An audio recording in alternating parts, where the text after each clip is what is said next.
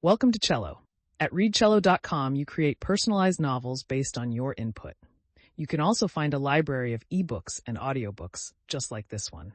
This free audiobook of The Heart of Forgotten Maps is brought to you by readcello.com. Enjoy the book. The Heart of Forgotten Maps has been written and narrated by the amazing team at readcello.com. Dedication. This book is dedicated to the emotional explorer. The emotional explorer reads to feel deeply. They seek stories that resonate on a personal level, where characters experience raw, profound emotions. Love, loss, friendship, self-discovery.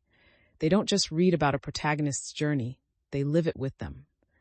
Every triumph, every heartbreak, every whispered confession, these moments are what they crave. For the emotional explorer, books are a mirror and a window, a reflection of their own feelings, and an opportunity to step into someone else's soul. A perfect story isn't just well written, it's one that lingers, haunts, and leaves them forever changed. The Heart of Forgotten Maps. Chapter 1. The Heart of Forgotten Maps. Isolde stood at her workspace, surrounded by an array of maps and parchment, the soft glow of the afternoon light streaming through her window. The gentle rustle of the paper under her fingertips was a familiar comfort as she meticulously inked the contours of a newly discovered island, her concentration deep. Her strokes were precise, each line a testament to her dedication as a cartographer, tracing the coastlines with loving care. The scent of ink wafted around her, mingling with the salty breeze that slipped through the cracks in the old wooden frame. In that moment, her heart swelled with a sense of purpose. She was not just marking territories, but breathing life into lands steeped in mystery and wonder. The weight of the world outside melted away, and all that mattered was the rhythmic motion of her hand, guiding the quill across the page. As she immersed herself in the details of her creation, she lost track of time, bent over her work, and enveloped in a quiet world of navigation and exploration. Isolde's focus was interrupted by Felix bursting into the room, his excitement bouncing off the walls like sunlight. "Isolde, you have to hear what Old Man Greaves said," he proclaimed, his voice melodic with enthusiasm. He rushed to her side, pointing animatedly to the door, eyes shining as if he could hardly contain the wonders he'd just heard. "There are hidden treasures in those caves." Isolde blinked, momentarily distracted from her meticulous work, her curiosity piqued. Yet she felt a twinge of hesitation. "Caves? What do you mean?" she asked, pushing aside her study, trying to grasp the magnitude of his excitement. Felix leaned in, lowering his voice conspiratorially. "You know how he loves to tell stories? He said they're full of precious artifacts, just waiting for someone to discover them." The notion spun in Isolde's mind, and while a part of her rejoiced at the idea of adventure, another part warned her of the impulse he often displayed. His eagerness was infectious, and she couldn't help but smile, reminded of their childhood days spent hunting for tales and mysteries of their own. But the call of the wild, juxtaposed against her dedication to her craft, tugged at her heart, igniting a familiar battle between duty and desire. Felix leaned over her shoulder, peering at the map with an eager glint in his eye. "You need to spend less time drawing and more time exploring," he teased, nudging her gently as he pointed at the coastal line she had just inked. Isolde rolled her eyes, resisting the urge to smile at his infectious enthusiasm. "Very funny, Felix. You know I can't just run out into the unknown without a plan." Her tone betrayed a hint of yearning, a reminder that the pull of adventure danced dangerously close to her heart. "Why not? It's an adventure. What are maps for? You could map those caves, make your own discoveries." His voice sparkled with excitement, igniting a familiar longing within her. Isolde couldn't help but recall a childhood memory, nights spent huddled together, poring over old stories of explorers and mysteries, where every corner could hold magic. "Do you remember when we thought we found treasure by the cliffs?" she replied, a soft smile breaking through her seriousness, her mind momentarily wandering into cherished nostalgia. Felix chuckled, his laughter reverberating warmly in the room. "I still think we should have followed that lead." The moment felt fragile, caught between the comfort of her responsibilities and the thrilling lure of the unknown. Isolde paused for a moment, standing still as she gazed out the window at the vast blue expanse of the ocean. The horizon beckoned with promises of adventure, but it also clung to her with familiar chains of routine and expectation. She thought of the stories their mother used to tell, spinning tales of daring explorers and fabled treasures, igniting dreams within both of them. Yet in her heart, a voice whispered doubts, reminding her of the perils that lay outside the protective embrace of their town. "Felix, we can't just leave everything behind," she said, her voice wavering slightly as she turned back to him, seeking reassurance. He frowned, crossing his arms. "Why not? You love mapping. You've always wanted to see what's out there." "I know, but what if something goes wrong?" She felt the weight of dread settling in her stomach, intertwining with her yearning for exploration. Felix stepped closer, a mischievous grin forming on his lips. "Since when did we ever let danger stop us? Isn't that what adventures are all about?" Isolde chuckled despite her worries, reminded of how they used to chase storms that rolled over the cliffs, seeking the thrill of unpredictability. "It's different now," she replied, her heart pounding at the thought of what lay beyond the waves. "Maybe it's not," he countered softly, his eyes glistening with possibility. "Maybe it's time to find out." Isolde glanced back at her table, cluttered with maps and drawings that felt heavy with obligation. She picked up a finely detailed map of the coastal areas and traced her finger along the lines, deep in thought. "Okay," she said, her voice gathering strength. "Let's say we do this. What do we need to bring?" Felix brightened at her shift in demeanor, his energy rekindling as he immediately began scanning the room for supplies. "Our packs can hold plenty. We need food, water, your maps," and he paused, finally realizing the weight of the moment. "Our old compass." Isolde nodded, her earlier hesitation giving way to a spark of excitement. "Right, and maybe we should grab the fishing gear too, just in case." As they discussed their needs, she could feel the endless possibilities unfolding. But a flicker of doubt crossed her mind. What if they were unprepared for the realities awaiting them? "Should we tell anyone?" she asked, biting her lip, holding back a swell of uncertainty.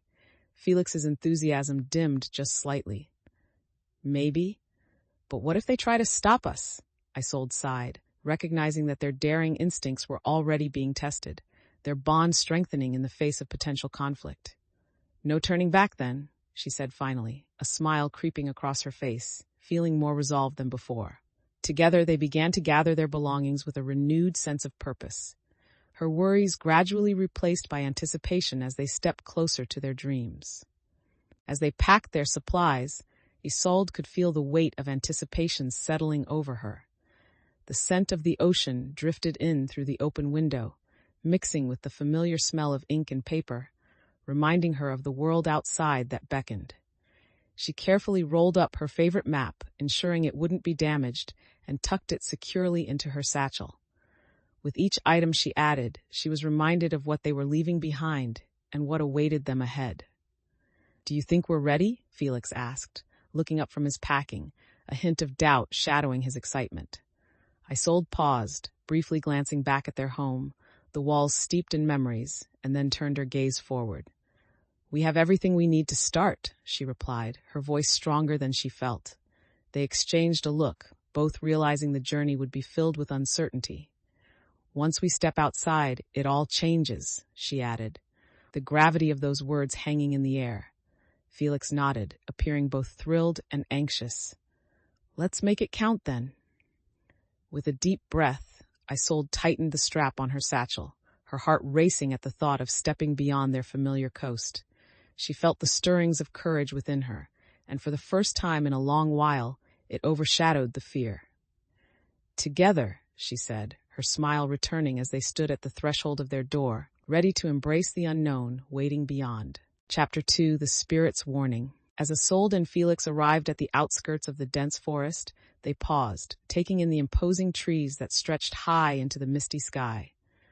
The forest felt different from the coast, alive with unfamiliar sounds, rustling leaves, distant bird calls, and the faint crunch of twigs underfoot. "Are you ready for this?" Felix asked, his voice barely above a whisper, filled with excitement and trepidation. Isolde nodded, feeling a flutter of nervous anticipation in her stomach. "We've got this. Just remember to stick close together." Taking a deep breath, she stepped onto the narrow, winding path that disappeared into the shading canopy, urging Felix to follow. The cool air wrapped around them like a cloak, mingling with the earthy scent of damp soil and greenery, invigorating her senses. With each step deeper into the forest, the sunlight faded, replaced by beams filtering through the leaves above, creating a dreamlike atmosphere. "Look at the colors. It's beautiful," Isolde remarked, her gaze catching on vibrant moss and splashes of wildflowers growing defiantly in the shadows. Felix glanced around, his awe overshadowing his earlier hesitation. "I can't believe we're actually doing this." Their surroundings began to feel enchanted, yet a simmering tension lingered beneath the surface, reminding her of the unknown challenges that lay ahead. "Let's keep moving. We need to find that cave," Isolde urged, consciously strengthening her resolve as they trekked further into the heart of the forest. As they continued down the twisting path, Isolde kept her eyes peeled for any signs that might lead them to the cave. The deeper they ventured, the more the towering trees loomed around them, casting long shadows that danced with every breeze. "Wait, did you hear that?" Felix whispered, suddenly stopping in his tracks. Isolde paused, straining her ears to listen. A faint sound, like the trickle of water, echoed in the distance. "It might be a stream or a pool," she suggested, excitement bubbling within her as she turned to Felix, pointing towards where the sound seemed to originate. But hesitation fluttered behind her confidence. "Or it could lead us to the cave," she added, masking her uncertainty with practicality. "Let's check it out," Felix encouraged, his enthusiasm infectious despite the surrounding uncertainties. They pushed through the underbrush, guided by the sound, adrenaline coursing through their veins as they navigated around gnarled roots and clusters of foliage. The air grew cooler, crisp with the scent of wet earth, invigorating them as they moved swiftly toward the source of the sound. As they approached the edge of a small clearing, the sunlight broke through, illuminating a shimmering pool nestled among the rocks. "It's beautiful," Isolde breathed, admiration radiating from her as they stepped closer, feeling the cool mist on their faces. But alongside the beauty, a flicker of doubt crept in. Was this truly a blessing or a distraction from their quest for the cave? "Do you think it's a sign?" she asked, glancing over at Felix, seeking reassurance, but bracing for the decision they would need to make next. As they approached the shimmering pool, Isolde's excitement was tempered by a creeping sense of caution. "Should we take a moment to rest or keep moving?" she asked, her eyes scanning the area for any signs of danger. Felix knelt at the pool's edge, mesmerized by the way the water glistened in the sunlight. "It wouldn't hurt to refill our supplies," he suggested, splashing some water onto his hands before lifting it to his lips. Isolde considered it, glancing around the clearing as shadows danced ominously from the trees. Just then, a rustle from the underbrush sent her heart racing. "Did you hear that?" she whispered, her body tensing as she instinctively moved closer to Felix, her protective instincts kicking in. Felix straightened, the carefree glimmer in his eyes replaced by caution. "Maybe it's just an animal. We shouldn't panic." "Let's not take any chances," Isolde replied, her mind racing as she reached for her satchel to prepare. She rummaged through it, pulling out a small pouch of herbs their mother had given her for emergencies. "If we need to defend ourselves, these will help calm down anyone who gets too close," she said, her resolute demeanor sparking confidence in Felix. The moment hung in the air, echoing with the seriousness of their predicament, before the rustling subsided. Feeling a mixture of gratitude and unease, Isolde knew they had to balance caution with progress. "Let's make our way around the pool before anything else," she decided firmly, her instincts guiding her as they took careful steps away from the edge. The thrill of their adventure pulsed in her veins, a constant reminder of what lay ahead. As Isolde and Felix navigated around the edges of the pool, the water's gentle trickle provided a calming backdrop amidst their growing tension. They carefully moved through the dense underbrush, Isolde leading the way with her instincts honed from countless hours of mapping and exploring. "Look, the ground is less muddy here," Felix observed, stepping onto a patch of dry earth that felt more stable beneath their feet. "Good eye," Isolde replied, smiling at his earnestness, appreciating the teamwork that their adventure had fostered. Just then, a distant noise, low and rumbling, echoed through the trees, prompting both of them to freeze. "What was that?" Felix whispered, eyes wide as he scanned their surroundings. "I don't know, but it came from deeper in the forest," Isolde pondered, feeling a mix of curiosity and apprehension. The thought of unknown dangers lurking ahead stirred something deep within her, but she knew retreat wasn't an option. "Let's keep moving and see if we can find out what's happening," she decided, her voice steadier than she felt, reinforcing her emerging confidence as a leader. Felix nodded, his trust in her guiding their steps forward into the unknown, the anticipation of discovery fueling their determination. As they continued deeper into the forest, the underbrush thickened and the sounds of the outside world dimmed, replaced by a chorus of rustling leaves and distant bird calls. Isolde and Felix pressed on, their senses heightened, attuned to every sound and shift in the environment. Suddenly, as they rounded a curve in the path, they encountered a massive tree trunk blocking their way, its roots sprawling like fingers across the ground. Isolde sighed, her initial excitement for adventure flickering slightly as she contemplated the detour. "We'll have to climb over or find a way around," she said, scanning the area for a viable route. Felix stepped closer to the trunk, intrigued. "Or we could push it aside. It looks old enough. Maybe it's not as sturdy as it seems." Isolde shook her head, cautioning, "We have to be careful. We could hurt ourselves, and it might be holding up more of the ground around it." Feeling the adrenaline of the moment, she began examining the surrounding area for a way through, testing the integrity of the trunk with her hands. Felix searched around as well, his brow furrowed in concentration. "We might have to backtrack and look for another path," he suggested, the prospect of retracing their steps dampening their spirits. But Isolde's resolve solidified. She wasn't ready to turn back now. "There has to be a way. Let's think creatively," she encouraged, her eyes brightening with determination. Pausing to catch her breath, she marveled at the challenge, feeling as if each obstacle only fueled her desire to uncover what lay ahead. "Maybe, if we shift some debris away from the base, we can create a path underneath," she proposed, spotting a collection of rocks nearby. Felix nodded, a spark of energy returning to him. "Let's do it." Together, they worked diligently to clear space, pooling their strength and resolve to overcome the obstruction blocking their way. Together, Isolde and Felix set to work, their hands moving in a rhythmic determination as they pushed aside branches and lifted stones, clearing a path around the towering tree. With each rock they removed, the weight of their mission settled squarely on their shoulders, but they pressed on, fueled by shared resolve. "Just a little more to the left," Felix instructed, grunting as he wedged a stubborn rock out of the way, sweat glistening on his brow. "Got it. This should do it." Isolde replied, adjusting the positioning of the debris they piled together to create a makeshift ramp. The sound of the forest became a backdrop as they worked, the rustling leaves and distant calls becoming a comforting reminder of life surrounding them. As they finally cleared enough space, Isolde stepped back to assess their work, satisfied with their improvisation. "Okay, let's see if this holds," she said, stepping up onto the small makeshift path they'd created, her heart pounding with anticipation. With a deep breath, she tested the footing, feeling the earth stabilize beneath her. "It's solid. We can get through here," she called back, her voice ringing with excitement. Felix followed closely, a grin spreading across his face as he navigated the path she helped create. "Nice work, Isolde. Who knew you'd be such a great architect?" he teased, admiration lacing his words. Feeling a surge of pride, Isolde laughed in response, the camaraderie between them lifting her spirits.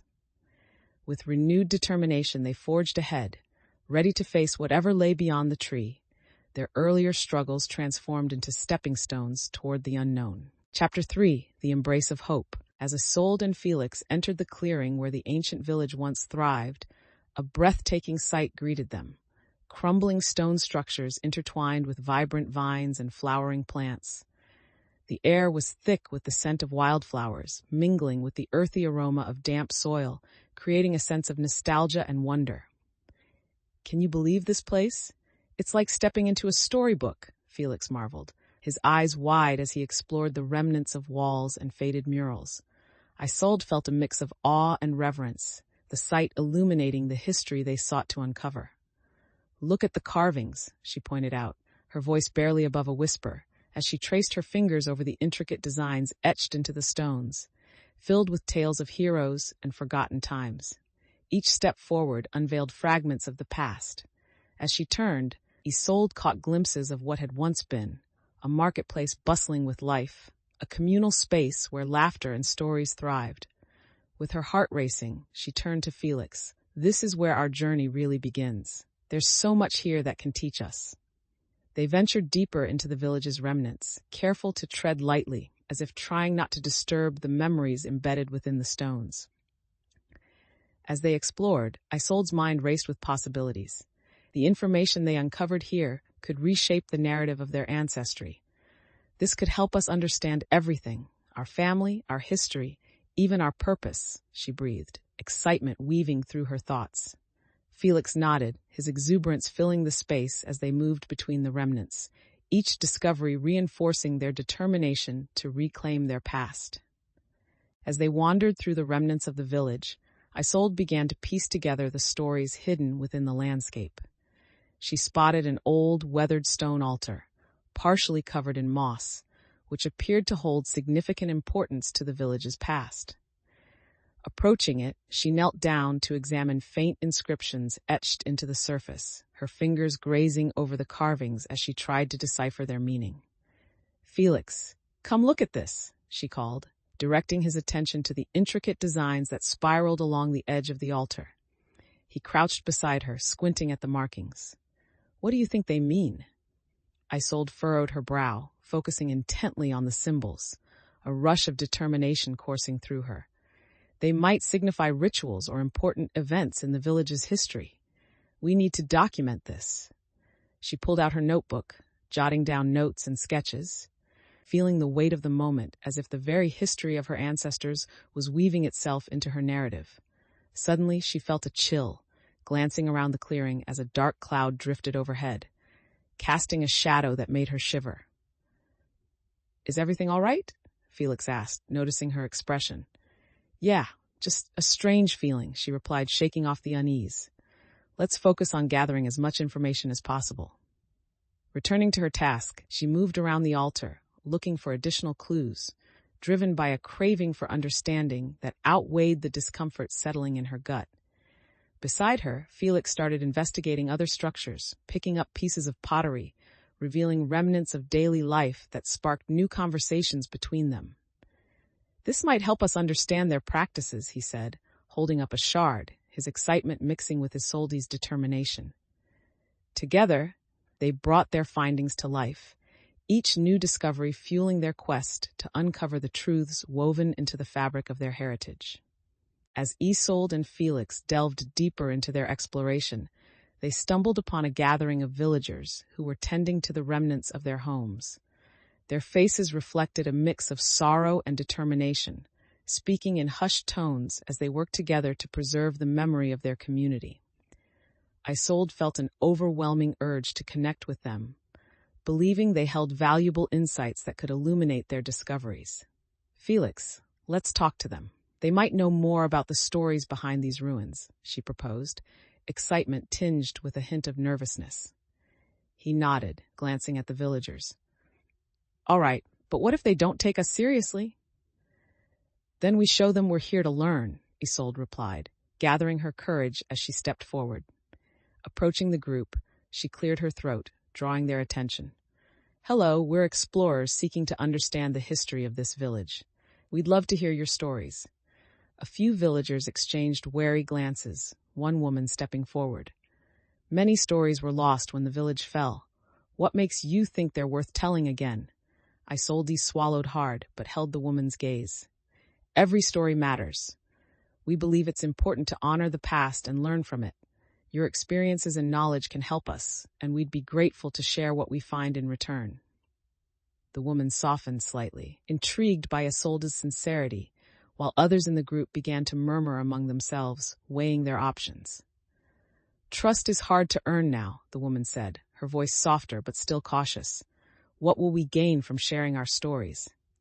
As a symbol of our commitment, I promise we will document everything and ensure your stories are not forgotten again, Isolde replied, her voice steady, revealing the depth of her resolve. Felix joined in, adding, "We've seen how sharing can unite communities through our adventures. This could be a chance for us all." As the villagers deliberated quietly, Isolde felt her heart race, acutely aware that her words and the group's decision could change the tide of their journey. After a moment that felt suspended in time, the woman nodded. "If you're sincere, we will share what we can. Perhaps our histories can intertwine." A wave of relief washed over Isolde. The dialogue had opened a door to a potential alliance, reinvigorating her sense of purpose and motivation as she prepared to listen to their stories. The villagers began to gather around Isolde and Felix, their expressions shifting from skepticism to curiosity as they settled in to share their stories. Isolde felt a thrill of anticipation to learn from them, eager to uncover the past that had shaped their community. An elder stepped forward, her voice gravely yet warm, recounting tales of a time when their ancestors thrived in harmony with nature, their lives intertwined with the land. "We built this village with hope, but we faced many enemies," she shared, her eyes glistening with nostalgia. "The cave that lies beyond was both a sanctuary and a trap for some who sought power." Isolde listened intently, captivated by the vivid imagery the elder painted, feeling a deepening connection to her own quest. "In our desperation, we turned on each other," the elder continued, her voice twinging with sadness. "It is crucial to remember that unity is our greatest strength." Felix whispered to Isolde, "This is incredible. We've stumbled upon a goldmine of wisdom." Encouraged by the elder's openness, Isolde asked questions, seeking clarity on lost artifacts and stories woven into their heritage. As she probed deeper, she could see the younger villagers gathering closer, their eyes filled with the wonder of rediscovery, demonstrating how those tales ignited sparks of shared history among them. "Can you tell us about the markings on the stones?" Isolde inquired, recalling the carvings they had seen earlier. The elder nodded, a knowing smile gracing her lips. "Those markings hold secrets. They are guided by our ancestors' hands, reminding us that the past shapes our future." The villagers began to discuss their own thoughts about the symbols, leading to a lively exchange of ideas and interpretations as Isolde felt her role as a facilitator emerge. Isolde could see how her growing confidence and commitment to understanding and preserving these stories were revitalizing the community around her, hinting that this new alliance might offer support in her quest ahead. As the conversations flowed, Isolde began to feel a growing sense of urgency to solidify their mission, recognizing the potential dangers of lingering too long in the village. "We need to take everything we've learned and put it into action," she said, her heart racing with the desire to move forward. The villagers nodded in agreement, feeling the energy shift as they stood on the brink of potential collaboration. "Let's gather resources from what we can find," Felix suggested, looking around at the remnants of the village that could still hold valuable items. "Yes, we can create a plan together," Isolde responded, urging everyone to brainstorm what they could contribute. "Tools, food supplies, anything that can help us prepare for our journey ahead," she added, her voice growing stronger as she took charge of the situation. As they began pooling resources, the elder approached Isolde, a glimmer of admiration in her eyes. "You have a true leader's spirit. The strength of community is reflected in your confidence," she remarked, further solidifying the bond between them. But nearly every villager contributed, eager to assist in their mission, while the burly man stood somewhat apart, still nursing a sense of distrust about the entire venture. "I just hope you know what you're doing," he muttered under his breath, though it lacked the bitterness of previous comments. Isolde caught his glance, feeling the weight of his skepticism, but she remained undeterred. "Together, we will navigate this path," she replied, finding a renewed sense of confidence. It felt as if each small victory reaffirmed her belief in their shared journey, shaping her into a leader the villagers could trust. With plans in place and resources gathered, Isolde's heart brimmed with determination as they prepared to face whatever challenges awaited them along the way. With their preparations underway, Isolde felt a wave of anticipation wash over her as the group began to coalesce around their shared goal. They moved with purpose, gathering their findings and assembling supplies that could aid in their quest. The energy was electric. Conversations buzzed with excitement as people volunteered tools and foodstuff, each item a step toward their collective mission. "Let's make sure we cover all our bases," Isolde encouraged, her strategic mindset pushing everyone to think one step ahead. As they compiled their resources, Felix found a rustic map lost among some old blankets reminiscent of their earlier adventures. "This could help us too," he exclaimed, presenting it proudly. Isolde glanced at the map, noting markings that couldn't be found on the town maps they'd used before. "It shows areas we haven't explored yet. This may lead us to new discoveries," she remarked, her eyes shining with the possibilities. The villagers gathered closer, intrigued by the prospect of utilizing the new map, their expressions transforming from skepticism to excitement. In that moment, Isolde felt the weight of responsibility shift. They were no longer just adventurers seeking knowledge, but a united front against the dangers that lay ahead. "Let's decide on our next steps. If we explore this area, we might encounter allies or uncover even more resources," she suggested, her voice steady and firm, showcasing her growth as a leader. A few villagers voiced caution, the memories of past losses lingering in their minds, but Isolde maintained poise, addressing their concerns with her newfound confidence. "We have learned from past challenges, and together we can adapt. That mindset is important as we move forward," she explained, her determination shining through. As the group solidified their plan, Isolde felt a surge of pride, not just for herself, but for the community forming around her, united and prepared to face whatever awaited in their pursuit of truth and resilience. Chapter 4: The Path Ahead. As Isolde and her group prepared to leave the village, they noticed dark clouds rolling in overhead, casting a shadow over their intended path. The atmosphere shifted, and a low rumble of thunder echoed through the air, sending a chill through the group. "Looks like we might be in for a storm," Felix remarked, glancing up at the ominous sky, a hint of worry creeping into his voice. Isolde's heart raced, recognizing that weather could change their plans drastically. "We need to move quickly," she said, her voice filled with urgency. "Let's head towards the mountain pass before the downpour makes everything impassable," she instructed, her leadership skills coming to the forefront as she organized the group into motion. They gathered their supplies and dashed away from the village, adrenaline coursing through their veins as they trekked into the dense trees that marked the beginning of their next challenge. But as they pressed on, the rain began to fall, a steady drizzle that quickly turned into a torrential downpour, soaking everyone to the bone and reducing visibility. Isolde felt the weight of the moment. The storm challenged their resolve, but she pushed forward, determined to guide her companions through the downpour. "Stay close. We'll find shelter ahead if we stick together," she shouted above the roar of the rain, hoping to instill confidence amidst the rising tension.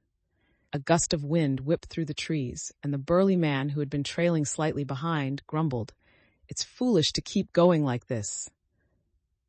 With determination burning in her chest, Isolde replied, "It's better than turning back now. We don't know what dangers might follow us."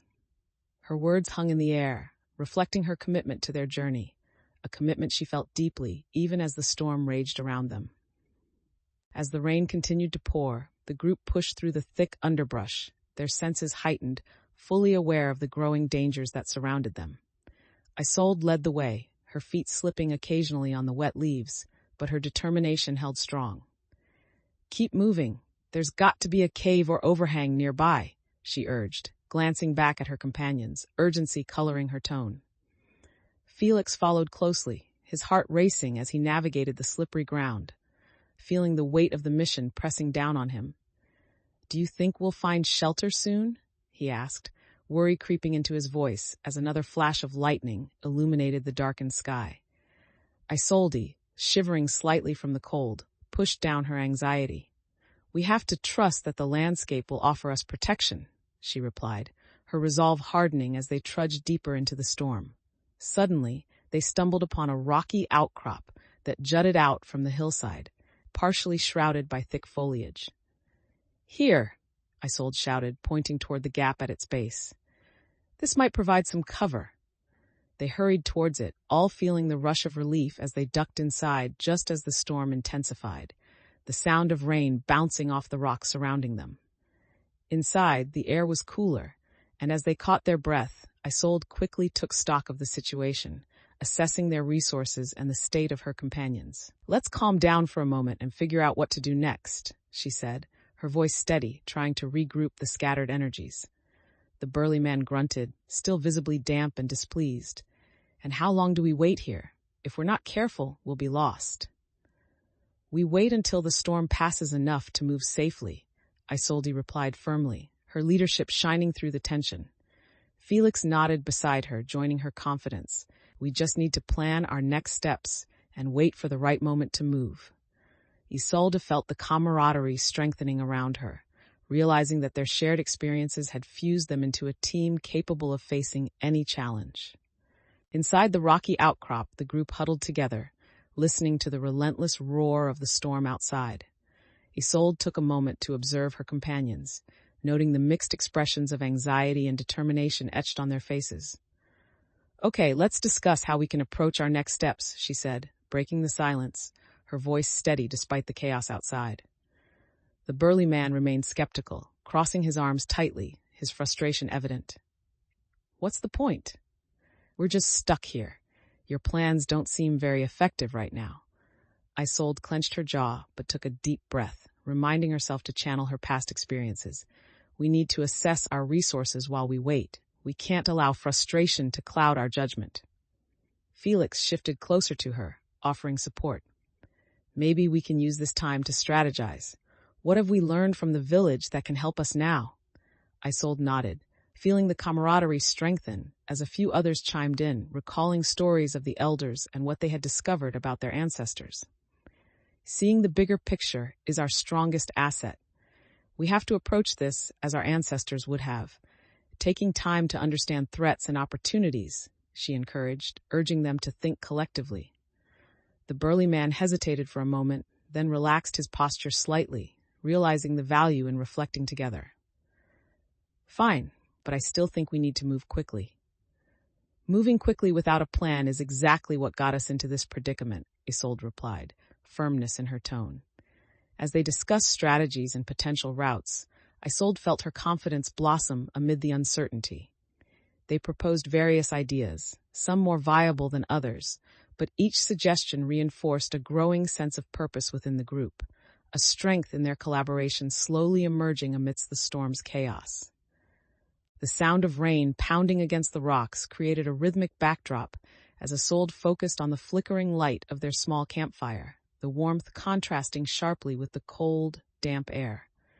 "Let's keep our spirits up while we wait," she suggested, handing out small rations of the food they had packed. Felix took a piece, his eyes scanning the cave's opening as raindrops dripped from above. "Do you think it'll ever stop?" he asked, uncertainty lurking in his tone. "It has to eventually," Isolde replied, trying to instill confidence in her voice as she settled beside him, determined to remain hopeful. One of the other group members, a quieter villager named Mira, suddenly spoke up. "What if we took this opportunity to scout the area before the rain gets heavier?" The burly man scoffed. "And risk getting stuck out there or worse? We've seen how quickly the weather can change." Isolde felt the weight of their doubts creeping back in, but refused to let it deter her. "Mira has a point. If we can set markers or traps now, while it's still rain-dependent, it might serve us later," she countered, raising her voice slightly to gain traction. The group paused, contemplating her suggestion. Even the skeptical burly man observed as a slight shift occurred within the dynamics of the group. People were beginning to see the value in Isolde's leadership. "I trust we can move carefully and come back if it gets worse," Felix added, encouraged by Isolde's resolve, which sparked a flicker of hope in others. Isolde felt a surge of determination. Asserting her plan instilled confidence in the group, demonstrating that collaboration could guide them through uncertainty. "Okay then, let's prepare and set a quick plan," she replied. "We'll stick together. Everyone grab what you can. We'll scout for opportunities." The group started gathering their supplies, the fire crackling softly as Isolde felt a renewed sense of purpose. This moment showcased her ability to lead effectively, and she recognized how this experience would shape the decisions they would face ahead. As the group prepared to set out, Isolde felt a surge of adrenaline mixed with lingering uncertainty. She turned to the burly man, who had been openly skeptical throughout their planning. "I know you're worried, but we need to work together for the sake of our mission," she said, trying to understand his hesitations. He scowled but didn't argue, the weight of the storm outside making his doubts seem heavier. "I just don't want to lose anyone again," he admitted, glancing at the others, some clearly troubled by the challenges ahead. Isolde recognized the pain behind his words and softened her tone. "I understand. We all want to keep each other safe.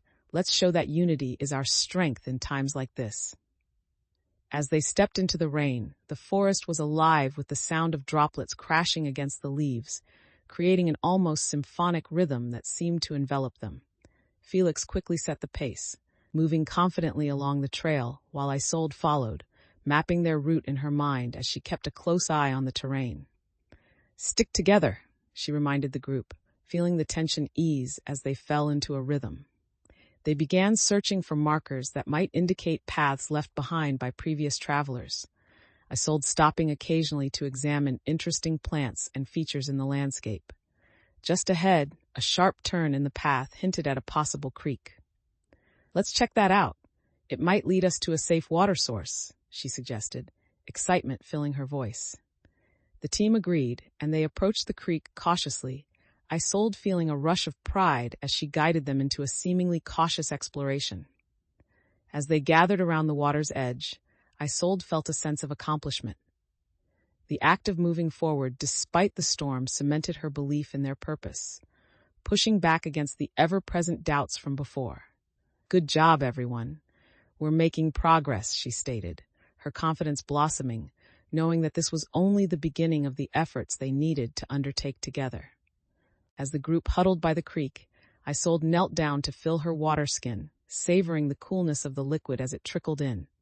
She stood and turned to the others, a smile brightening her face. "This will boost our supplies. We can keep moving now." Felix joined her, filling his own container, his eyes shining with gratitude. "This was a good call," he said, looking up at her with admiration. The burly man, still cautious, offered a curt nod. "Fine, but we need to be quick. The weather can turn at any moment," he remarked, surveying the tree line with a watchful gaze. "True. Let's keep an eye out for any changes," Isolde replied, feeling the spark of determination ignite within her. The forest loomed large and slightly intimidating, but each step she took reinforced her confidence, reminding her of the training and collaboration they had fostered together. "Let's stick to the edge of the woods. It'll reduce our chances of getting caught in a sudden storm," she suggested, demonstrating her strategic thinking as they returned to their earlier plans. As they moved along the creek, Isolde felt the dynamics within the group shift subtly. The previous tensions were beginning to ease, and she noticed new alliances forming. The villagers worked together, sharing stories and laughter, while the burly man helped others navigate the ground's unevenness. Isolde appreciated how everyone was contributing, their strengths combining to create a solid front, and in that moment, she realized the potential they had grown into as a team. This experience reinforced her conviction that their journey was not just about survival. It was about uncovering truths together, evolving as individuals and as a community. Chapter 5, The Burden of the Past. As Isolde and her group continued along the forest path, the atmosphere shifted, an unsettling quiet settling over them, interrupted only by the occasional rustling of branches far above. The joy of their earlier momentum began to wane, replaced by a palpable tension that throbbed in the air like a warning. "Is it just me? Or does it feel too quiet?" Felix asked, glancing nervously at the trees that loomed overhead like silent sentinels. Isolde nodded, her instincts telling her to stay alert. "It does seem off. We need to be cautious," she replied, scanning their surroundings with heightened awareness. As they pressed forward, the sun dipped behind darkening clouds, casting elongated shadows that danced along the ground, adding to the feeling of encroaching danger. Suddenly, A loud snap echoed through the clearing, and instinctively, Isolde's heart raced as she froze in place, eyes darting toward the source of the sound. The burly man stiffened, bracing himself, looking ready for trouble. "What was that?" he demanded, his previous skepticism returning, echoing in his guarded stance. Isolde tried to maintain composure, directing the group to stay close. "Whatever it is, let's not panic. We should move carefully and stay aware." Felix nodded, moving closer to her, drawing strength from her steady demeanor. "I trust you, Isolde. You've navigated us through tougher spots," he assured her quietly. As they continued on, Isolde felt the weight of their collective trust pressing down on her, but it also fueled her resolve to keep everyone safe. "We're a team," she reminded them, voice firm, "and we'll face whatever comes together." In that moment, she promised herself to be the leader they needed, prepared to confront challenges head-on while fostering the unity that had become their strength. As they moved cautiously through the trees, Isolde's senses heightened with every step, her heart pounding in rhythm with the sounds of the forest. The shadows thickened, and she squinted, trying to peer through the dim light that filtered down. "Do you think we should turn back?" Felix whispered, his voice barely audible, the worry in his tone echoing the apprehension of the group. "No," Isolde replied firmly, shaking her head. "We can't lose our momentum now. If we turn back, we'll miss our chance to uncover the truth about the cave." Just then, a flicker of movement caught her eye, a flash of color between the trees. "Everyone stay still," she instructed, raising a hand to halt their progress. She gestured subtly toward the moving figure, her curiosity piqued, but there was also caution in her approach. A few tense moments passed before a small creature emerged from the underbrush, a bright bird, vibrant wings fluttering as it landed nearby. "It's just a bird," Felix exclaimed, relief flooding his features as the tension in the group eased slightly. "Not just any bird," Isolde corrected, feeling an odd sense of significance about their encounter. "A sign of life in this forest. It means we're not alone." Encouraged, she took a step closer to observe the bird, who seemed unbothered by their presence, revealing its beauty in the way it groomed its feathers. In that moment, Isolde's heart lightened, vision now framing the forest not just as a maze of danger, but as a living ecosystem full of potential. "See, it's a reminder that nature is resilient, just like us," she offered, smiling at her companions. Felix grinned, nodding as they watched the bird take flight, leading them to reassess their resolve as a team. "Let's keep going. There's more to discover," Isolde declared, her voice filled with renewed enthusiasm. With a deep breath, she turned forward again, leading them on, her instincts guiding their way and setting the tone for the unwavering journey ahead. As Isolde and the group continued through the forest, the atmosphere turned tense again when they heard distant voices echoing ahead, slicing through the tranquility they had just enjoyed. Panic gripped Felix as he turned to Isolde. "What if those are the poachers? We need to be careful." Isolde took a moment to assess their surroundings, heart racing as she tried to gauge the best course of action. "We can't just stop here," she replied, feeling the weight of leadership rest firmly on her shoulders. "We need to find out who it is and whether they pose a threat." With her pulse quickening, she led the group toward the source of the sound, moving stealthily through the underbrush to avoid detection. In the distance, shadows shifted, revealing a small gathering of figures clad in rugged clothing, discussing plans around a campfire. "Stay low," she whispered, crouching behind a large bush, trying to catch snippets of their conversation. As she strained to listen, she caught terms like trade routes and targets, recognizing they were indeed involved in dubious dealings. "Felix, we need to come up with a plan," she murmured, glancing at her companions, their faces reflecting concern and anticipation. He nodded sharply. "Should we confront them? We could attempt to negotiate or make a distraction." Isolde weighed her options, mindful of the potential danger. "Let's see if we can gather more information first. If they are indeed poachers, we have to be strategic," the burly man, still fidgety, interjected. "Or we can back off and go around them. I'm not keen on getting caught up in anything dangerous." Isolde felt the pressure of the moment weighing heavily on her as she surveyed the landscape, considering their resources and the risks involved. Backing off could mean losing the chance to stop them from harming our community. We have the knowledge to outsmart them, she said, the fire of determination igniting within her. Drawing on her earlier insights, she felt a sense of clarity overcoming her fear, pushing her to take decisive action. Let's split into two groups. One to distract them, and the other to sneak around and gather intel, she commanded firmly, feeling the group rally behind her, their trust bolstering her confidence as they prepared to face whatever lay ahead. As they formulated their plan, Isolde quickly assigned roles based on each member's strengths, her mind racing with strategic options. Felix, you and Lila will create a distraction, maybe start a small fire away from their camp, she instructed, her eyes sharp with determination. Felix glanced at Lila, who nodded, ready to jump into action. We'll get their attention for sure, he replied with a grin, his nerves easing in light of their teamwork. Turning to the burly man, Isolde said, you and a few others will scout around the perimeter. Look for weaknesses in their setup and report back to me. He stiffened momentarily, his usual skepticism creeping back. And if they catch us? Then we've made it clear we weren't meant to sneak around, Isolde replied, her voice steady but laced with urgency. We need to take calculated risks if we're to protect our community. With the plan laid out, she felt a charge of energy course through the group. The purpose conquered fear as everyone took their positions, ready to execute Isolde's strategy. Felix nodded again, confidence shadowing uncertainty as they prepared to divert their enemies. As they moved into their designated places, Isolde took a moment to gather herself, absorbing the burden of leadership while feeling the palpable support of her allies. Stay alert, everyone, she called, her heart pounding. And remember, we're doing this together. We won't leave anyone behind. Each member acknowledged her words, a newfound trust weaving through them as they slipped into the shadows, establishing the foundation they needed to confront the impending threat.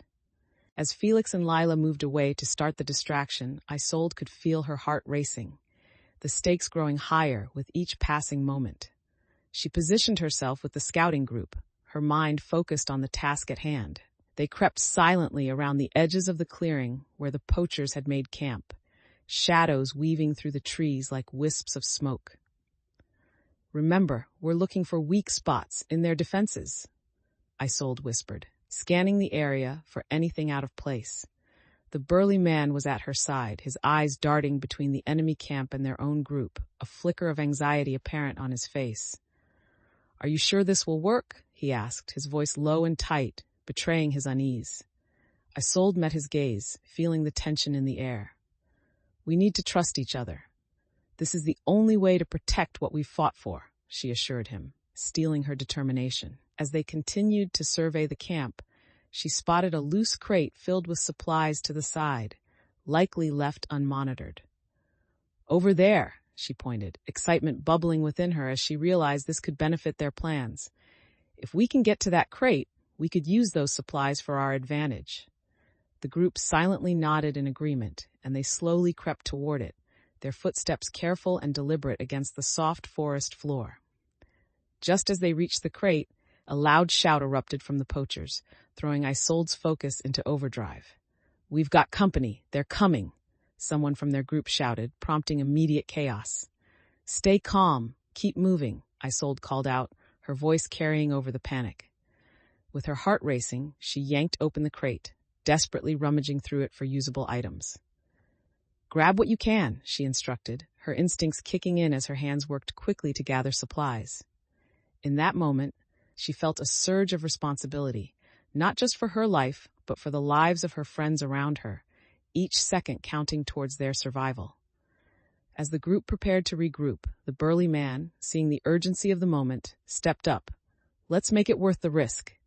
Isolde nodded in appreciation, feeling how her previous encounters had shaped her leadership, weaving strategy with courage as they prepared to face whatever lay ahead.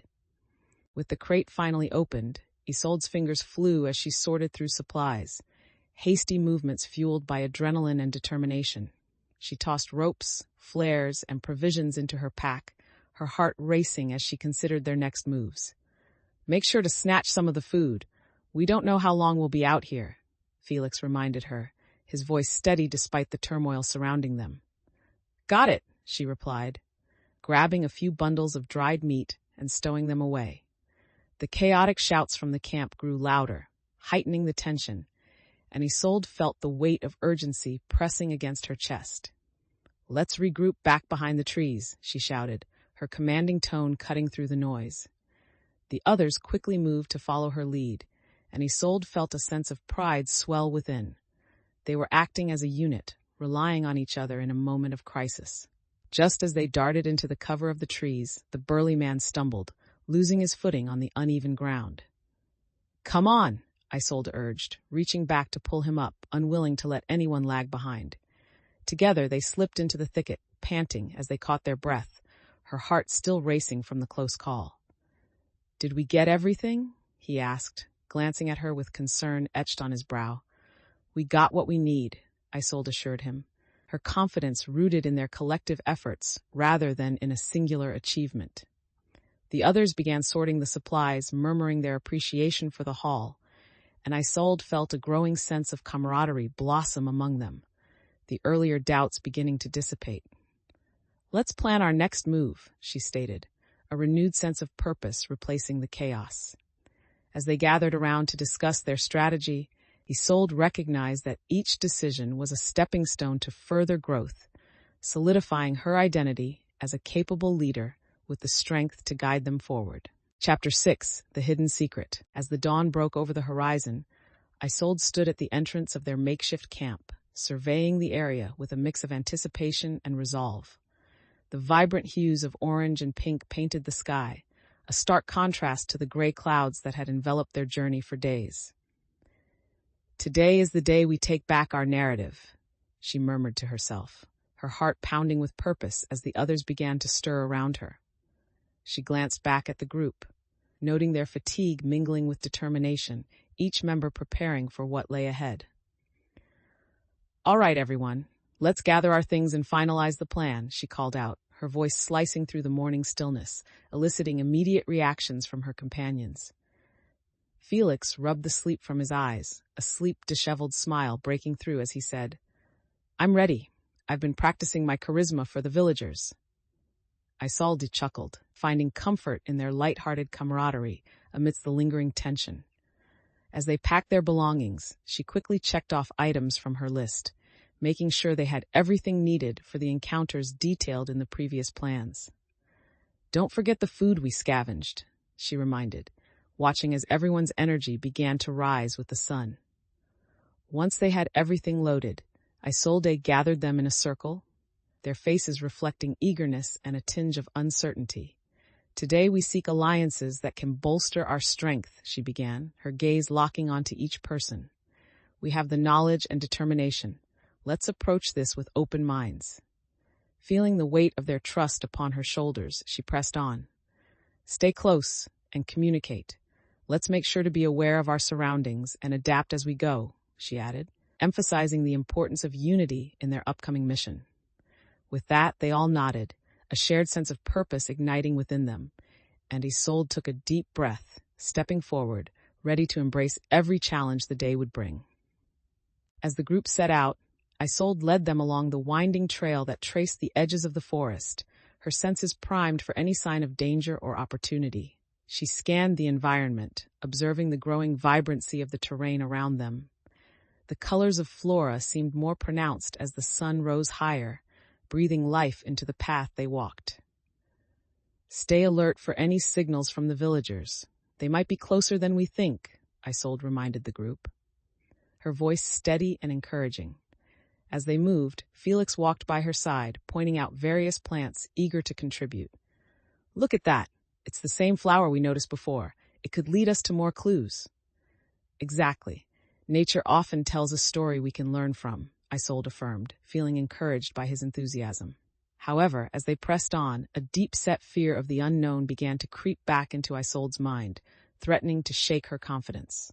She briefly glanced back at the group, their resolve unwavering, and a surge of determination filled her chest. "Let's keep our eyes and ears open.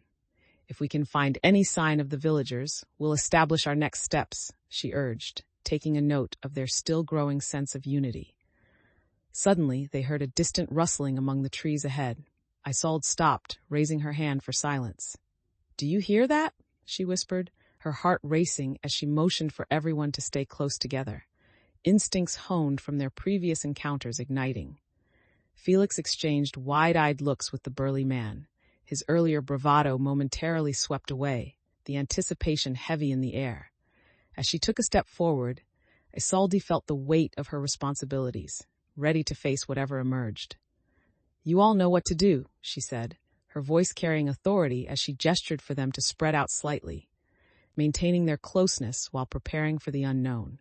With her heart pounding, Isolde took a deep breath, asserting mentally that this was just another test, one she would tackle head-on, together with her allies beside her. As they all stood in the thickening silence, the rustling intensified, and Isolde's pulse quickened, her heart pounding in her chest. "Stay alert," she whispered, her instincts sharpening as she scanned the tree line for any sign of movement. Suddenly, from the underbrush, a figure emerged, a young villager, disheveled and wide-eyed, looking both relieved and terrified to see them. "Thank the heavens! I thought I was lost for good," he exclaimed, breathless as he stumbled forward. "Where are the others?" Isolde asked urgently, stepping closer, her protective instincts rising to the forefront. "They were taken. There's a group of poachers hiding in the caves to the west," he stammered, panic evident in his eyes. Felix's face paled, tightening the grip on his pack. "We have to do something. We can't let them keep hurting our people." The burly man, still skeptical, interjected. "We can't rush in without a plan. We don't know what we're facing." His words dripped with caution, reflecting the urgency and fear coursing through the group. Isolde felt the weight of leadership resting heavily on her shoulders.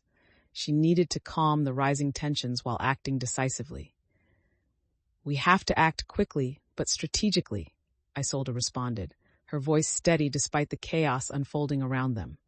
"We can craft a plan that allows us to save those taken while ensuring our safety." The young villager nodded, hope flickering in his eyes. "But we have to hurry. They won't wait." Isolde glanced back at her team, taking a moment to see the uncertainty on their faces. This is about more than just our mission now. It's about saving lives. She felt a fire igniting within her, a determination to not let fear dictate their actions. "Let's organize ourselves. Felix, gather information on the poachers' movements from him," she said, her voice ringing with authority. "We'll prepare to confront them and rescue our allies." With this clear direction, the group started to mobilize, an electric current of energy igniting the atmosphere. Isolde's heart swelled, knowing that they were ready to face whatever threats lay in wait, all the while drawing strength from the growth she had experienced during their journey. Isolde led the group into a shaded area just beyond the path, where the sound of rushing water from a nearby stream masked their movements. "Here, we can talk strategy without being overheard," she said, glancing around to ensure their privacy.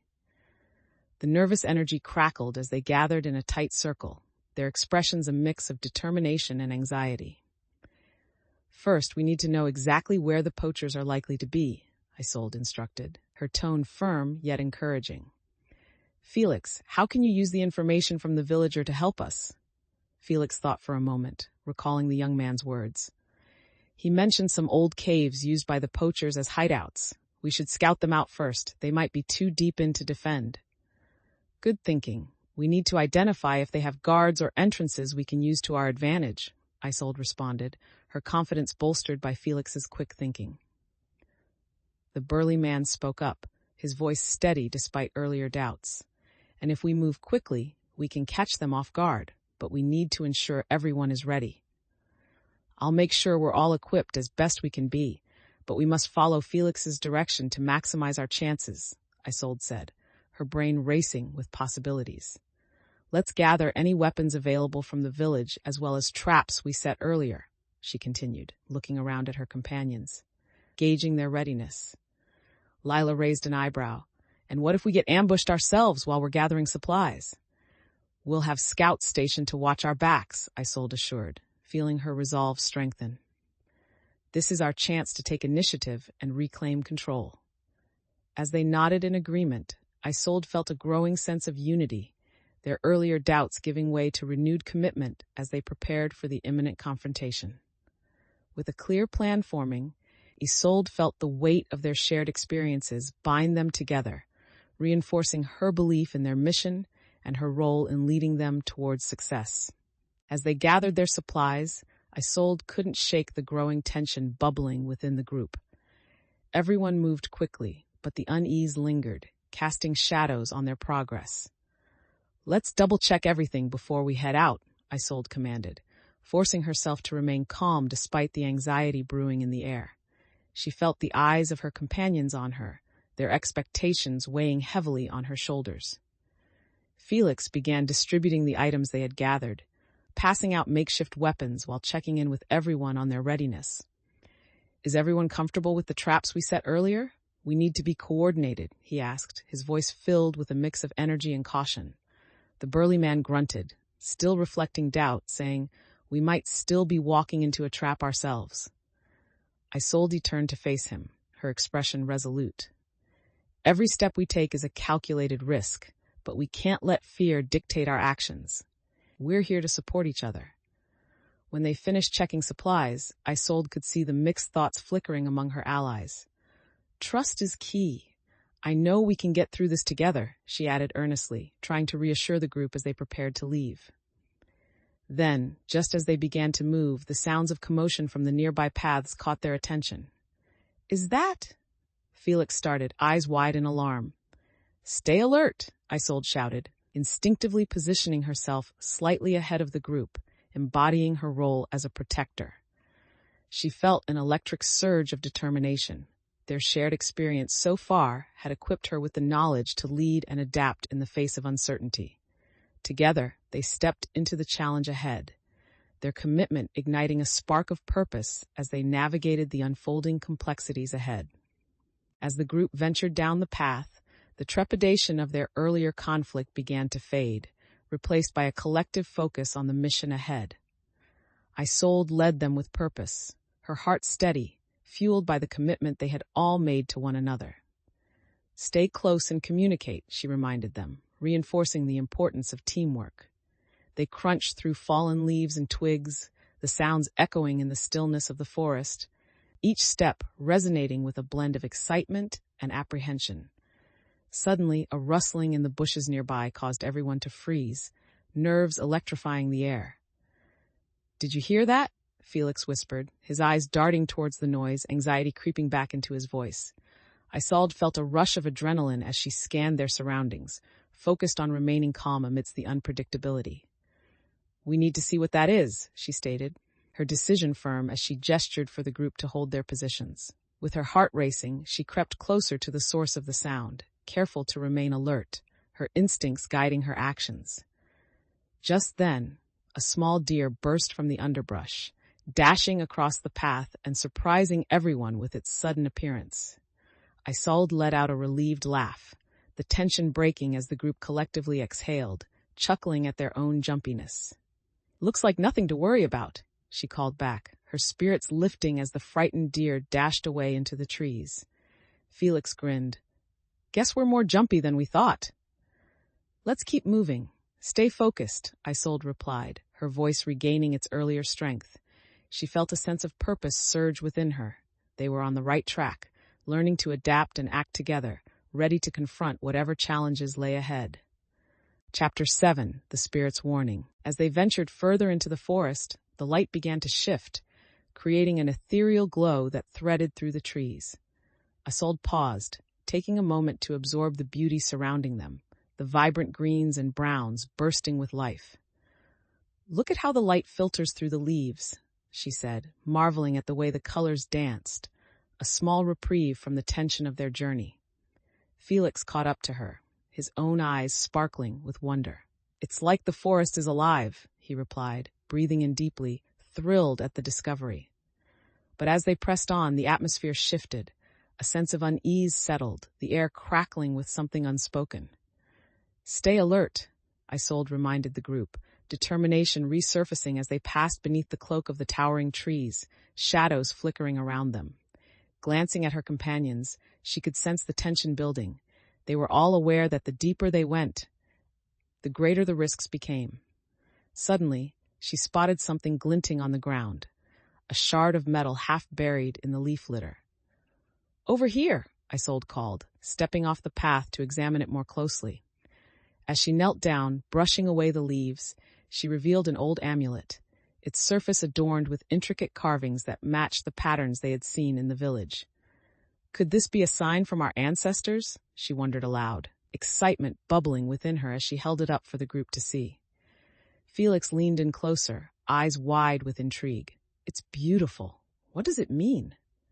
Isolde felt a connection to the past pulse through her as she turned the amulet over in her hands, contemplating its significance. "The stories said that such items could protect the bearer," she mused. "We may have just stumbled upon something powerful." The rest of the group gathered around, their doubts momentarily forgotten, drawn in by the aura of mystery surrounding her finding. In that moment, Isolde realized that this amulet was more than a relic. It was a link to their heritage and a symbol of the journey that still lay ahead. Isolde carefully tucked the amulet into her satchel, feeling the cool metal against her fingers as if it held a pulse of its own. "Let's keep our eyes peeled for more items like this. They could be clues to our journey," she encouraged, her excitement contagious as she looked at her companions, urging them to remain vigilant. The group nodded in agreement, their spirits lifted by the discovery and the promise of more to unearth. As they moved deeper into the forest, she noticed the environment beginning to shift. The trees grew closer together, their gnarled roots weaving through the ground like veins, creating a sense of confinement. "Remember to stay together and communicate," Isolde reminded them, her leadership sharpening with each step as challenges began to emerge in the tall underbrush. The burly man kept a watchful eye on their surroundings, though he had lightened up slightly since they'd discovered the amulet. "I don't want to be caught off guard again," he said, his tone more cooperative. "Neither do I," Isolde replied, "but that's why we prepare and work as a team. We have to rely on each other's strengths." Moments later, the group came across a fork in the path, each direction looking equally ominous. "Which way do we go?" Felix asked, glancing between the two options, uncertainty creeping back into his expression. Isolde studied the trail markers, noticing a faint carving on a nearby tree that resembled the design from the amulet, and a sense of clarity washed over her. "This way," she said decisively, pointing toward the left path that appeared to lead deeper into the forest, where the trees whispered secrets of the past. As they proceeded down the chosen path, Isolde appreciated her growing intuition, feeling how her earlier experiences had sharpened her instincts, investing her with the confidence to make choices that would affect the entire group. With every step, she understood that their shared experiences would continually shape their journey, revealing deeper layers of connection and meaning along the way. As they advanced down the path, the air grew heavier with the scent of damp earth and moss, weaving an atmosphere thick with suspense. Isolde felt the urgency of their mission pulse within her, drawing her focus tighter. "Stay alert," she reminded the group again, her voice steady as she scanned the surrounding trees for any sign of danger. Suddenly, a rustle broke the stillness, causing her heart to race as she motioned for the group to halt. Felix shot her a worried look, inching closer, whispering, "What if it's the poachers?" "Let's not jump to conclusions. It could be wildlife," she replied, forcing herself to remain calm as she assessed the shadows creeping through the underbrush. Just as that thought crossed her mind, a small fox darted out from behind a bush, pausing to stare at the intruders before sprinting away, disappearing into the depths of the forest. Isolde let out a breath she didn't know she was holding, feeling tension ease temporarily. "It's just an animal, but we still need to be cautious," she reiterated, glancing at the group to ensure they remained focused. The burly man shook his head in disbelief. "We're too exposed here. We should have gone the other way." "This was a mistake," he muttered, frustration creeping back into his demeanor. Isolde felt a flash of irritation, but took a deep breath, reminding herself that setbacks were part of the journey. Every path has its challenges. We need to embrace this moment and adapt our plans, just like we practiced. Her words sparked a flicker of understanding among the group. Felix added, "Yeah, Let's keep our eyes open and work together. We've taken risks before and come out stronger. As they continued forward, Isolde's conviction grew. She felt a renewed sense of purpose wash over her, reflecting on how past experiences had shaped not only her confidence, but the dynamics within the group. Together, they ventured deeper into the unknown, ready to face whatever awaited them, armed with the knowledge and strength they had gained along the way. As they pressed on, the forest shadows deepened, and Isolde felt a growing sense of urgency to lead her companions effectively. She paused to gauge their surroundings, realizing they were nearing the location described by the villagers, a cave rumored to hold secrets important to their quest. "Keep an eye out for any markings or signs that might indicate we are close," she instructed, her voice firm, ready to rally her team. The burly man remained beside her, now more focused, clearly trying to shake off his earlier doubts. "If we're close, we need to prepare ourselves. We don't know what we'll find inside." Isolde nodded, pushing aside her own trepidation. "That's true. Let's discuss what we encountered previously. We can't repeat mistakes." Felix pulled out the map, pointing to a nearby area that aligned with their path. "I think we should enter quietly, maybe even create a diversion if we encounter anyone inside." "Good idea," Isolde replied, feeling buoyed by the collaboration. "If we find anything valuable, we should make sure to take it slowly, no rushing." Suddenly, the ground beneath them shifted slightly, and a low rumble echoed through the forest, causing everyone to freeze. "Is that an earthquake?" Felix whispered, eyes wide. "No, wait," Isolde said, her instincts kicking in. "Let's stay together and assess what's happening. Move close to the trees. It could just be an echo from the cave ahead." Just then, before they could react further, a group of shadowy figures emerged from the thicket, surrounding them, eyes glinting in the dim light.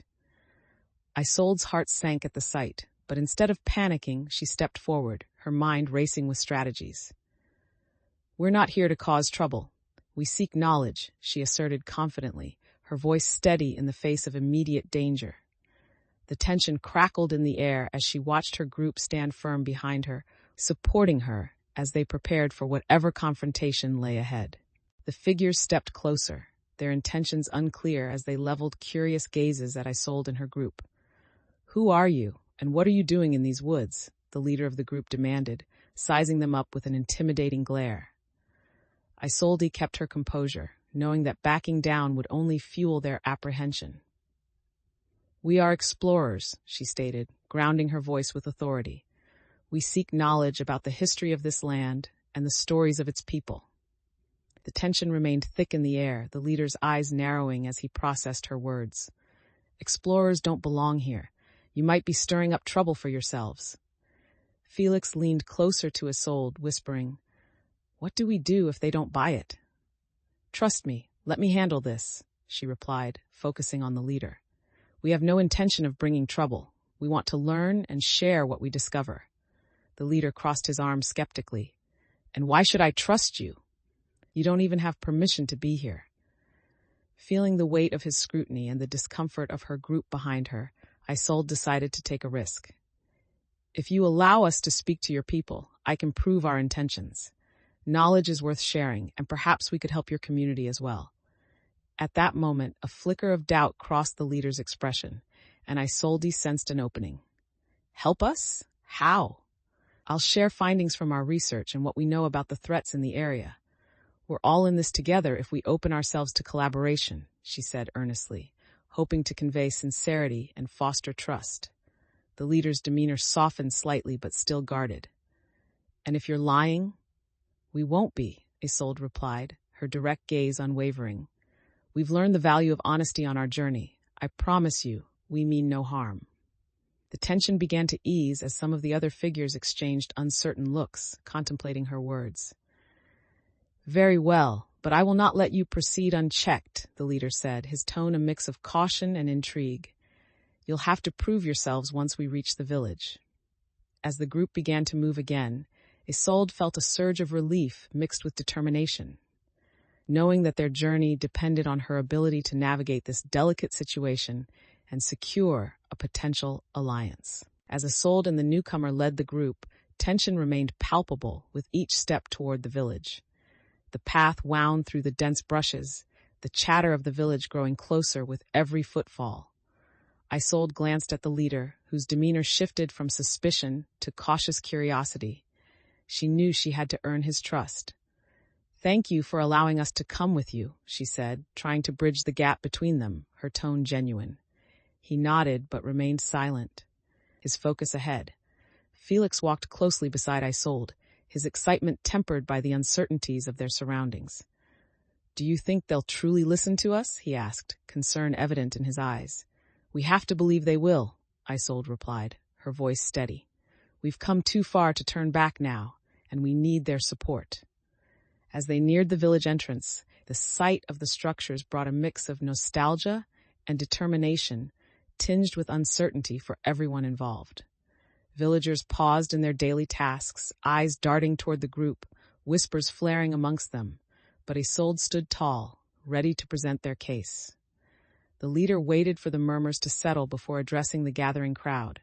"These are explorers. They seek knowledge and wish to talk to you about why they've come." Isolde stepped forward, feeling the weight of stares. "We want to learn about your history and share our findings. Together, we can ensure that your stories are preserved," she stated clearly. A mix of skepticism and curiosity flowed through the crowd, but the looming shadows of past betrayals clouded some faces, especially among those who had lost hope. Isolde took a breath, firmly looking around at the villagers, aware that she was challenging their perceptions. "Trust is hard to earn, especially after everything," she continued, her heart racing. "But we believe there's strength in unity and exchange. Let's work together to build a stronger future." One elder stepped forward, scrutinizing Isolde, and then glancing at the other villagers, uncertainty still present. "Why should we trust you?" the elder asked, a sharp edge to his tone. "Many have come before you with empty promises." "We're not like those who came before," Isolde insisted, feeling the gravity of her words. "We've faced many challenges, and we're ready to face more, but we need allies in the process." The villagers murmured among themselves, weighing their options. Isolde's stomach knotted with apprehension, but she held her ground, determined to inspire confidence. As the elder took a deep breath, moments stretched as her fate, and the group's fate rested on their responses. Chapter 8, The Final Test. As Isolde awaited the village elder's response, the tension in the air thickened, settling heavily on her shoulders. After what felt like an eternity, the elder finally spoke, his voice steady and measured. "Very well, we are willing to listen, but know this: trust must be earned, and actions speak louder than words." A wave of relief washed over Isolde, but she knew this was just the beginning. "Thank you," she replied sincerely, a smile breaking through her earlier anxiety. "We aim to honor your history and contribute meaningfully to your community." The villagers started to gather closer, their curiosity piqued, eager to hear what these newcomers had to say. Isolde took a step forward, her heartbeat steady as she felt the eyes of the crowd on her, the burden of representation pressing down as she prepared to share their mission.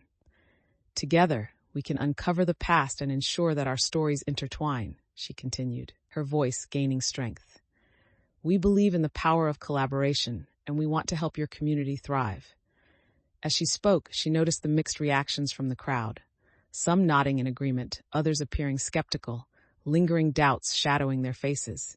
Felix stood shoulder to shoulder with her, offering silent support, while the burly man remained cautious, arms crossed defiantly. "Words are just that until proven. Show us what you can offer." Another villager challenged, emphasizing the need for tangible evidence of trust. Isolde felt the weight of expectation settle upon her more heavily than before, but she took a deep breath, reminding herself of the skills and knowledge she had gained throughout their journey. "Let's work together to exchange knowledge. We can start by sharing what we've learned from our travels," she suggested, her confidence crafted from the challenges they had faced previously. The elder nodded thoughtfully, intrigued by the construction of mutual aid, and murmurs of interest rippled through the crowd as Isolde's determination shone brightly amid the uncertainty swirling around them.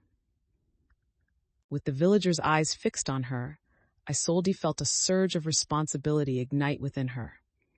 She quickly gathered her thoughts, formulating the best way to share their findings while reinforcing their commitment to collaboration. Let me show you what we've uncovered about the markings and symbols we've seen. They might hold significance for your history as well, she proposed, hoping to bridge the gap between their experiences and the villagers' knowledge. She reached into her satchel, pulling out the map they had discovered earlier, its edges frayed but the details still vivid. "Look here," she continued, laying the map flat on a nearby stone, ensuring everyone could see. "These symbols indicate paths and points of interest similar to the ones in your village." The villagers stepped closer, intrigued by her confidence and the prospect of connecting their histories. One of the elders leaned in, studying the map with keen eyes. "We have seen those symbols before. They relate to old legends about our ancestors' journeys." As Isolde explained her findings and drew connections between their travels and the villagers' experiences, she felt the atmosphere shift. Skepticism began to fade under the weight of shared knowledge. Felix chimed in, reinforcing Isolde's points. "These stories mean something. They intertwine with what we've all gone through, and they matter today just as much as they did back then." Encouraged by Felix's support, Isolde could see another elder, a woman with wise eyes, nodding in agreement. "Your willingness to share your discoveries brings hope.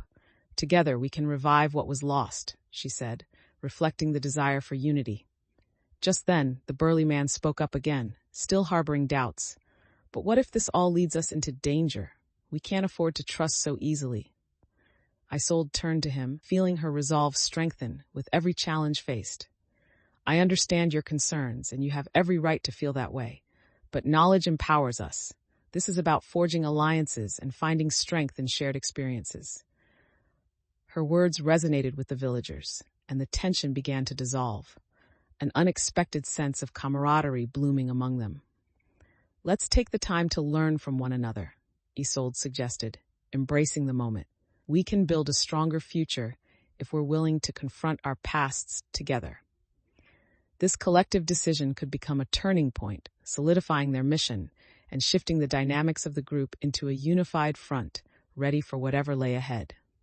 As the villagers began to warm up to Isolde's proposal, the atmosphere shifted from skepticism to curiosity, and she felt an exhilarating wave of hope.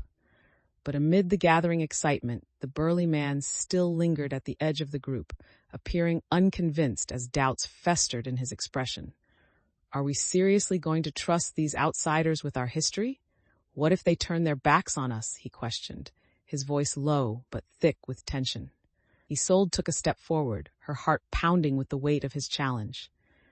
"I know you're worried, and I understand your fears, but we've faced uncertainty before, and it has only made us stronger." The elder woman who had previously shown interest turned to him, her voice steady. "Trust must be cultivated, and if they are sincere, we could find strength in their knowledge." Felix shrugged, trying to lighten the mood. "I'd rather risk it than let our stories disappear into the shadows," he added, rallying beside Isolde, ready to champion their cause.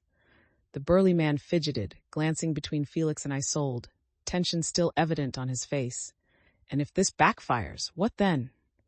Isolde took a breath, reflecting on the earlier challenges they had faced together as a team. "If we don't take this chance, we might lose everything.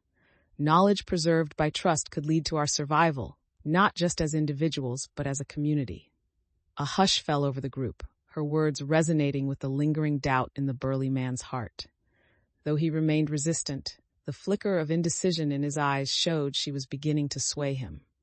"All right, I'll give it a chance, but don't expect me to go easy on you if things go south," he finally conceded, crossing his arms, but no longer appearing confrontational. Isolde felt a tightening in her chest, a mix of relief and determination surging through her as she recognized the impact of their conversation. "Thank you for giving us this opportunity," she said, feeling more resolute. "Together, we'll ensure that no one's story is forgotten." The villagers nodded, the tension dissipating as a sense of unity began to weave through the group, the path toward collaboration becoming clearer with every heartbeat. With the tension easing, Isolde focused on bringing everyone together to finalize their collaboration with the villagers. "Let's share our knowledge. We can collect stories from both sides, she proposed, seeing the flickers of hope reignite in her companion's eyes. The villagers began to congregate, eager to exchange tales of history, adventures, and lessons learned throughout the years. As the discussions commenced, Isolde quickly organized small groups, pairing her allies with the villagers to encourage genuine dialogue. Felix and Leela, you'll work with this group to gather local legends, she instructed, feeling pride as they easily took on their roles. Meanwhile, the burly man joined another group, still apprehensive but evidently willing to engage, showing signs of shifting perspectives. Make sure to ask about their artifacts. They could hold clues to our past, he said, stepping into the active exchange, demonstrating a readiness to collaborate. Isolde watched closely as each interaction unfolded, optimistic about the potential for connections to deepen in shared understanding. The energy in the clearing surged with enthusiasm. Stories flowed between their groups, laughter replacing earlier skepticism and doubts. Isolde felt the warmth of community enveloping them, realizing how their unity had transformed not only the atmosphere, but also individual relationships. As she participated in the conversations, she noticed herself evolving, actively embracing the teaching aspect of their mission, eager to demonstrate the value of trust and collaboration. Let's document what we uncover today, she suggested, excited to reciprocate the villagers' openness with her own knowledge. With that, Isolde acknowledged that they were building a bridge towards something even greater, not just an alliance, but a shared future grounded in the strength of their histories. As the villagers shared their stories and Isolde's group listened eagerly, moments of connection and understanding began to blossom around the fire. Isolde felt a thrill run through her as she absorbed the narratives, recognizing the deep roots each tale had in their community's history.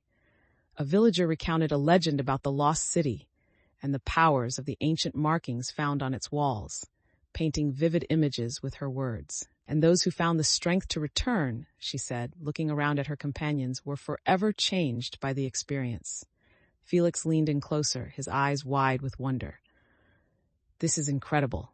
It's like we're uncovering secrets that can help us too. But then the burly man spoke up, his skepticism revealing itself again. Are these just stories? We need to focus on tangible evidence, not what could be mere myths. A hush settled over the group, Isolde feeling a tension thread through the air. Every story has a kernel of truth, she countered, turning to face him. We can't write them off just because they sound improbable. Let's leverage what we learn here, both facts and folklore.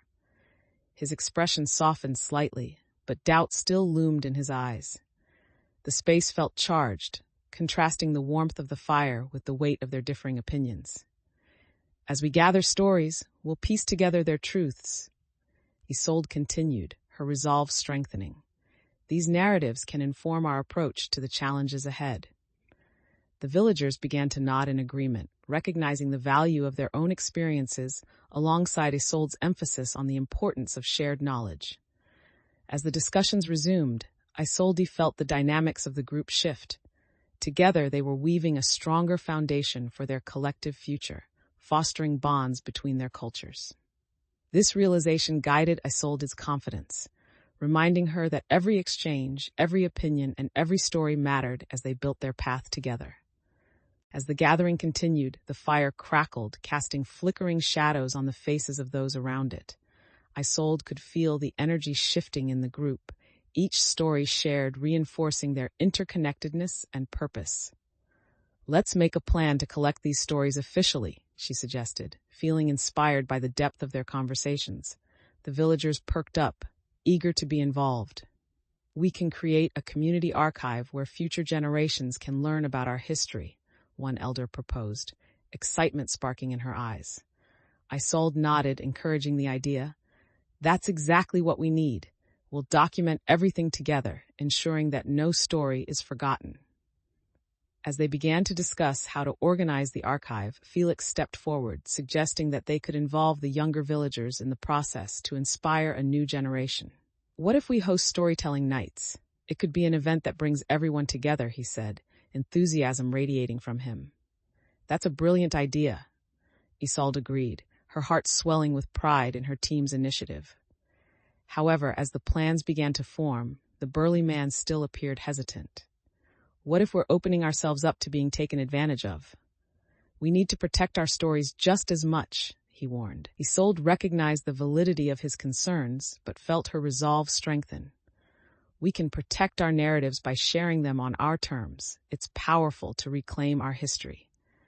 The tension in the air gradually eased as the villagers began to rally behind the idea, recognizing the potential for connection and growth through their shared stories. Isolde felt a buoyant sense of fulfillment as she guided the conversations, witnessing the group transform from tentative participants into eager contributors. In that moment, she understood that her journey had not only shaped her, but also inspired others to embrace their own narratives, fortifying their mission within the larger community. Chapter 9, The Burden of the Past. As the sun rose over the village, bathing everything in a golden glow, Isolde gathered her allies near the square, determination evident in her posture. The air was filled with the sounds of morning stirrings, chickens clucking and the distant crash of waves against the shore. Today, we start sharing our stories, she announced, excitement bubbling as she felt the weight of responsibility shift into something positive. The villagers began to assemble, their expressions a blend of anticipation and lingering apprehension, some still grappling with the recent challenges they had faced. Are we really ready to expose our past so openly? One elder questioned, his brow furrowed with doubt. Isolde met his gaze with sincerity, her heart pounding. Yes, the only way to heal is to reclaim our stories and unite our voices. It's time we step forward together. Felix stepped closer to Isolde, his supportive presence like a shield against the uncertainty swirling in the crowd. We've learned so much already. This will only strengthen our community, he chimed in, reinforcing her statement. Isolde felt the energy shift amongst the villagers, a ripple of confidence beginning to take hold, yet the elder still hesitated. Exposing ourselves could lead to more vulnerabilities. What if other groups come looking for our stories to exploit, he pressed. Concern etched across his face. Then we'll be prepared, Isolde responded firmly, her voice steady, reflecting her growth as a leader. We organize, we share, and we protect together. Our unity is our power. As she rallied the villagers, the weight of their doubts began to lift, replaced with a growing sense of purpose. With renewed determination, Isolde sensed that every moment they spent together forging connections would propel them toward a brighter future. With the villagers gathered, Isolde felt the energy surge as they began to share their stories, each voice adding a thread to the tapestry of their collective history. An elder woman stepped forward, her voice steady as she recounted tales of resilience during difficult times, her eyes sparkling with memories long held. During the Great Storm, our ancestors banded together to protect each other, creating bonds that would last through generations, she shared, capturing the crowd's attention. As she spoke, Isolde watched the listeners lean in, captivated by the connection to their shared past, the anxiety of earlier doubts dissipating into pride. When the elder finished, Isolde seized the moment, prompting others to share their experiences. Who else has stories from the hard times? We can learn from each other. A younger villager, inspired by the elder's courage, raised her hand shyly, recounting her grandmother's tales of navigating hardships, her voice growing in confidence with every word. I want to carry on her legacy and keep our stories alive, she declared, igniting a ripple of encouragement around the circle. Felix beamed with pride, whispering, "Look at how everyone is coming together." However, not everyone was enthusiastic. The burly man watched from the back, arms crossed, still grappling with the shift in dynamics. Words are easy. We need to ensure we're prepared for what's next, he interjected, his skepticism hovering over the energy of the gathering. Isolde turned to him, acknowledging his concerns while maintaining focus on the group's momentum. We will prepare, but we also need to share our truth. This is how we build trust. The villagers replied with renewed fervor, eager to contribute, while Isolde felt the growing strength of their collective spirit. As more voices rose, the atmosphere transformed, each story intertwining with the next, weaving a vibrant fabric of hope and resilience that reflected the community's commitment to support one another. Through this process, Isolde recognized how her journey had empowered her, She was no longer just an observer, but a vital part of their evolving narrative, inspiring growth and unity among her allies. As the storytelling continued, Isolde felt a profound connection growing within the group, but lingering skepticism still hung in the air, particularly from the burly man. "We can share stories, but the real challenges lie ahead," he stated, casting a critical eye over the gathering. His words sliced through the atmosphere, causing a momentary hush as villagers exchanged uncertain glances. Colleen, a village elder, stepped forward, her voice steady yet firm. "Caution is wise, but we cannot forget the power of unity. Strength can be found in sharing our stories and experiences." "Unity doesn't mean ignoring the risks we face," he retorted, his frustration bubbling to the surface, revealing the cracks in their alliances. Isolde felt the tension rising again, but rather than allowing it to break the momentum, she stepped in. "We understand the threats, but these stories are essential to our survival. They remind us of what we're fighting for." The group murmured in agreement, but the burly man's doubt remained a dark cloud hanging over them. "Show me the proof that your tales lead to a better outcome," he challenged, his tone skeptical, yet edged with curiosity. Isolde, refusing to back down, replied, "The proof isn't just in words, but in our actions. We can't move forward without addressing the fears within our community as well. Trust must be earned through what we do next." With that, Isolde recognized the pivotal moment. It was her opportunity to inspire confidence, to demonstrate that there was strength not only in individual resolve, but in the shared commitment to each other. As tension faded into hesitant camaraderie, Isolde felt a surge of determination. She would adapt her approach, turning skepticism into motivation, both for herself and for the village. "Let's decide on our next steps, not just what we fear, but what we hope to achieve together." Her words lingered in the air, a call to action that hinted at the collective journey ahead, shaping their aspirations as they looked toward the future. Isolde felt a shift in the energy around her as the villagers began to consider her words more seriously, the collective desire for unity overriding their previous doubts. "Let's put our stories into action," she said, her voice rising with conviction. "We need to create a plan that builds on what we know and fosters our strengths." Felix raised his hand, excitement bubbling in his tone. "We could organize teams to explore nearby areas, gather more resources, and establish alliances with neighboring towns." The crowd murmured in agreement, enthusiasm igniting as her idea took flight. The burly man, still skeptical but slightly softened by the communal spirit, offered, "And what if we encounter danger? We need a clear way to protect ourselves while we gather these stories.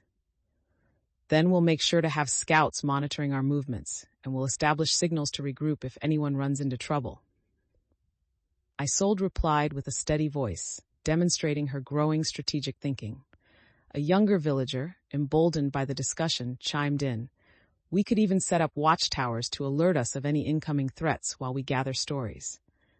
"Great idea," Felix encouraged, his face lighting up with enthusiasm.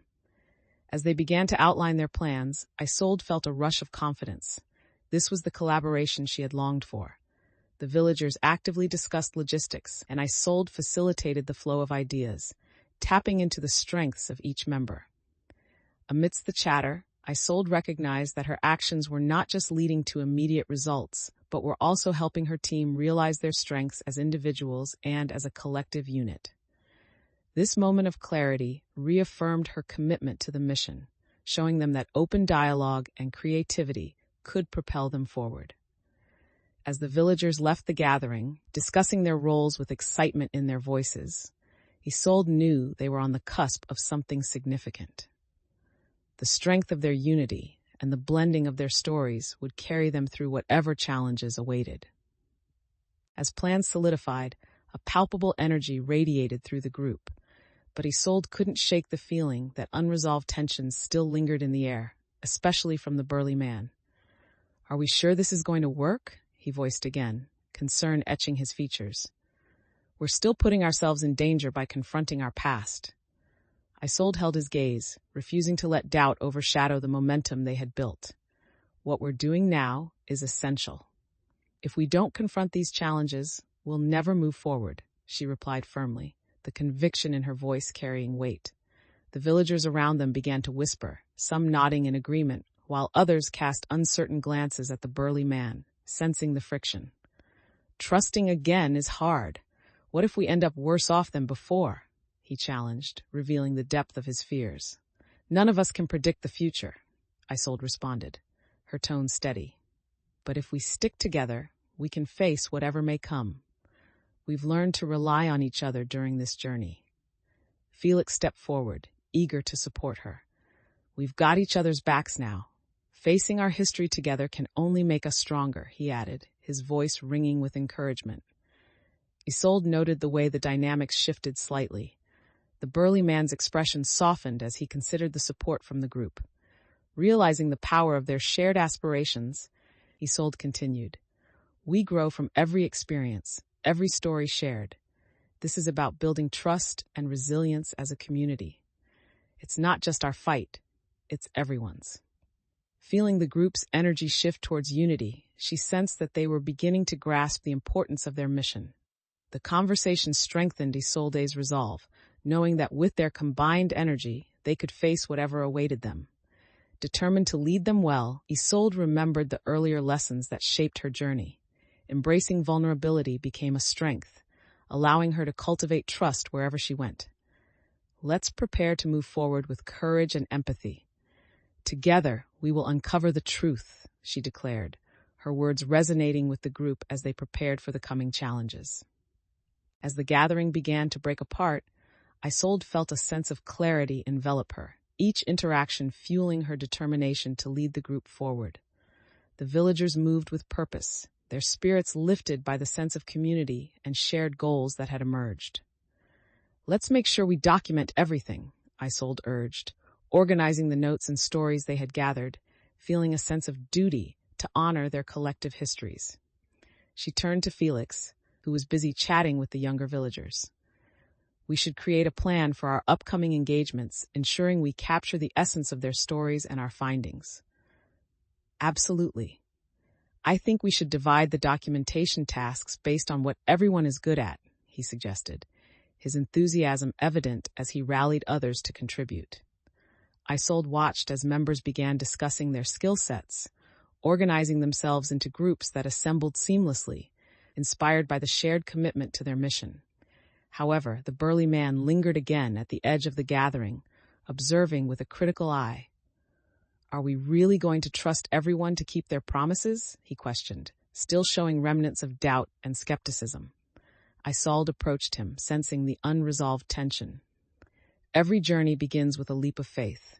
We've all agreed on this path, and it's time we put our trust in each other. He nodded reluctantly, still wrestling with his mistrust, but gradually coming to terms with the group's unification. Fine, as long as we remain vigilant, he replied, his tone more considerate than before, hinting at an evolution in his perspective. Isolde's heart warmed at the shift, reinforcing her belief in solidarity. We have grown stronger as a team, and we'll face whatever challenges come our way together.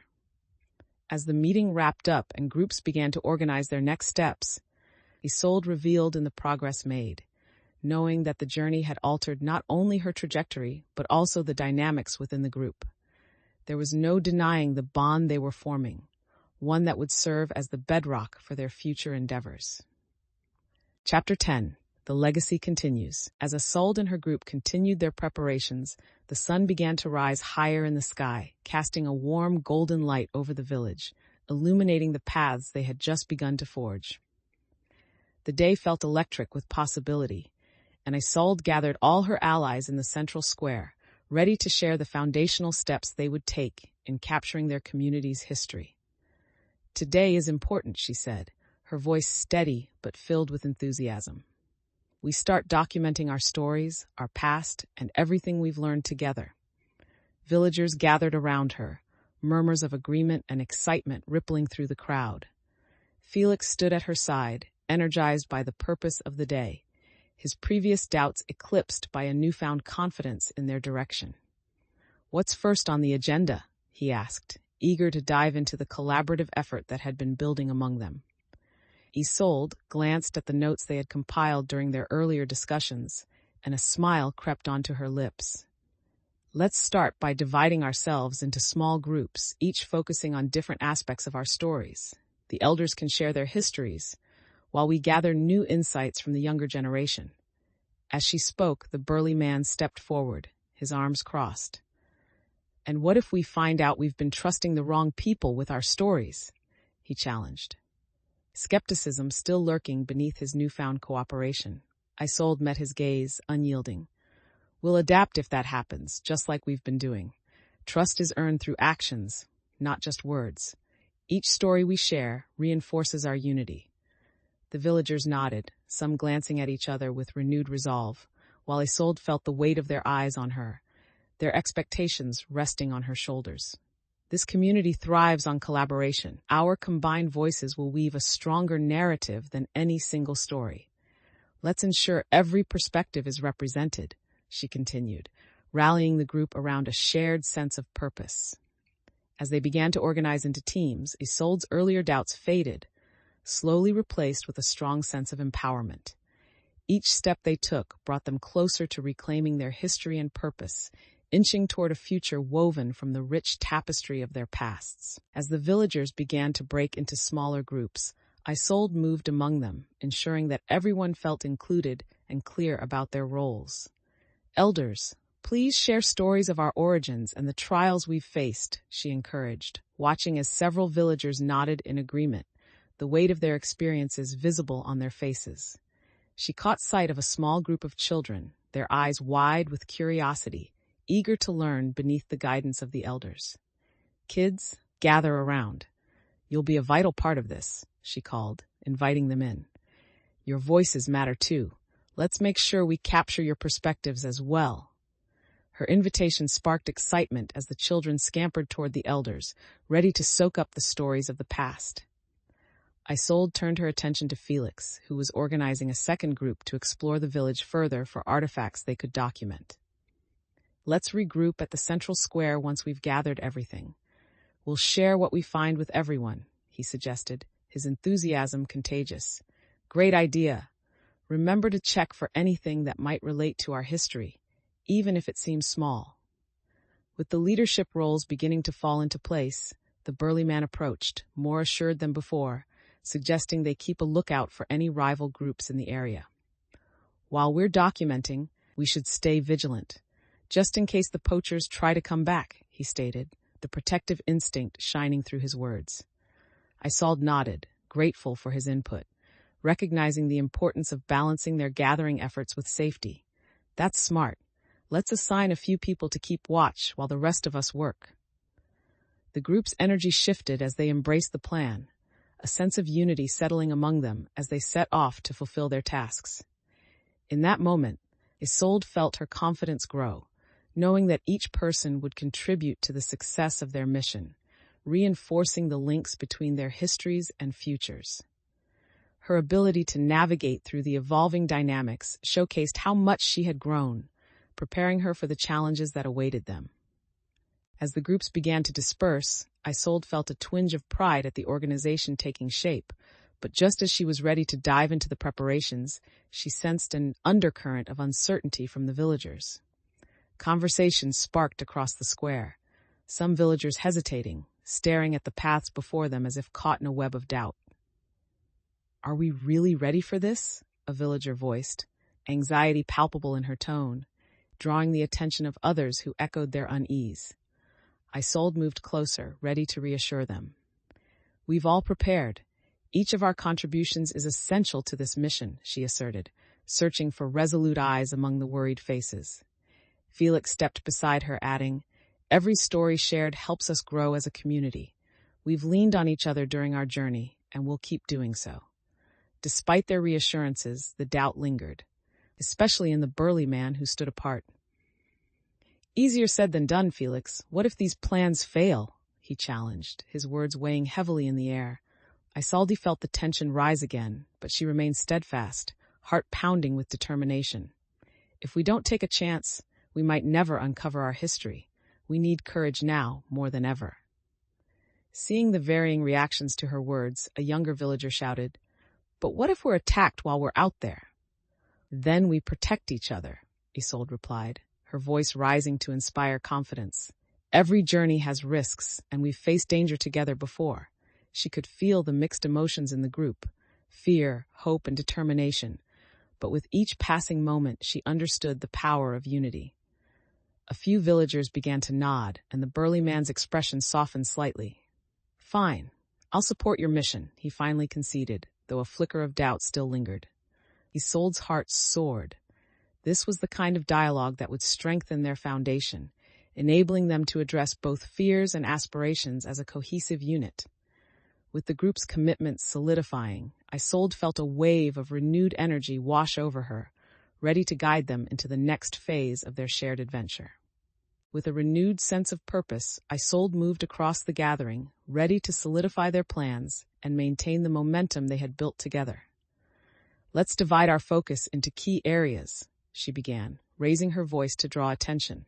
"We'll have one group on scouting, another on documenting stories, and a few of us on preparing for any potential threats." Felix raised a hand, excitement glimmering in his eyes. "I can lead the scouting team. I know the lay of the land well." He volunteered, confidence brewing within him after their shared experiences. "Excellent. And we need someone to coordinate with the villagers on their narratives. Lila, would you take that role?" Isolde asked, anticipating her enthusiasm. Lila nodded eagerly, a spark of determination lighting her features. "Absolutely. I'll make sure we capture everything. No one's story will be forgotten." As Isolde looked around, she noticed the burly man lingering nearby. "And what about security?" he questioned, a hint of vulnerability breaking through his skepticism. "Pair with our scouts. Stay vigilant," Isolde answered, her resolve firm. "Your strength will be vital out there, and we need to ensure the safety of everyone involved." He shifted slightly, the edge of his earlier doubt waning as he stepped forward to join Felix and Lila in their preparations. Isolde directed them, while noting how the synergy began to form, each team member stepping into newfound roles that played to their strengths. As they divided their efforts, the villagers responded positively, taking up the challenge with a palpable energy that filled the air with hope. Isolde felt proud watching them work collaboratively, her heart swelling with gratitude for the community around her. "Remember, we're all in this together. Let's keep communication open and adjust our plans as we progress," she emphasized, knowing that adaptability would be crucial in their undertaking. With tasks set and plans laid out, Isolde's confidence surged, understanding that their journey was not just about discovery, but about forging deeper connections through trust and teamwork. As the group's energy surged with purpose, Isolde felt a mix of excitement and anxiety build within her, the reality of their mission looming large as they prepared to move forward. "Everyone, gather around for a quick briefing before we head out," she called, her voice steady, gathering her allies close. The villagers huddled together, their faces eager yet slightly apprehensive, reflecting the tension that had accompanied their journey. "Let's review what we've learned so far and anticipate any potential challenges we might face," she began, her eyes scanning the crowd for signs of readiness. The burly man spoke up, his voice gruff. "We don't know how the neighboring factions will react to us digging through their stories. Caution is key." Isolde nodded, acknowledging his concern. "Absolutely. We must approach any negotiations with respect. We're not here to take anything from anyone. We want to learn." Felix chimed in, "And if we make allies, we have to be honest about our goals. We're all in this together, right?" "Exactly," Isolde replied, feeling grateful for his support. "Building trust is crucial. We'll listen and share our findings openly, reinforcing the bond between our communities." As the group prepared to disperse, she noticed lingering uncertainty in some of the villagers' faces. "Trusting others is difficult, especially after what we've faced," she admitted, drawing attention back to her earlier lessons. She felt her confidence begin to waver. But every journey requires steps forward. We must be willing to take calculated risks. The burly man nodded slowly, the tension easing as he started to see the validity in her approach. "All right, I'll follow your lead this time," he said, a hint of newfound respect in his voice. With their roles and expectations reaffirmed, Isolde could feel the air shifting, a nascent energy coursing through the group. In that moment, she recognized her growth. She was not just leading a team, but nurturing connections and cultivating trust, setting the groundwork for what lay ahead.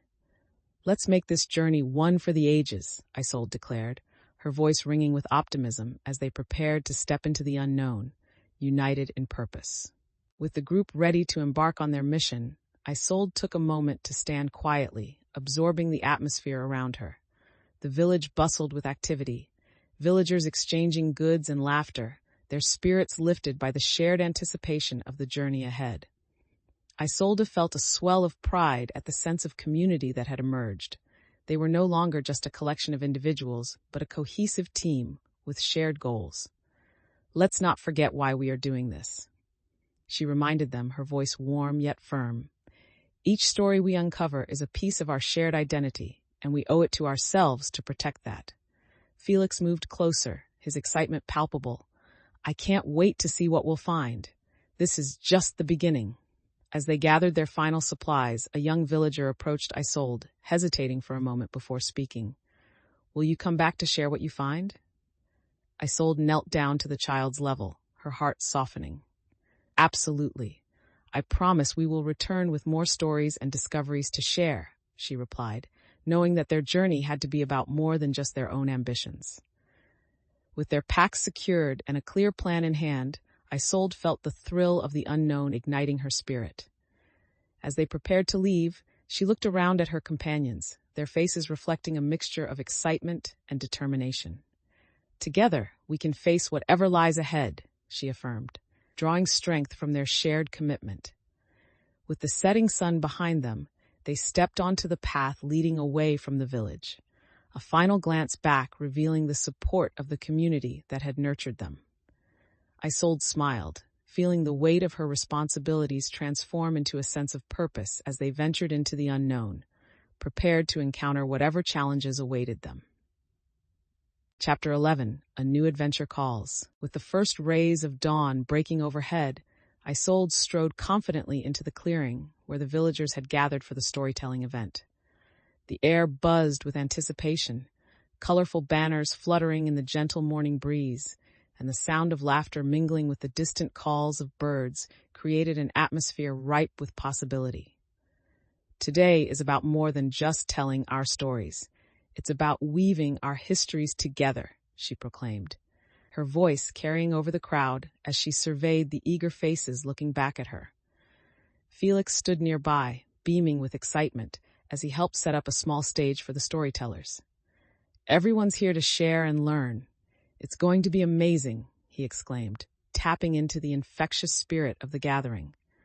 Isolde felt a surge of determination as she watched the villagers preparing their tales, feeling the energy of connection forming among them. As she began to mingle, greeting villagers and encouraging them to share their stories, she noticed an elder watching her from the side, a look of approval gracing her features. "Your leadership shines bright today, Isolde," the elder said, her voice warm but tinged with wisdom. "It's heartening to see our histories gaining life again. The future is woven from the past." Isolde nodded, feeling the weight of the moment settle over her. "We've all worked hard to get here. Together, we can protect our legacies and create new ones." Felix joined her again, this time with a few children in tow, their eyes alight with excitement. "They want to share their stories too," he announced. The children, shy but eager, stepped forward, ready to contribute, their innocence a refreshing reminder of why they were all gathered. Isolde smiled, encouraging them. "Every story matters, no matter how small. Let's give them our full attention." As the villagers settled in, the energy in the clearing swelled, anticipation threading between them, weaving a tapestry of shared hopes and dreams that began to pulse with life. As the first storyteller stepped forward, the clearing grew quiet, all eyes focused on the elder, whose weathered face held the wisdom of many years. She began weaving a tale of their ancestors, her voice a melodic rhythm that captured the hearts of those around her. "Long ago, we thrived in harmony, guided by the wisdom of the earth and skies," she recounted, painting vivid imagery that brought the past to life. Isolde listened intently, feeling a deep connection with each word as the spirit of the village resonated in the echoes of their shared history. One by one, villagers joined in, sharing their own stories, each narrative revealing layers of resilience, loss, and hope that shaped their community. Felix stood beside Isolde, his eyes wide with wonder, as he excitedly nudged her, saying, "Did you hear that? It's just like the stories our mother used to tell." Isolde nodded, feeling the warmth of nostalgia wrapping around her like a comforting blanket. While villagers shared their fears and triumphs, Isolde took notes, eager to document these moments, understanding that each tale added depth to the archive they were building together. However, amid the spirit of unity blossoming, the burly man watched from a distance, crossing his arms tightly, unsure about the value of these stories against the realities they faced. "Will these tales actually serve us when danger approaches?" he muttered to himself, skepticism cast across his features. Isolde glanced toward him, sensing the lingering doubts, but also recognizing a glimmer of curiosity as he listened. As the storytelling continued, Isolde felt the foundations of trust building among the villagers, breathing life into their commitment as they shared laughter and tears. She knew that these moments were not just about preserving the past. They were also about shaping the future, a future she was determined to safeguard alongside her newfound allies. As the storytelling continued, Isolde felt a surge of connection swelling among the villagers, each tale weaving them closer together in shared history. Several younger villagers chimed in, their voices rising with newfound confidence, echoing the elders' tales while adding their own insights about the future they envisioned. One of the children, a bright-eyed girl with a spirit untainted by fear, stood to recount her favorite story of bravery, recounting a time when the village banded together to overcome a fierce storm. "It was the courage of everyone, big and small, that saved us," she declared, her enthusiasm infectious as laughter rippled through the crowd. Isolde's heart warmed at the sight of youth finding their voices, their expressions reflecting a hope that surged through generations. But in the back, the burly man crossed his arms again, his earlier skepticism creeping back. "These are nice stories, but will they really help us against the real threats we face?" he muttered, an edge of doubt coloring his tone. Feeling the weight of his words, Isolde stepped forward, her voice steady and confident. "Every story holds power. They remind us of our strength and what we can achieve together. Trust is built through these shared experiences." She glanced at the villagers around her, their faces illuminated with understanding, but the burly man remained unsure. "Stories won't shield us from danger," he countered, his arms still crossed, but the flicker of doubt in his eyes softened as he contemplated her insight. "Maybe not," Isolde replied, "but they can guide our actions and decisions. We learn from our pasts to withstand our futures. Together, we create a legacy." The group began to murmur in agreement, recognizing the wisdom in her words. Isolde felt the tension ease as the villagers, bolstered by her conviction, started to discuss how they could use their stories for mutual protection and resilience. As the scene unfolded, she realized that her journey wasn't just about personal growth. It was about inspiring change and fostering unity within the community. As the villagers continued to engage in discussion, Isolde felt a sense of determination solidify within her. She recognized that trust could be a powerful weapon, one that they needed to cultivate to prepare for the unknown challenges ahead. "Let's think about how we can apply these lessons in our daily lives," she proposed, her voice ringing with authority. The group paused, absorbing her words, and the elder who had first shared stories stepped forward. "How do you intend for us to use these stories for our own protection?" she asked, genuine curiosity sparking in her eyes. Isolde took a deep breath, glancing at the faces around her, each revealing hopes and fears intertwined. "We document our experiences to preserve our history and understand our strengths. Knowledge shared is knowledge protected." A ripple of conversation began to circulate, with villagers suggesting ways to integrate these ideals into practical strategies. "We could organize community gatherings where everyone contributes stories and ideas," someone proposed, excitement threading through the crowd. As others echoed the sentiment, Isolde could see a shift. Villagers previously filled with doubt began to adopt a sense of purpose, their initial reluctance giving way to enthusiasm. "And what if we end up revealing our weaknesses instead?" The burly man challenged again, his skepticism resurfacing even amidst growing optimism.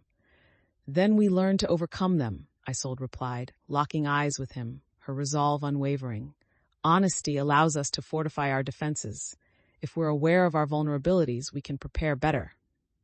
A few villagers expressed agreement, and Isolde felt the shift in dynamics, recognizing that her words were fostering newfound respect and connection among them. The elder nodded appreciatively, and Isolde knew that they were beginning to understand the true heart of collaboration. This transformation was not just about sharing stories. It was about building a resilient community, ready to face whatever challenges lay ahead, armed with the strength of their shared narratives and collective experience.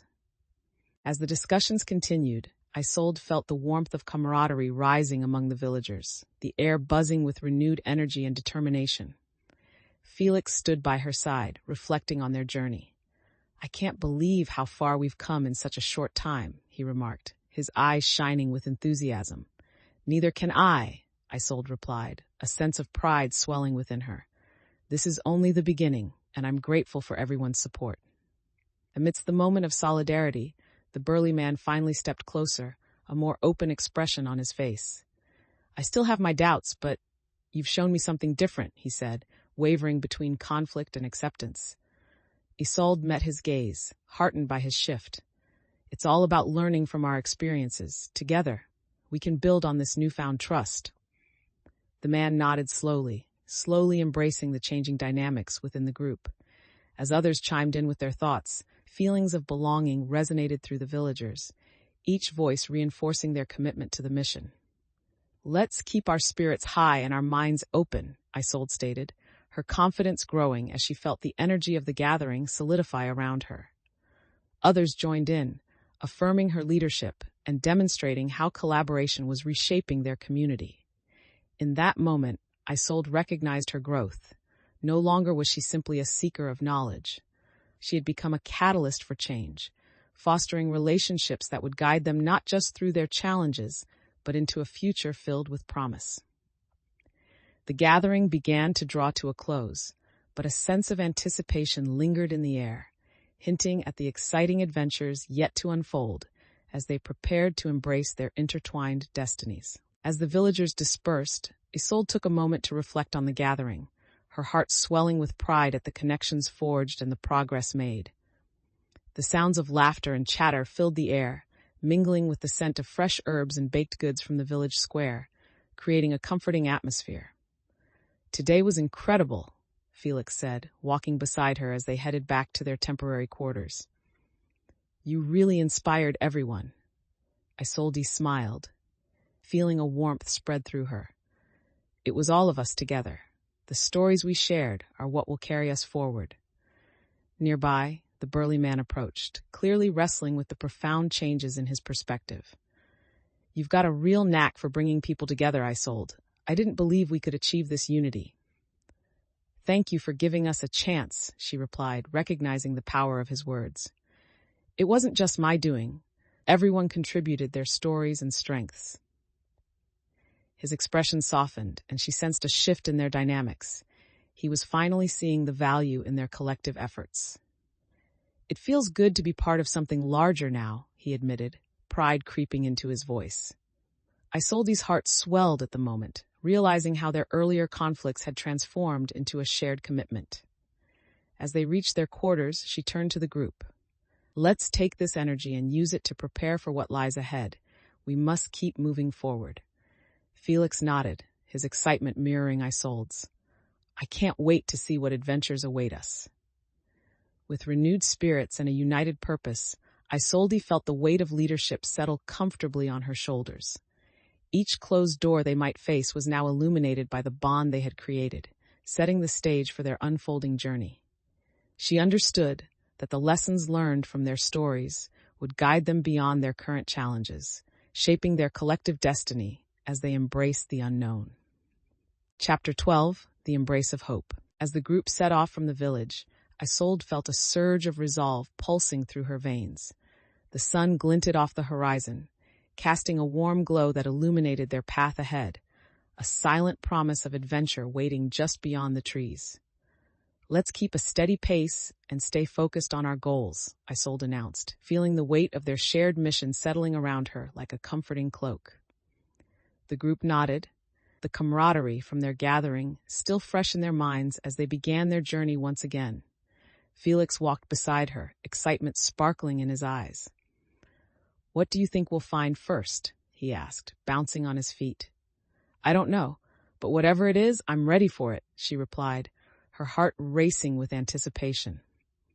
As they trekked through the woods, Isolde noticed a shift in the air. The quiet rustle of leaves was replaced by an unsettling stillness, the vibrant energy of the morning swallowed by an encroaching shadow. "Something feels off," Isolde murmured, glancing sideways at Felix, who mirrored her unease. "Maybe it's just the forest," he suggested, attempting to reassure her, but the tension lingered like a weight between them. They pressed on, pushing through the thick underbrush, but Isolde couldn't shake the feeling that they needed to be prepared for the unexpected. "Stay close," she urged, her instincts sharpening as they approached a clearing that opened up ahead. She noted the way the sunlight spilled into the space, but with it came a sense of foreboding that made her stomach twist. "Let's see what's out there," she said, leading the group cautiously into the clearing, ready to confront whatever lay beyond, empowered by the knowledge shared and the bonds they had formed. As they stepped into the clearing, Isolde's breath caught in her throat at the sight of what lay before them, remnants of an ancient camp, laden with artifacts and signs of a past long abandoned.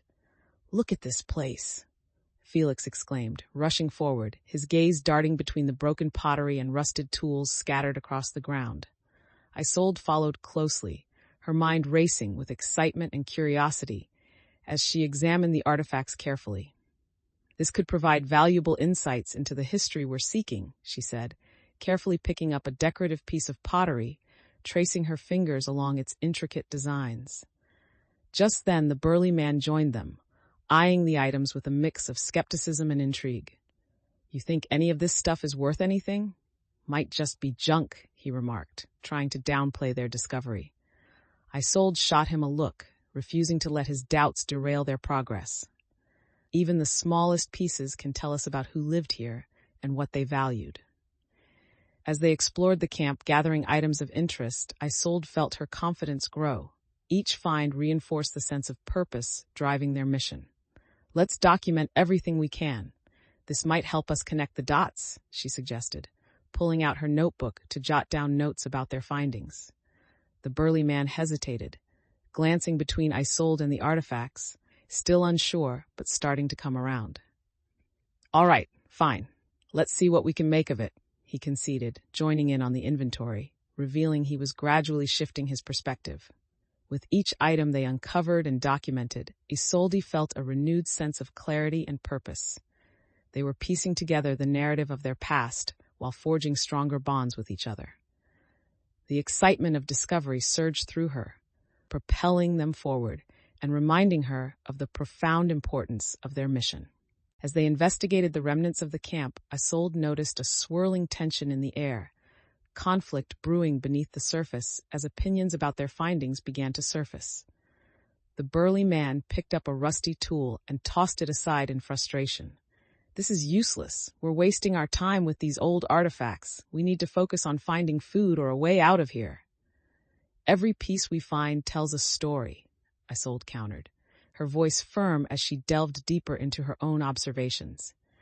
"This could reveal vital information about the people who once lived here, their strengths and weaknesses." The group fell silent for a moment, processing her words. Felix looked between Isolde and the burly man, sensing the rising tension. "Look, the more we understand the past, the better we can navigate what's coming next," he added, attempting to bridge the divide. One of the quieter villagers, a young woman, stepped forward, her hesitance giving way to conviction. "If we know what they faced, we can better prepare ourselves for any challenges. I believe in this."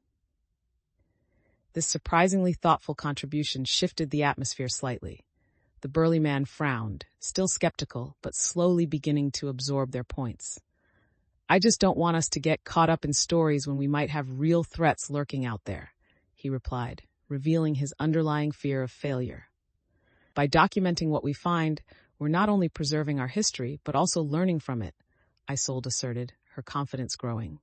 It's about understanding our journey and future. Recognizing the group's doubt, Isolde decided to take practical steps.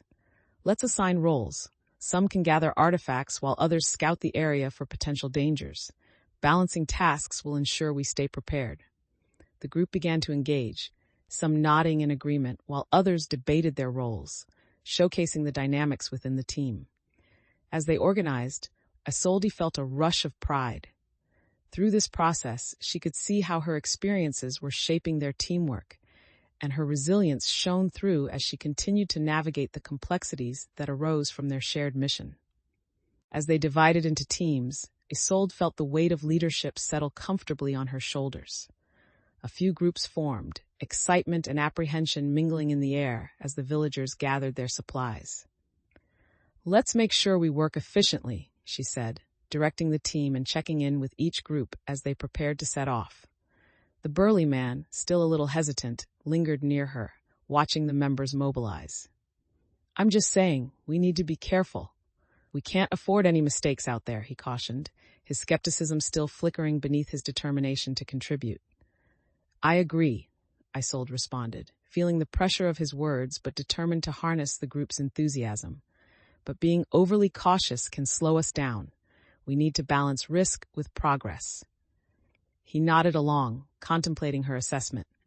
"Fine, but if things start to go sideways, we need to have a plan in place to regroup. I can keep watch." "Absolutely. You'll be our eyes and ears," she affirmed, appreciating his willingness to contribute while still voicing his concerns. As the groups began to scatter, Isolde called out, "Remember to communicate. If you encounter anything unusual, signal to us immediately." Felix, now tasked with scouting a nearby area for supplies, grinned as he replied, "I won't let you down. I'll find everything we need." Feeling a surge of pride, Isolde watched as they moved into their roles, a sense of purpose wrapping around her. With the team now engaged and the atmosphere buzzing with energy, she took a moment to reflect on how their dynamics had evolved. Her previous experiences had equipped her with the tools necessary to lead, and as she observed each group working, Isolde recognized her own growth reflected in the commitment of her companions. This wasn't just about gathering artifacts anymore. It was about forging a united front, ready to face whatever lay ahead. As the groups dispersed into the forest, Isolde felt a mix of excitement and apprehension. Her heart raced as she and Felix started moving in the direction of the cave they sought, the mission seeming both exhilarating and daunting. "Just a bit further, and we'll be there," Isolde encouraged, her determination shining through as she kept an eye on their surroundings. The burly man fell into step behind them, a few paces back, still carrying a hint of skepticism that cast a shadow over his resolve. "Just remember, we can't afford any slip-ups. We don't know what's waiting for us in there," he cautioned, his voice steady but tinged with concern. "I know, and that's why we've prepared," Isolde replied, trying to reassure him. "We'll stay alert. If things look out of place, we'll adapt our approach." A sudden rustling in the bushes caught their attention, halting her words as tension crackled in the air. "Did you hear that?" Felix asked, his eyes wide with adrenaline. Isolde raised her hand, urging silence. "We need to check this out, but cautiously," she whispered, her heart pounding with the thrill of the unknown. They edged closer, peering through the dense foliage, and Isolde's heart skipped when she spotted a faint trail leading toward the cave entrance. "Look there, we found it," she exclaimed, excitement bubbling within her, even as the lurking tension remained present. As they pressed forward, the burly man shot Isolde a wary glance. "Are you sure we should approach so quickly? What if it's a trap?" Feeling the gravity of his concern, Isolde took a moment to consider. "We'll move slowly and check our surroundings first. Remember, adaptability is key." Her resolve strengthened as they arrived at the entrance. Isolde sensed the weight of responsibility resting on her, the entire group's safety hinging on her decisions. With a deep breath, she stepped into the cave, the darkness ahead promising both danger and revelation as they ventured into the unknown.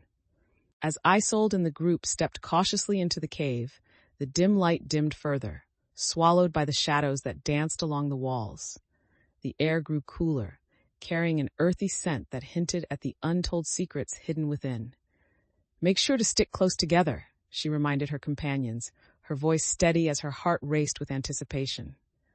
Felix moved beside her, his flashlight beam cutting through the darkness, illuminating jagged rock formations and the occasional glint of moisture on the cave walls.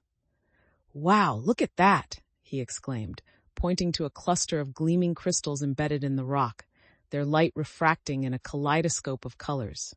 Isolde couldn't help but feel a rush of excitement at the sight, momentarily forgetting their purpose as she admired the beauty surrounding them. But quickly refocusing, she refocused on their mission, reminding herself that this exploration was crucial to understanding their history. "Let's find the markings Rowan described," she encouraged, pushing forward deeper into the cave, the walls whispering of ancient tales long forgotten. As they moved, a soft echo returned their voices, a reminder that the cave was alive with history. Just then, they noticed uneven ground beneath their feet, the rocky surface treacherous and unstable. "Be careful here, I can't see the bottom," Isolde warned, her caution rising as the burly man stumbled slightly, catching himself just in time. "Great, now it's a minefield," he muttered, a hint of frustration coloring his words, reflecting the simmering tension of their earlier encounters.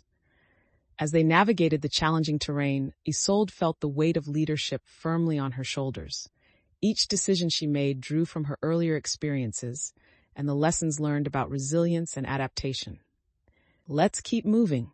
We can't let fear hold us back," she affirmed, her voice ringing with confidence as they pressed forward, ready to face the revelations that awaited within the rocks.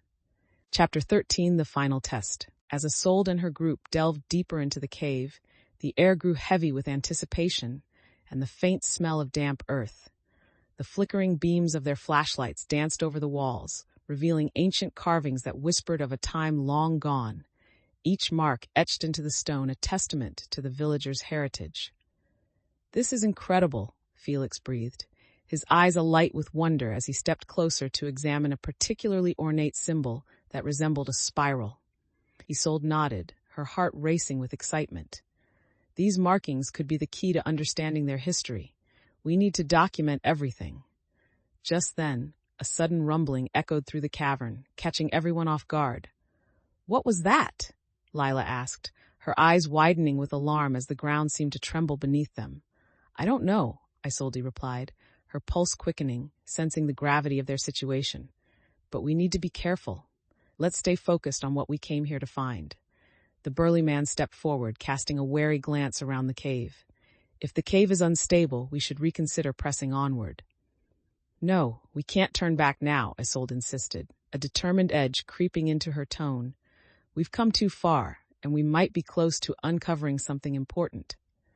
As the group hesitated, uncertainty flickered among them. Isolde drew on her past experiences, recognizing the importance of tapping into teamwork.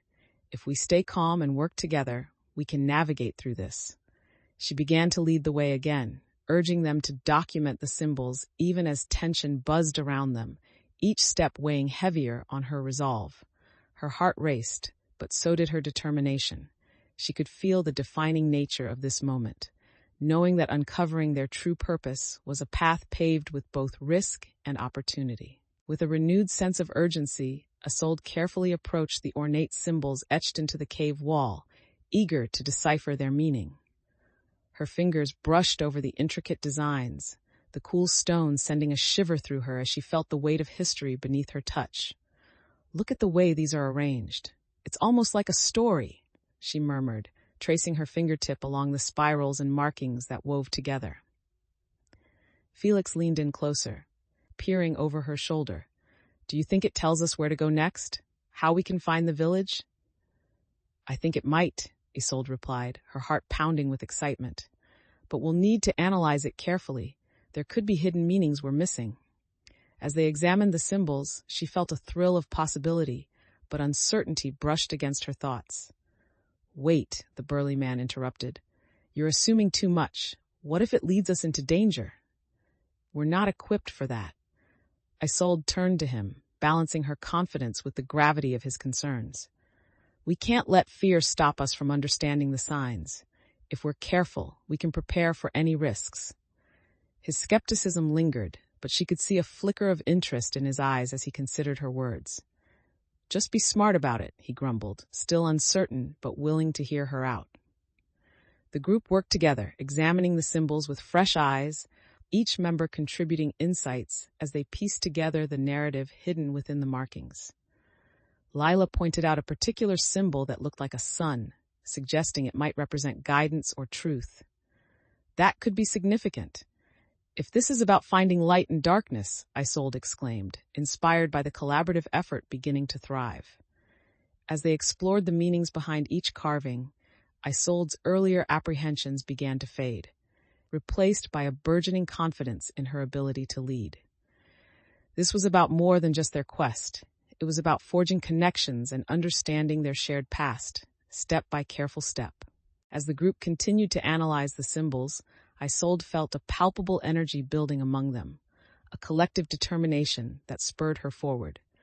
Let's try to see if the symbols connect to our journey, or the stories the villagers shared, she suggested, her voice resonating with a sense of purpose. Felix nodded eagerly.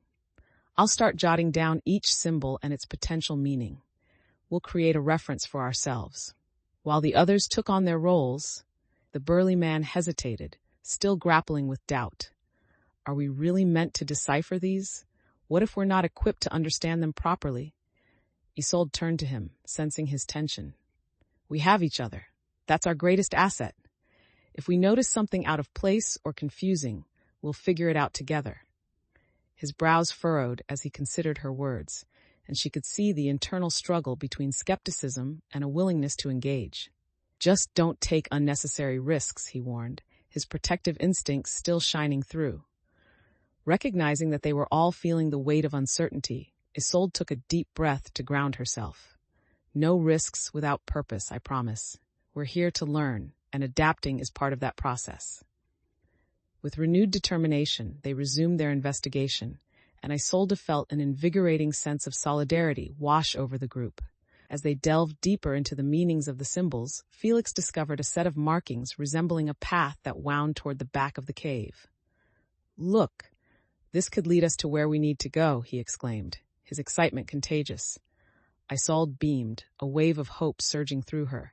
If we follow that trail, we might uncover something significant. Everyone, let's move and keep the energy up. The burly man followed closely, his faith beginning to shift. All right then, let's see this through, he said, a note of resolve threading through his skepticism. As Isolde led the way, she felt a renewed sense of purpose, recognizing how their combined determination was transforming not just their journey, but also the relationships that had begun to blossom. As they navigated deeper into the cave, the path became narrower and the air thickened, wrapping around them like a shroud. Isolde guided the group with a steadying hand on the wall, the cool stone grounding her amidst the swirling uncertainties of their journey. Keep an eye out for anything unusual or suspicious, she instructed, her voice low but resolute, echoing slightly in the cavern's confines. Felix walked closely beside her, scrutinizing the patterns on the walls. The markings seem to be leading us somewhere specific, he noted, intrigued. The burly man trudged behind them, grumbling under his breath. What if these paths lead to a dead end or worse? We should have taken a safer route. Isolde stopped and turned to him, feeling the tension in the air. I understand your concerns, but we've come too far to let fear dictate our actions. We need to trust in our preparation and gather information from all elements of the cave.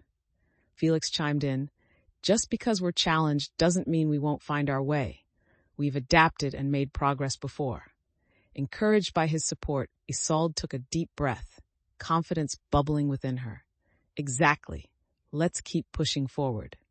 As they proceeded, the flickering light from their torches illuminated sections of the cave that revealed treasure troves of information. Old artifacts, markings on the ground, and spaces that hinted at activities from years past.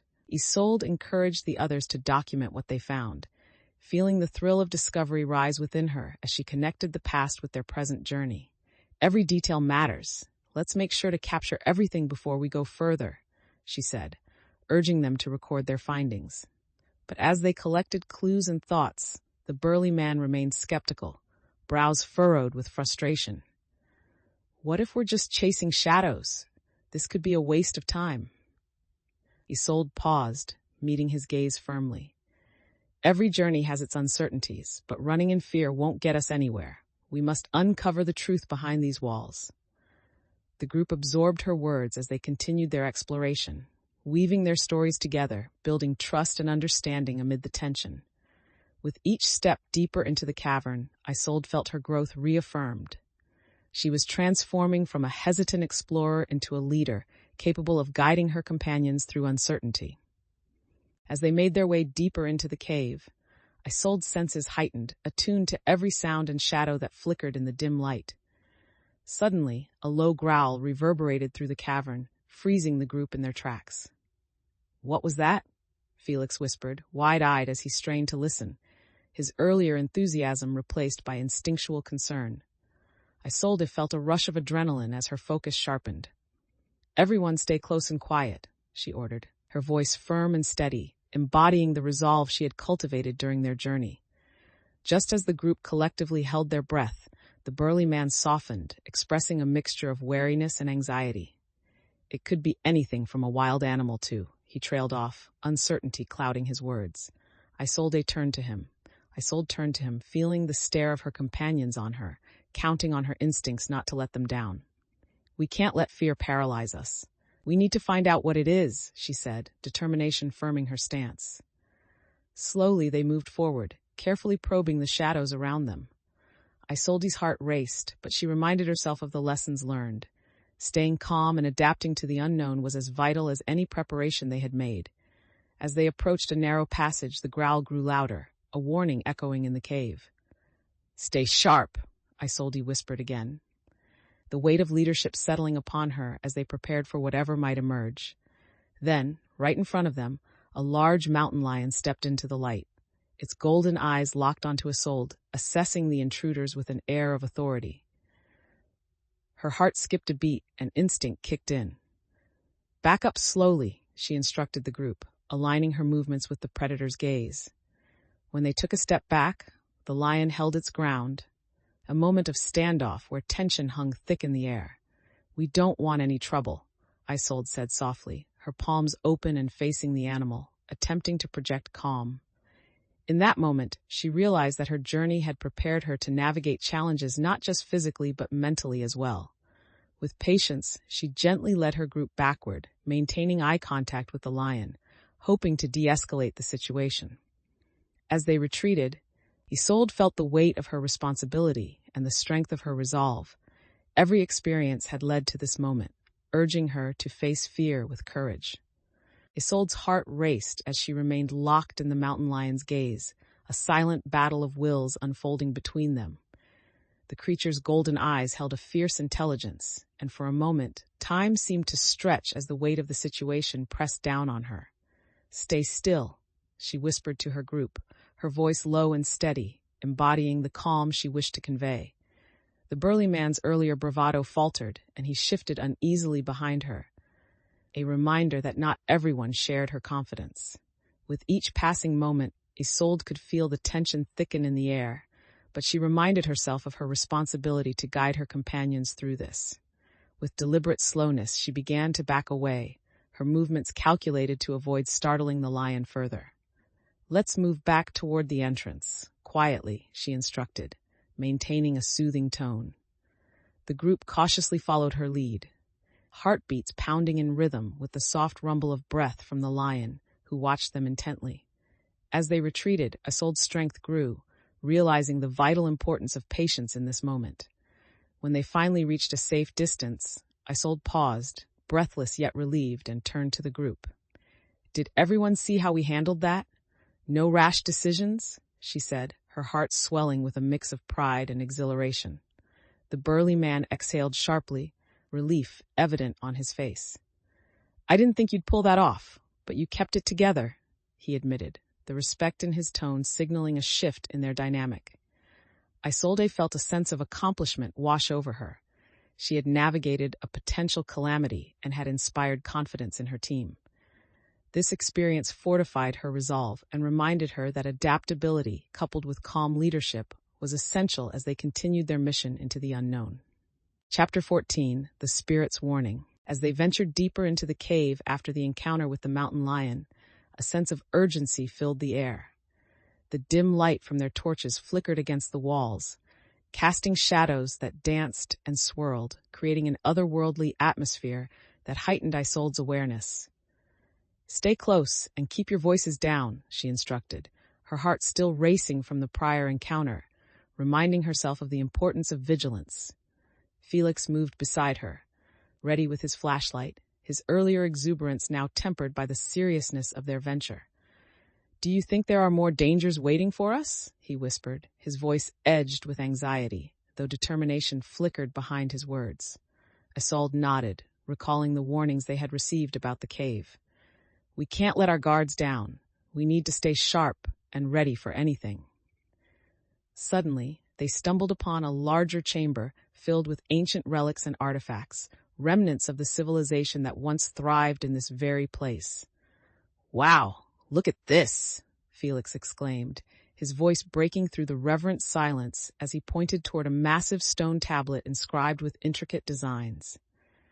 As Isolde stepped closer, a flicker of excitement ignited within her. "This could be what we've been searching for. It might hold answers to our questions," she said, the prospect of uncovering hidden truths fueling her resolve. But just as they began to examine the tablet, the burly man broke from the group, his skepticism returning. "We should be cautious. This place doesn't feel safe," he warned, his posture tense. Isolde felt the familiar tension creep back, forcing her to weigh their next steps carefully. "We can't afford to operate out of fear. Let's investigate while also remaining aware of our surroundings," she suggested, her tone firm yet measured. The group gathered around the tablet, tension palpable as they began to study the engravings, Isolde forcing herself to remain focused on the task at hand. She felt the dynamics of the group shifting. Trust was being built as they collectively engaged, each contributing insights and observations while grappling with the uncertainty of their situation. In that moment, Isolde realized her leadership had grown into a dynamic force, propelling them forward, blending courage with caution, a reminder of how far they had come since their journey began. Isolde knelt before the massive stone tablet, her fingers brushing against the engravings as she tried to decipher the meanings behind the intricate patterns. The symbols felt alive, pulsing with history and mystery, each line and curve embedding the weight of their ancestors' stories. "Look at the detail here," she murmured, tracing a spiral design that echoed those found on the amulet. "These could connect the dots of our heritage." Felix leaned closer, peering over her shoulder, curiosity etched across his features. "Do you think they indicate where the lost city might be?" Isolde pondered for a moment, the excitement stirring within her as she focused on the task. "It's possible. If we can piece together the symbols, we might be able to formulate a plan to find it." Just as she began to gather her thoughts, the burly man interrupted, still skeptical. "What if there's nothing of value? We could be wasting our time here when we could be making necessary preparations." Isolde felt the frustration bubble beneath her skin, but reminded herself of the importance of balance in her leadership. "Every detail counts. This tablet might hold vital information, and we can't overlook it because of fear," she replied, her voice steady. The atmosphere grew thick with unspoken doubts, yet Isolde knew they had to trust in the work they had put in together. Taking a deep breath, she suggested, "Let's take a moment to document what we find here. It will ensure that if we need to come back, we have clear notes to guide us." As she began recording their discoveries, something shifted in the dynamic of the group. The burly man, listening to her unwavering focus, seemed to soften, and even Felix's enthusiasm reignited with renewed purpose as they shared their interpretations of the symbols inscribed in stone. "This is turning out to be a smart move after all," Felix said, his confidence returning alongside his excitement. With spirits lifted, the group dove deeper into their examination of the tablet, and Isolde felt a wave of determination surge within her, recognizing that her adaptability and willingness to embrace the unknown were the keys to navigating the complexities and challenges ahead. As Isolde and her group continued to study the tablet, she noticed the burly man's skepticism lingering just beneath the surface. He leaned closer, brows furrowed as he examined the engravings. "You're really convinced these markings mean something significant, aren't you?" Isolde met his gaze, resolute. "I am. Every symbol has a story. Look at how they connect. They can guide us to understanding our past." The burly man sighed, crossing his arms defensively. "What if we're misinterpreting this? What if it leads us to danger?" His concerns echoed through the group, stirring doubt among some villagers who watched closely, unsure of which path to follow. Isolde took a moment to gather her thoughts, her pulse quickening. They were all feeling the weight of uncertainty, but she knew they couldn't let it derail their progress. "Every journey carries risks," she said, her voice steady. "But if we don't explore these clues, we may never know what opportunities we're missing. Our history is worth this effort." Felix chimed in, eager to support her resolve. "We've come this far. Let's not let fear hold us back. Let's keep pushing forward together."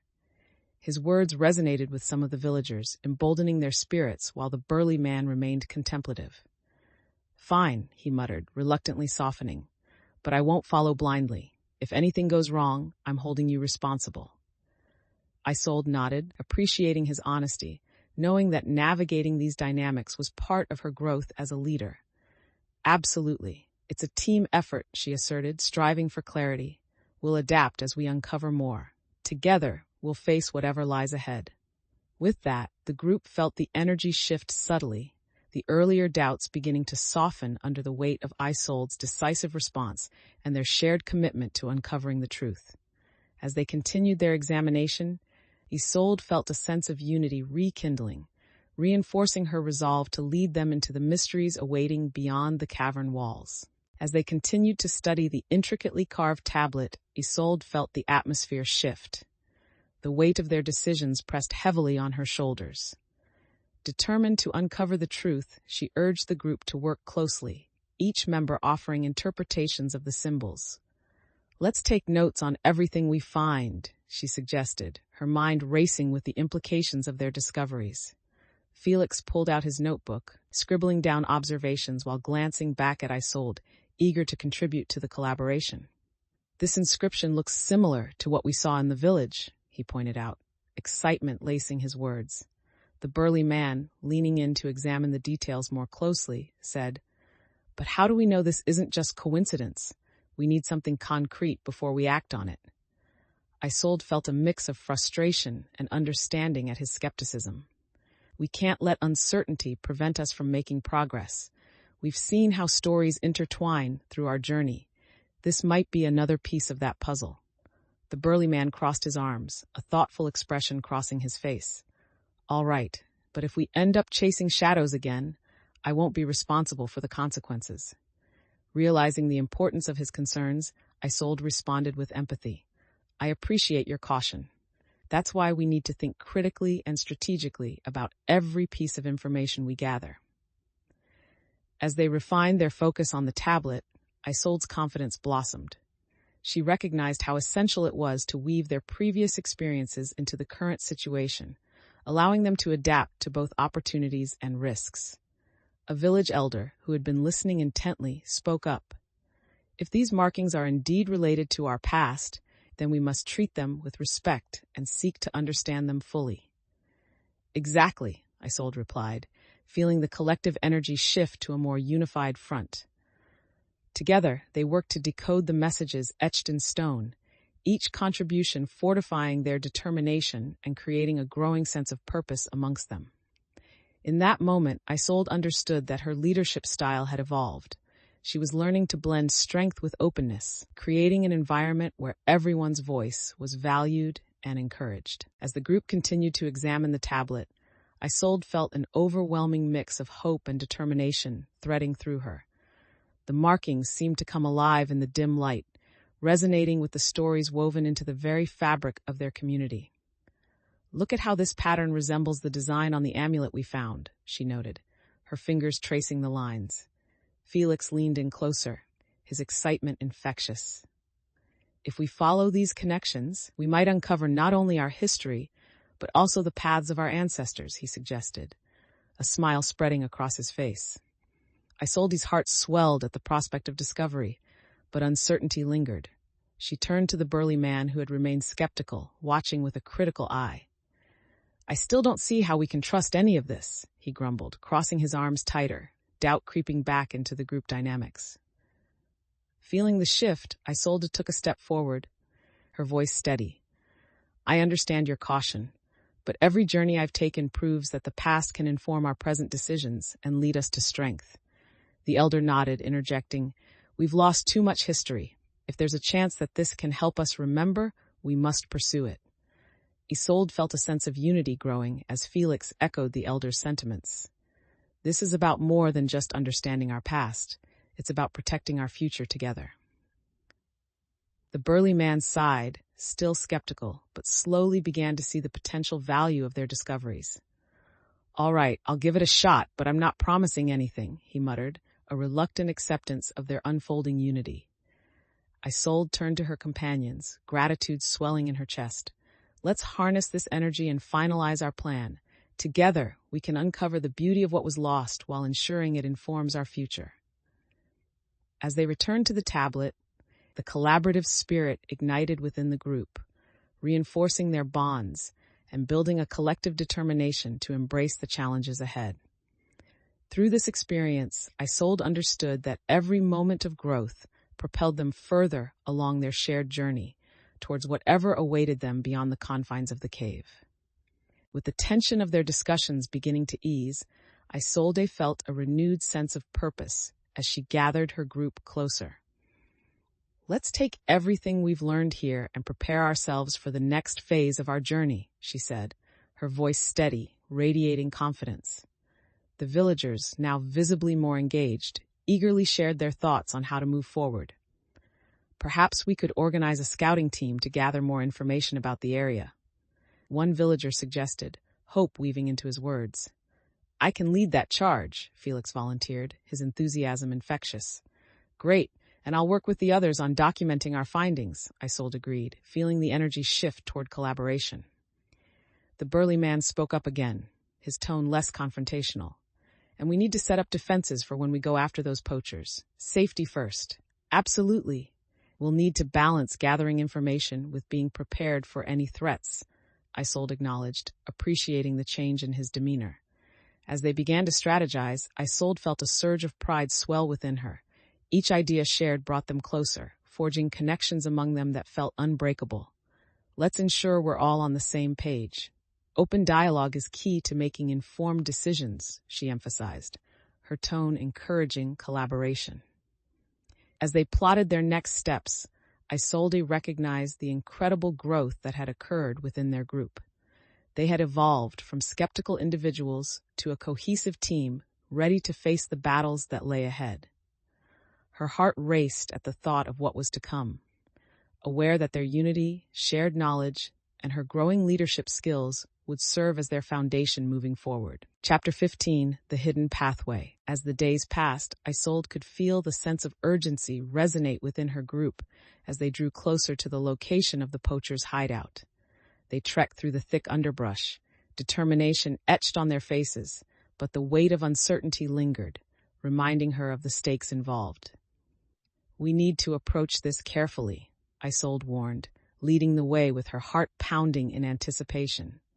The atmosphere hung heavy with tension, each rustling leaf amplifying their nerves as they neared the enemy's territory. "Felix, keep an eye on the surroundings. We can't afford to be caught off guard," Isolde instructed, her leadership instinct kicking in as she navigated ahead. Suddenly, a low growl echoed from the trees, causing all of them to freeze, sharp eyes widening in alarm. "What now?" Felix whispered, anxiety spiking again as he exchanged worried glances with the others. Isolde stood still, feeling the adrenaline surge through her as she scanned the shadows, waiting for the source of the sound to reveal itself. The burly man shifted next to her, eyebrows knitted together, his protective instincts flaring. "It could be the poachers or something worse. We need a plan." "Let's not panic," Isolde replied, wrestling her own fears, focusing on the task at hand. "We assess and decide our next move rationally." Drawing on her earlier experiences, She remembered the importance of understanding the landscape around them. Let's split into two groups. One stays here to watch for any movement while the others scout ahead. As the others nodded in agreement, Isolde felt a surge of confidence. Determined to reinforce their unity, she added, "Whatever we face, we'll handle it together. Each of us has a role to play." With that, they began to disperse, bracing for the impending confrontation, while trust and collaboration weaved tighter among them, instilling confidence as they prepared to meet the unknown challenges ahead. As the group split into their designated teams, Isolde felt her heart race, adrenaline coursing through her veins as the stakes of their mission pressed heavily upon her. "Felix, Leela, you stay here and keep watch. Be vigilant and signal us if anything seems off," she instructed, keeping her tone firm and steady. They nodded, determination etched on their faces, ready to fulfill their roles. Isolde and the burly man ventured deeper into the thicket, moving silently as they scanned for any signs of the poachers. "I really hope we don't run into any trouble," he mumbled, eyeing the shadows around them with suspicion. Isolde threw a reassuring glance his way. "If we stay alert and stick to the plan, we'll be fine. We've trained for this." A sudden rustling in the underbrush broke the tense silence, and she froze, signaling for the burly man to halt as well. "Did you hear that?" she whispered, her pulse quickening, acutely aware of how the atmosphere shifted. "Yeah, I did," he replied, his voice low. "Could be them. We need to back off." "No," Isolde replied urgently, feeling the need to confront the source. "We can't back down now. We need to know what's happening." With careful movements, she stepped toward the sound. The burly man hesitated for a moment, but followed, a mix of hesitation and admiration for her determination swimming in his gaze. Peeking through the dense foliage, Isolde caught sight of a couple of figures preparing a campsite a distance away. Poachers, clearly occupied and unaware of their presence. "We need to report back," she whispered, her mind racing to formulate a plan as she considered their actions. The burly man's eyes widened, feeling the weight of danger. "So what's the play? We can't just barge in." Isolde's confidence surged as she assessed the situation. "We'll use the element of surprise. We can create a distraction to draw them away from their camp." He met her gaze, skepticism momentarily replaced by intrigue. "All right, what's your plan then?" Isolde felt a rush of clarity. This was her moment to apply the strategies they had discussed and earned through their journey. "We create noise and lure them toward the edge of the forest. Once they're distracted, we'll secure the area and gather information on their numbers and weapons." The burly man nodded slowly, realizing that her growing confidence and adaptability were key to navigating the danger ahead. "Let's do it," he said, the tension easing as his willingness to cooperate reflected her leadership growth. Isolde took a deep breath, ready to execute her plan, aware that the success of their mission hinged on their ability to adapt and work together in the face of adversity. As Isolde and the burly man carefully approached the poachers' camp, a mix of adrenaline and fear surged through her. Silently, they positioned themselves behind the thick underbrush, catching glimpses of the figures huddled around a fire, their voices low and conspiratorial. "Are you ready?" she whispered, checking the burly man's expression, feeling the weight of the moment pressing against her. "Yeah, but just be careful," he replied, his gaze fixed on the camp. Clearly cautious about the confrontation ahead. Isolde felt the tension thickening, but she was determined not to lose her focus. "We'll distraction first, and then we'll gather whatever intel we can." Taking a deep breath, she noticed a small group of logs stacked on the edge of the camp. "I'll create a diversion. When I say go, I'll knock over those logs. It should make enough noise to draw their attention." "Sounds risky, but it might just work," the burly man muttered, a flicker of admiration crossing his face as he recognized her willingness to take action. With the plan set, Isolde nodded, her resolve solidifying amidst the uncertainty. "Just remember to stay sharp and ready," she reminded him, her voice steady as she counted down in her mind. Finally, with a swift motion, she lunged forward, giving a hard shove to the stack of logs, sending them crashing to the ground with a loud thud. "Now!" she yelled, adrenaline coursing through her as the poachers whipped around, startled and confused, shifting their focus to the unexpected noise. The burly man took the opportunity to sprint forward, each step feeling like a culmination of every experience that had shaped his growth. Isolde felt buoyed by the energy of the moment, thrilled by the rush of their actions, determined to see them through as they moved swiftly into the camp, a surge of confidence coursing through her veins. As chaos erupted among the poachers, Isolde and her ally seized the chance to gather information, knowing that their efforts in this moment could lead to uncovering truths vital to their mission. As the chaos erupted in the camp, Isolde felt the adrenaline surging through her body, sharpening her focus as she and the burly man swiftly moved in on the disoriented poachers. The startled men scrambled to regain their composure, eyes wide with confusion, allowing Isolde the moment she needed to assess the situation more clearly. "Keep an eye out for any nearby allies and watch their movements," she instructed the burly man, her voice taut with urgency. He remained alert, scanning the area, ready to react, but also mindful of their surroundings. Isolde ducked behind a crate, observing the poachers, watching their every move as the tension electrified the air. "Let's gather information on their numbers and weapons," she whispered to him, her mind racing with the possibilities now unfurling before them. The burly man nodded, making swift calculations as they prepared to use the confusion to their advantage.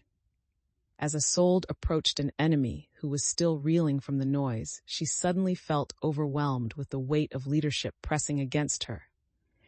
"Show me your hands," she commanded, her voice slicing through the chaos as she stepped forward, her heart pounding.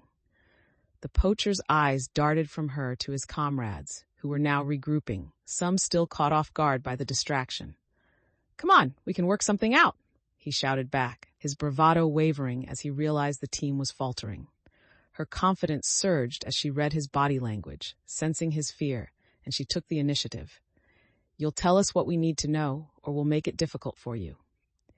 In that instant, she felt the group's dynamics shifting. Her allies emerged with her, bolstering her strength, and even the burly man stepped forward, standing by her side, ready to support her command. The poacher hesitated, sweat dripping down his brow as he weighed his options. All right, just don't hurt me," he stammered, raising his hands in surrender, revealing that Isolde's leadership encouraged trust among her allies while instilling fear in their adversaries. Isolde took a deep breath, feeling a mix of relief and anticipation as she prepared to extract the information that would shape the next steps of their mission. As the poacher surrendered, Isolde stepped closer, her heart racing with the thrill of having gained the upper hand. "Now, tell us everything you know about the missing villagers and the operations going on in these parts," she demanded, her tone firm and unwavering. The man gulped, his eyes darting nervously between Isolde and the burly man who stood ready to intervene if necessary. "Jay, just a few days ago, we took some villagers who wandered too close to our camp," he stammered, fear evident in his shaky voice. "They are being held for leverage. We trade them for resources." Isolde felt a knot twist in her stomach at the implications of his words. "Where are they being held?" He hesitated, glancing toward his fellow poachers who were slowly regaining their senses. "In a cave to the north. It's heavily guarded. You can't just storm in there." Felix stepped forward, urgency coloring his words. "We can't leave them there. We have to act fast." The burly man, who had been quiet up to this point, frowned, a look of disbelief crossing his face. "And what makes you think we can succeed after what happened here today?" "We have a plan. We can adapt and take them by surprise," Isolde replied, her confidence bolstered by their previous victory. The tension in the air felt thick as the poacher shifted nervously, catching snippets of doubt among his comrades, who were regaining their footing. "But you'll need to move carefully," the poacher warned, desperation in his voice. "We keep watchmen posted, and they won't hesitate to attack if they see intruders." Isolde nodded, taking in his words as she felt the weight of leadership pressing down. "Felix, gather the others and outline a strategy based on what we've learned. We'll need to use stealth." He nodded, determination replacing uncertainty as he dashed toward their group. "This is our chance to save them," Isolde said, her pulse quickening as she turned back to the poacher, "and ensure no one else suffers the same fate." She knew these decisions would shape their journey ahead, channeling her energy into creating a plan that prioritized the safety of her allies and the villagers they aimed to rescue. With a newfound urgency, Isolde began to sketch out potential routes on the ground while her mind raced, already formulating their next steps in the evolving landscape of their quest. With the plan taking shape, Isolde felt the adrenaline coursing through her veins, mingling with a sense of purpose. "All right, we have a general idea of the poachers' movements," she began, addressing the group, her voice steady and confident. "We'll split into 2 teams. One will distract them while the other sneaks in to rescue the villagers."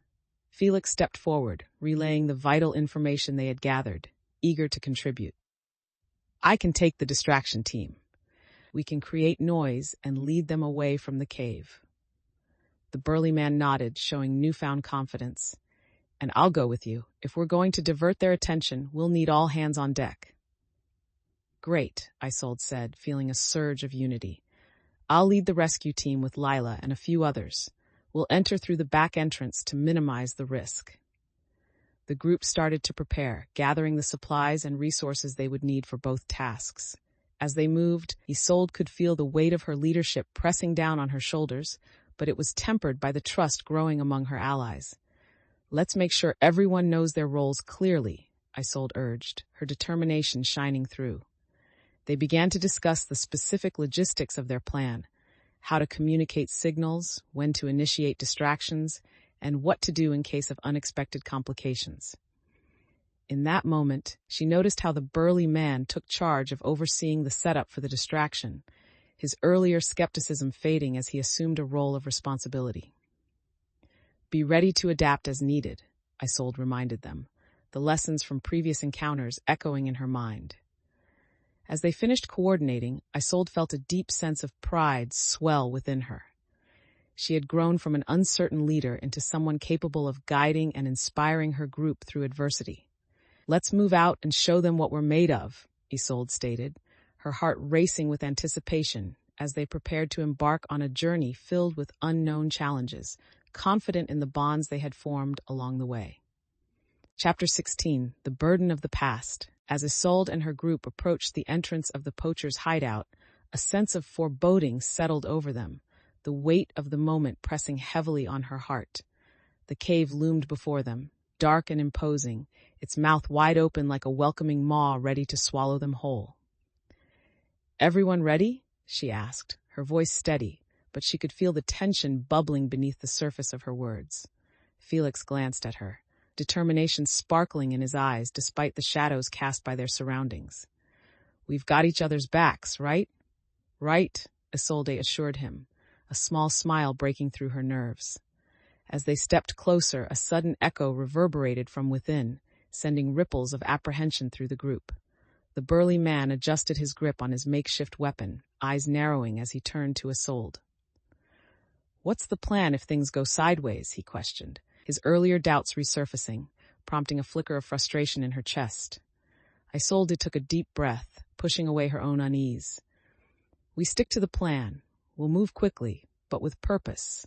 We're here to rescue those villagers, and we know what we can handle." She motioned for everyone to stay alert, ensuring they were ready to execute their roles. As they gathered their courage, Isolde's resolve deepened. She was the leader they needed, one who faced fear head-on, determined to protect her allies. "Let's proceed with caution. Remember, if we encounter resistance, we adapt, just like we practiced," she said, feeling the pulse of her leadership strengthen as she spoke. With hesitant but committed steps, they entered the darkness of the cave, eyes scanning for any signs of danger, every sound echoing against the stones and urging them onward. As they ventured further into the cave, the darkness enveloped them, the only sounds being the soft drips of water echoing through the stone walls.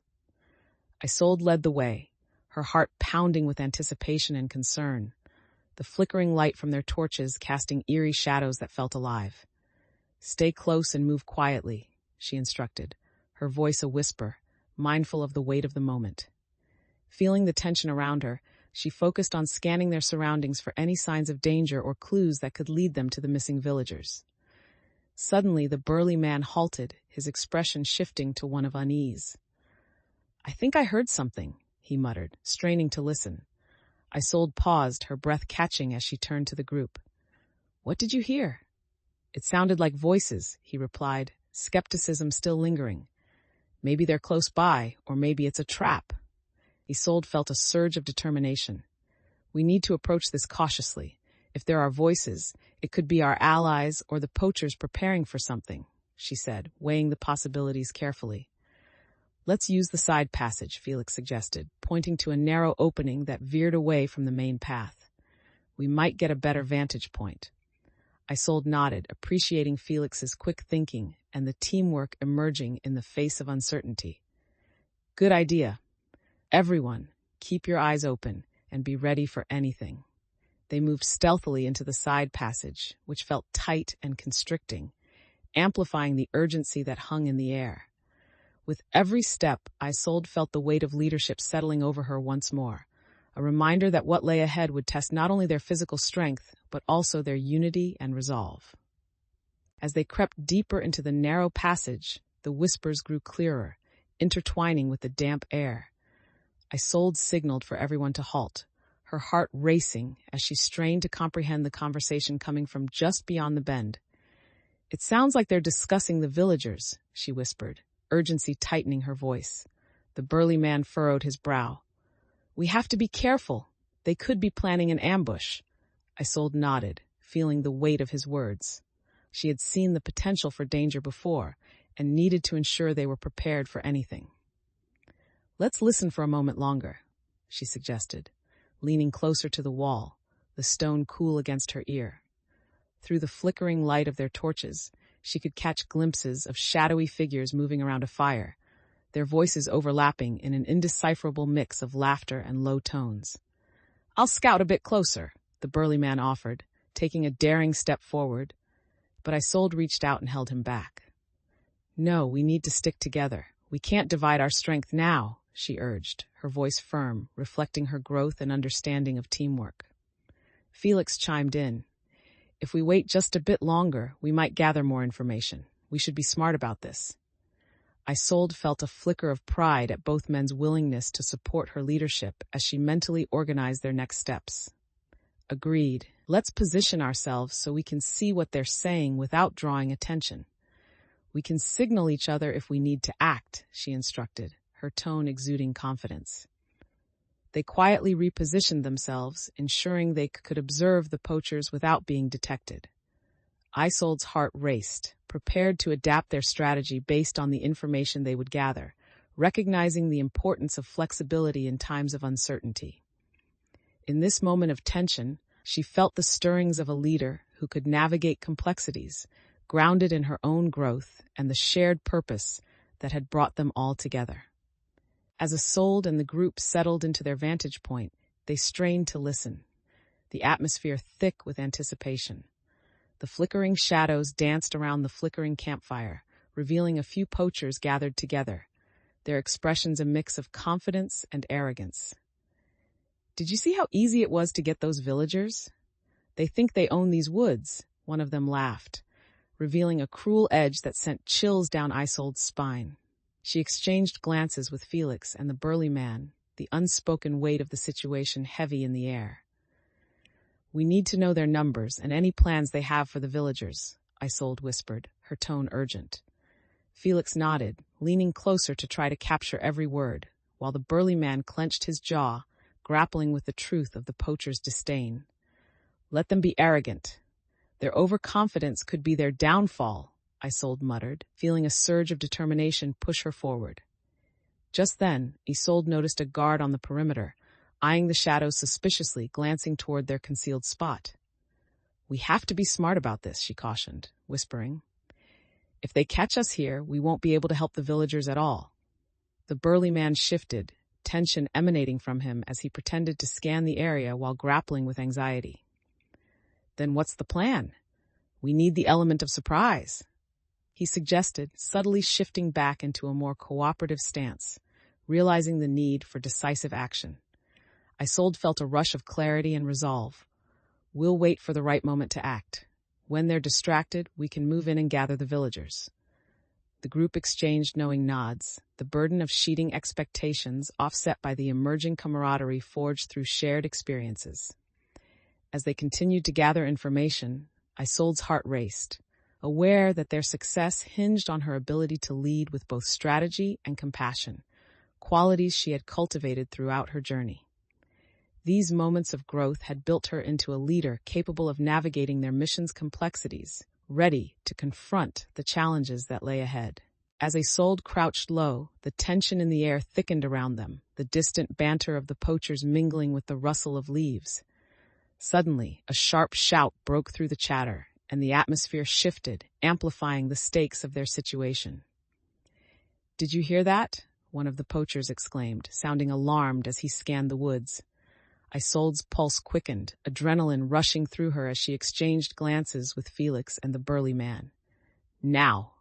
she hissed, urging them to act quickly.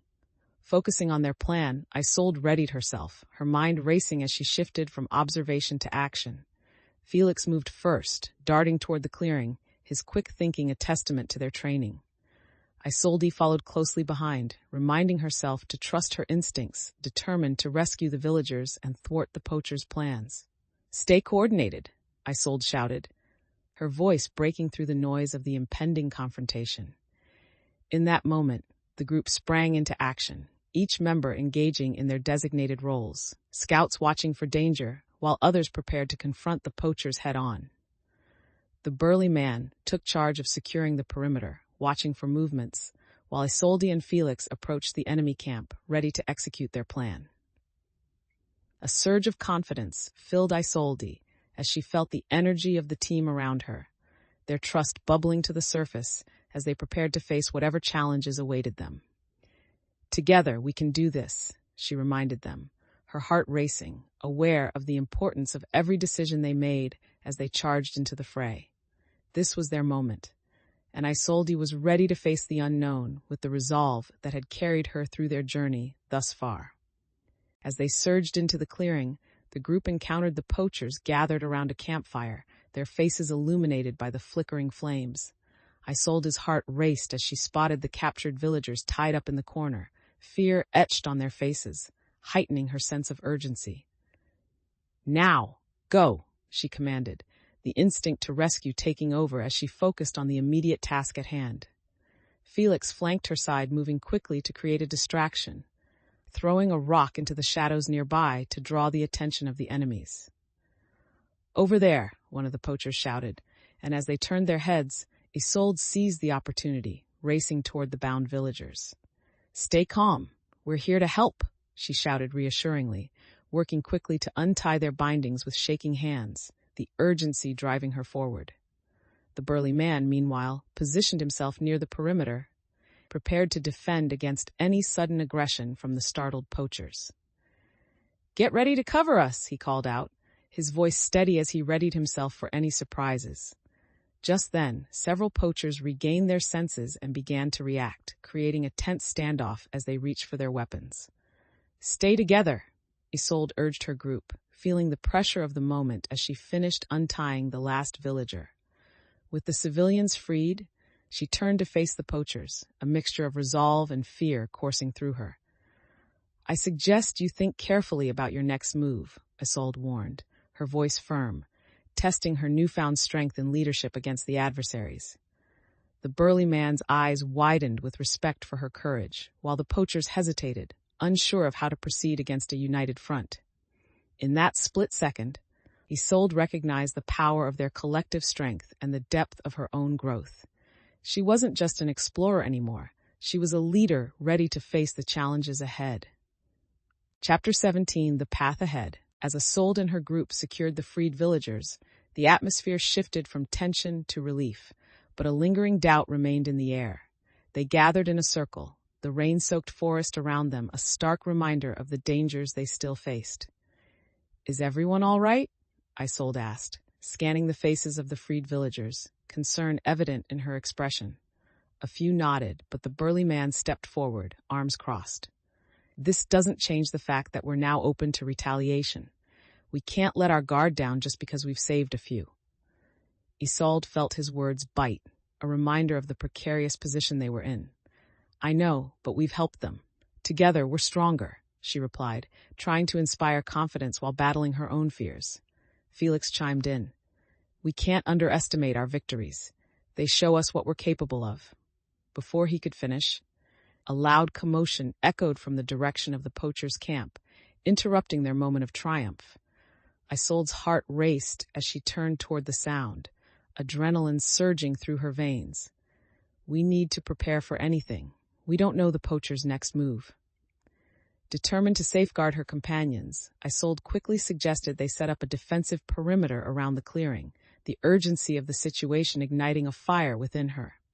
Gather whatever you can to create barriers, branches, rocks, anything, she urged, her voice carrying authority as everyone moved to comply, confidence rising in her leadership. The burly man, sensing her steadiness, began organizing a small group to scout the area, a glimmer of respect in his eyes. I'll ensure we know what they're up to, he asserted, mobilizing as a willing participant. As they worked together to fortify their camp, Isolde felt the strength of their unity solidifying, their earlier doubts paving the way for trust. In that moment, she recognized how her growth had enabled her to face challenges head-on, her leadership becoming a beacon of resilience as they prepared for whatever battles awaited them. As the villagers hastily gathered branches and stones to fortify their makeshift defenses, a palpable tension lingered, echoing the uncertainty of their situation. Isolde moved swiftly among them, encouraging everyone to focus their efforts. Let's form a barricade here, so we can protect ourselves while keeping a lookout for any danger, she instructed, pointing to a cluster of fallen logs. Felix worked beside her, his hands deftly arranging debris to create a sturdy barrier. If we can hold them off, we can figure out our next steps, he said, a surge of hope in his tone. The burly man, stationed nearby, watched Isolde with a hint of newfound admiration as she meticulously coordinated the efforts, making sure everyone knew their tasks. But just as the group began to feel the security of their preparations, the sound of approaching voices echoed through the trees, sending a shiver down Isolde's spine. Get ready, she shouted, her heart racing as they all froze, uncertainty sweeping through the clearing. One of the villagers rushed over, panic in their eyes. They've regrouped and are heading this way. Isolde quickly assessed the situation, adrenaline pumping as she tried to remain calm. Everyone, stay alert and keep your positions. But as fear settled over some of the team, the burly man's earlier skepticism resurfaced. What if they come with more strength this time? We'll be overwhelmed. Her heart pounded, but Isolde stood tall, determined to prove her leadership through this crisis. That's why we need to be strategic. If we stick together and use our defenses wisely, we can hold our ground. With a deep breath, she gathered the group's focus, encouraging everyone to embrace their roles. Remember what we've practiced. We adapt and respond to whatever comes. Together, we will face this challenge and come out stronger, she declared, her convictions sparking renewed energy among them. As the sounds of the approaching group grew louder, Isolde felt the weight of her experiences shaping her determination, primed to protect her allies while standing firm against the unknown. As the voices approached, a palpable tension enveloped the clearing, each person acutely aware of the danger looming just beyond the trees. Isolde took a deep breath, reminding herself that they were ready for this. We need to hold our positions and prepare for any surprise, she instructed, her voice steady despite the adrenaline coursing through her veins. Felix glanced back at her, eyes wide, but determination flickered within. We won't let them overpower us, he affirmed, clenching his fists as if willing the strength to flow through him. The burly man, still slightly apprehensive, nodded slowly, trying to shake off his earlier doubts about the effectiveness of their defenses. Let's make sure our traps are set, he asserted, moving quickly to double-check their setup with a renewed sense of purpose. Isolde was encouraged by this shift in dynamics. The cooperation was blossoming before her eyes. Together we can keep our ground, she said, appreciating everyone's commitment to the mission. As the sounds drew closer, Isolde quickly organized a signal for when to initiate their defenses. If they breach our perimeter, we fall back to the center and regroup, she directed, her leadership coming to the forefront with clarity. Suddenly, shadows broke through the thicket as the rival faction emerged, their postures aggressive, eyes filled with intent. Isolde felt her heart leap again, the moment of confrontation imminent. "Now," she commanded, her voice cutting through the tension as they readied themselves to face the approaching threat. In that moment, she felt the full weight of her evolution as a leader. The lessons learned, the experiences shared, and the bonds formed among her allies had prepared her to handle whatever lay ahead. The enemy leader stepped into the clearing, eyes scanning the group with a calculated sneer. "We've come for what's ours," he declared, his voice dripping with arrogance that cut through the tension like a knife. Isolde felt her heart race, but she stood tall, squaring her shoulders as she faced him. "You're not taking anything from us," she replied, her voice firm, radiating the strength she had cultivated throughout her journey. The burly man positioned himself beside her, a protective presence as he readied for whatever might come next. "You think you can scare us? We've faced worse," he shouted, his bravado boosting the group's morale even as uncertainty rippled through them. The enemy figures shifted, their confidence momentarily shaken by the daring response, but quickly returning as they resumed their aggressive stances. "Attack!" the leader barked, and chaos erupted as both sides surged forward, instincts and strategies colliding under the pressure of conflict. Isolde felt the rush of adrenaline as she jumped into action, directing her group to hold their ground while activating the traps they had set. "Now!" she shouted, signaling to the team as they sprang into action together, managing their defenses with renewed vigor. The burly man fought beside her, his earlier skepticism replaced by resolve as they stood their ground against the encroaching adversaries. Isolde ducked and twisted, her movements fluid as she navigated the chaos, reminding herself to stay adaptable, just as they had practiced. Through the shouts and clamoring sounds of battle, she felt empowered. This was the moment her leadership mattered, guiding her group through uncertainty and bringing them together against the common threat they faced. Amid the chaos of the confrontation, Isolde found herself at the center of the action, adrenaline pumping as she directed her allies with a clear focus. "Flank them from the sides. We need to split their attention," she shouted, her voice cutting through the sounds of combat, echoing her role as a leader. Felix moved quickly to comply, darting alongside the burly man, their synchronized actions reflecting the training they had undergone together. As some of the poachers fell into the traps they had set, Isolde felt a rush of relief. Their preparation was paying off, but the battle was still far from over. "Keep pushing forward," she encouraged, scanning the area for any gaps or weaknesses in the enemy's formation. The opposition leader grunted in frustration as his plan unraveled, raising his weapon and rallying his men to regroup. "Don't let them break our lines." Isolde felt the tension in the air as she realized they were at a critical turning point. The outcome of this confrontation hung precariously in the balance. In the heat of the moment, she spotted a group of poachers flanking her allies, intent on taking advantage of the chaos, and her instincts kicked in. "Watch your backs," she cried out, redirecting her team with urgency. Her ability to navigate through the tumultuous situation showcased her growth. The lessons learned from their journey were now integral to her decision-making. As she fought alongside her companions, she felt their collective strength empowering her, weaving solidarity through the challenges they faced. "Let's end this," she shouted, rallying her friends, invigorating the energy of the group as they surged forward, bolstered by their connection to one another. With every strike executed and every coordinated effort, Isolde recognized that this battle was not just about survival. It was about reinforcing the bonds formed on their journey and embodying the courage to protect their community. As the confrontation raged around them, Isolde felt the weight of battle shift. Their tactical maneuvers began to pay off as some of the poachers faltered under their united front. With renewed energy coursing through her, she seized the moment, shouting directions to her allies. "Focus on the leader. If we can take him down, the others will scatter." Felix dashed towards the opposing leader, determination shining in his eyes, while Isolde pushed forward, her instincts sharp as she navigated through the chaos. "Watch out," she warned as a poacher lunged at her from the side, quick reflexes guiding her movements as she barely ducked away, heart pounding in her chest.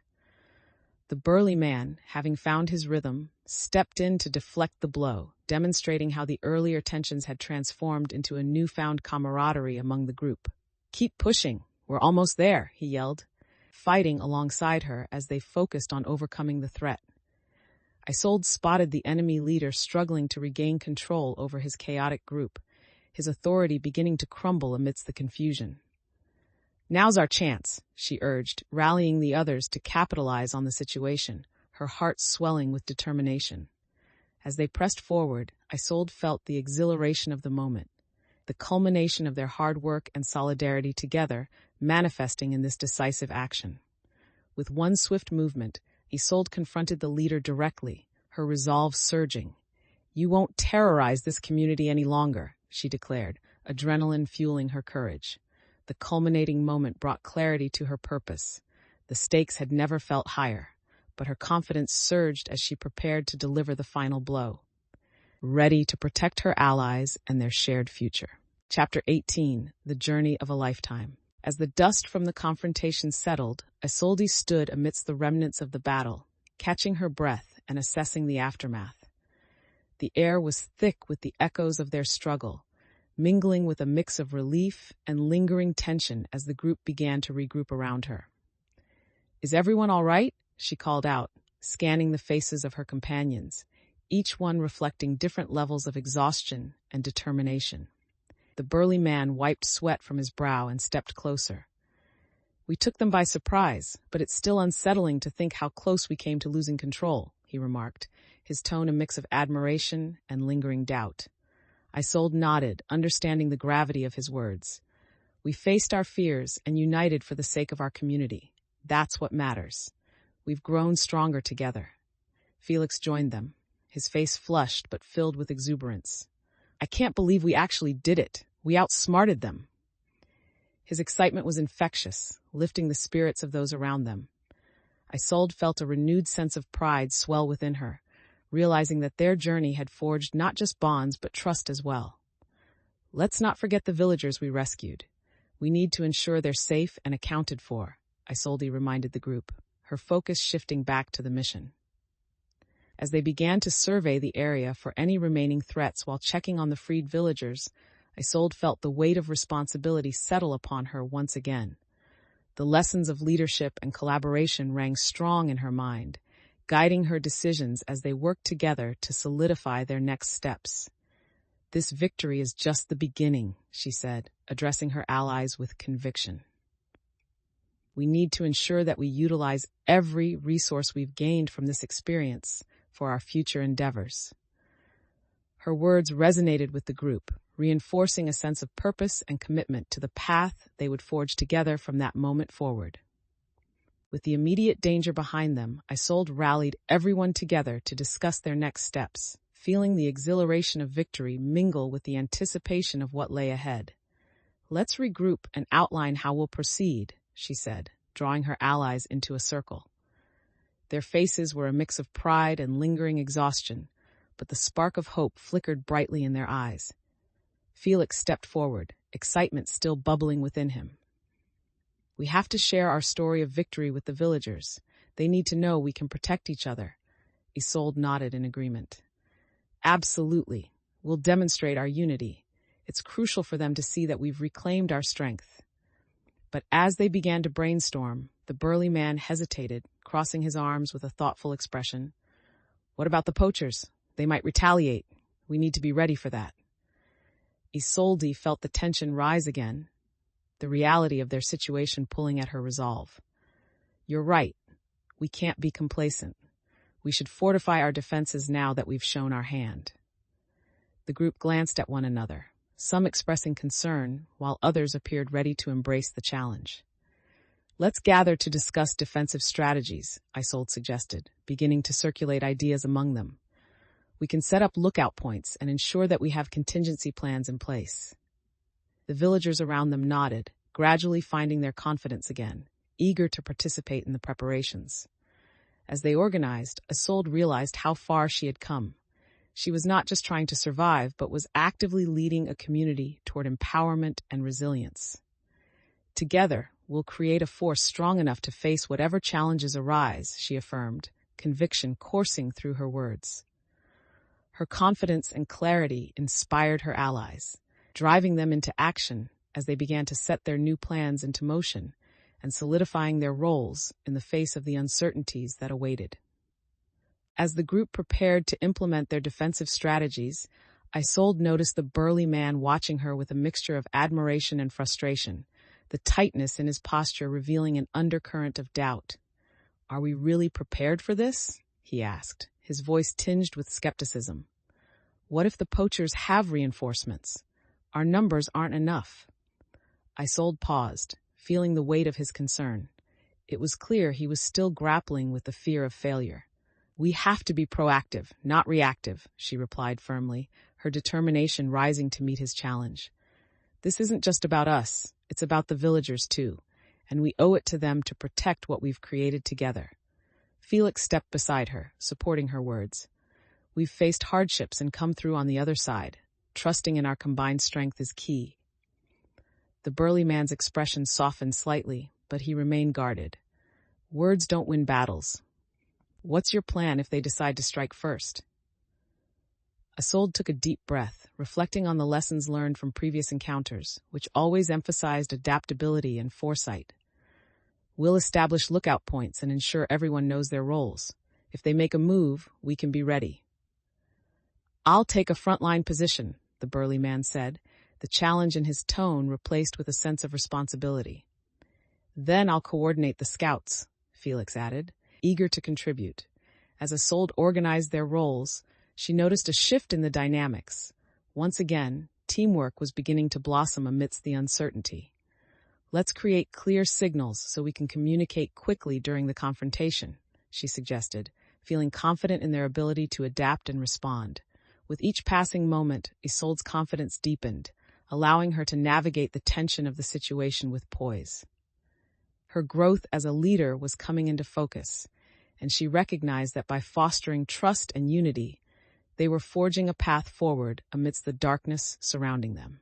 As preparations continued, Isolde felt the weight of expectations settle around her. The murmurs of her companions filled the clearing, mingled with the sounds of nature as they began to finalize their plans. "Everyone, let's review our signals once more," she called, standing taller, commanding the group's attention. As she explained the gestures they would use to communicate during the confrontation, Felix practiced the motions, his enthusiasm infectious. But the burly man once again looked uneasy. "What if the poachers are watching us? We can't afford to let them know our plans," he interrupted, skepticism rising as he scanned the tree line. "Then we'll be strategic in our movements," Isolde responded, her tone firm as she felt the surge of leadership rising within her. "We need to stay aware of our surroundings while still being proactive." Felix nodded, stepping closer to the burly man. "Together, we'll outmaneuver them. Remember, our unity is what makes us strong." Others in the group began to unite behind her words, their doubts lessening in the face of shared purpose. "Final adjustments," Isolde continued, her heart racing with the thrill of leadership. "If anything goes wrong, we adapt and regroup. This is not just about facing the poachers, it's about proving our strength as a team." She felt the others respond to her confidence, the collective energy amplifying as they organized their final positions and prepared to face the confrontation ahead. As they readied themselves, Isolde recognized how her journey had shaped her ability to lead. Each challenge had strengthened her resolve, and now those experiences would guide them in the face of whatever awaited in the shadows. As the final preparations took shape, Isolde sensed the tension rise again as the villagers gathered, readying themselves for the impending confrontation. Every heartbeat echoed in her ears, yet the determination that had propelled her through their journey shimmered brightly within her. "Remember, our strength lies in our unity. We protect one another," she reminded the group, taking a moment to lock eyes with each member present.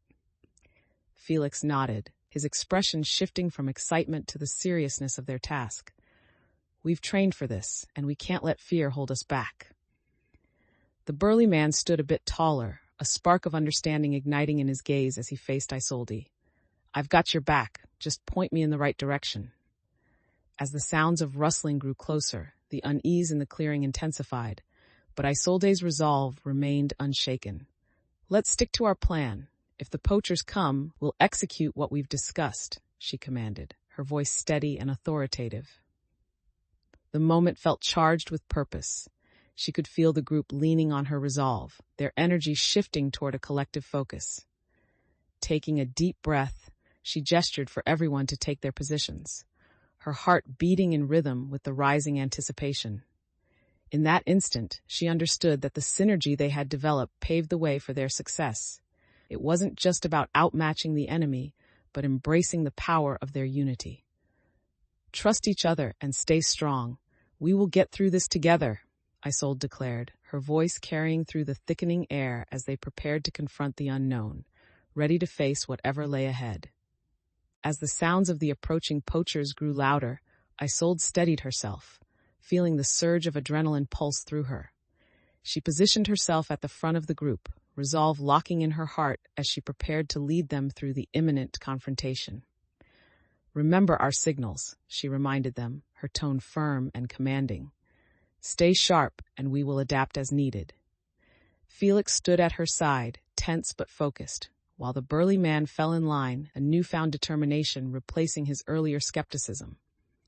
Suddenly, the first poacher broke into view, shouting orders to his comrades as Isolde's instincts kicked in. "Now," she commanded, her voice carrying with an urgency that ignited the group into action. The burly man surged forward, drawing his makeshift weapon and heading toward the nearest poacher, while Felix flanked Isolde, ready to assist in their plan. Traps they had set earlier snapped into action, catching a few of the adversaries off guard, creating chaos among the ranks of their foes. "Keep moving. Target the ones retreating," Isolde directed, her mind racing as she coordinated their efforts. Feeling the adrenaline of battle course through her, she maneuvered between threats, her heart and mind racing as she assessed the situation. With each decisive command, the synergy within the group deepened. They were no longer just individuals, but a cohesive unit, driven by a common purpose. Amidst the chaos, Isolde felt the weight of leadership settle over her, a reminder that every choice she made not only affected her fate, but also the fate of her allies. "Stay together, we've got this," she shouted, her voice ringing with confidence as they pressed forward to confront the danger they had prepared for. Chapter 19, The Final Test. As Isolde and her group regrouped after their earlier confrontation, the air crackled with a mix of relief and lingering tension. The remnants of the skirmish lingered around them. Shadows shifted, debris and broken branches scattered across the ground. Isolde felt the adrenaline begin to wane, replaced with an urgent need to assess their next steps and address the consequences of their recent encounter. "Is everyone all right?"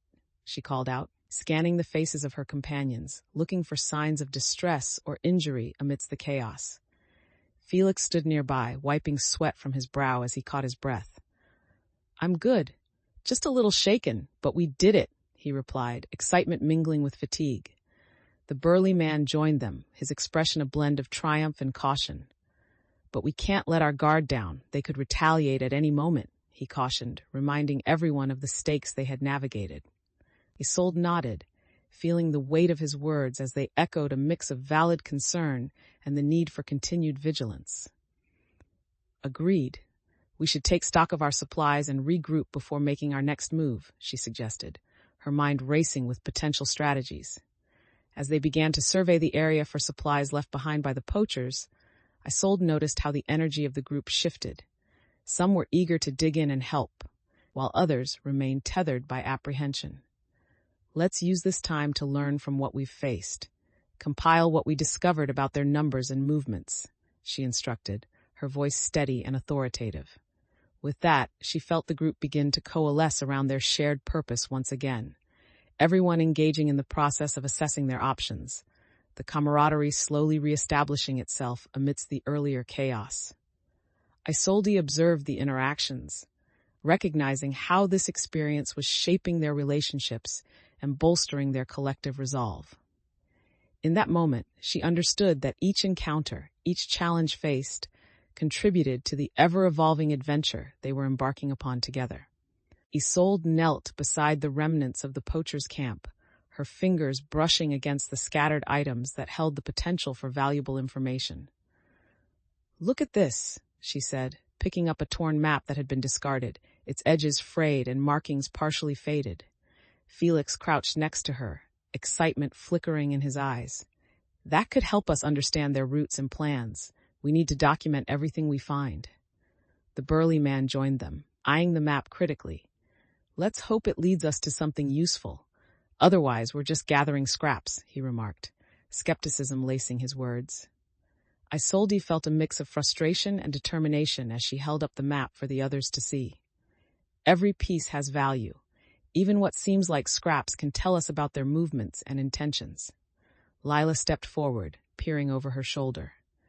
"If we compare it to our notes from the village, we might see patterns or connections we haven't noticed before."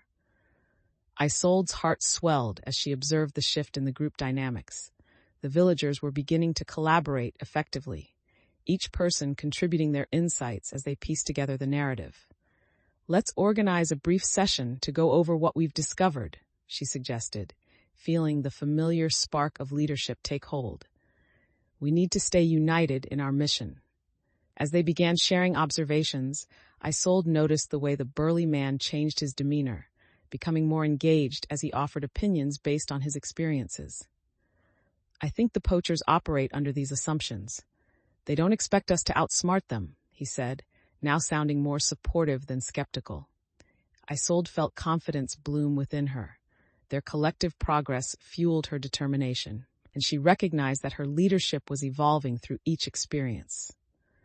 With the pieces of information in hand and the group's commitment renewed, Isolde felt ready to prepare for the next phase of their journey, knowing that they were stronger together and prepared to face whatever challenges awaited them.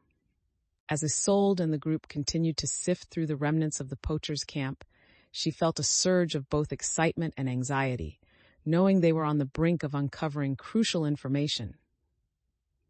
"Look here," she said, spotting another discarded item, a rugged leather pouch. This might contain supplies they didn't have time to pack. With a determined flick of her wrist, she opened it, revealing an assortment of small tools and a few pieces of gold, their edges dulled by dirt and wear. "Gold! They must have stolen it from the villagers," Felix exclaimed, his eyes wide as he took in the implications of their find. The burly man shifted closer, his gaze calculating. "If they've been raiding the locals, we need to act swiftly. This could be our leverage or our downfall." Isolde felt the weight of his words, realizing that their discoveries could propel them into a position of power or put them at risk again.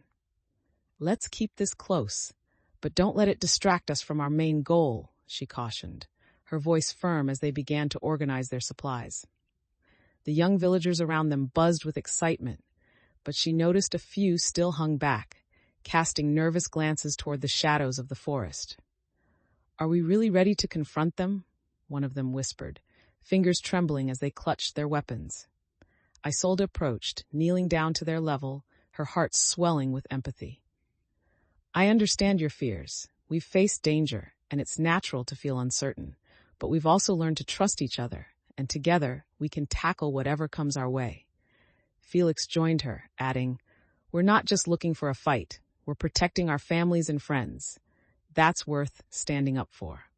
As they talked, Isolde could see a shift in the group's demeanor, hesitation giving way to resolve. "Let's take this knowledge and prepare our next steps," Isolde said, feeling the energy around her stabilize with renewed purpose.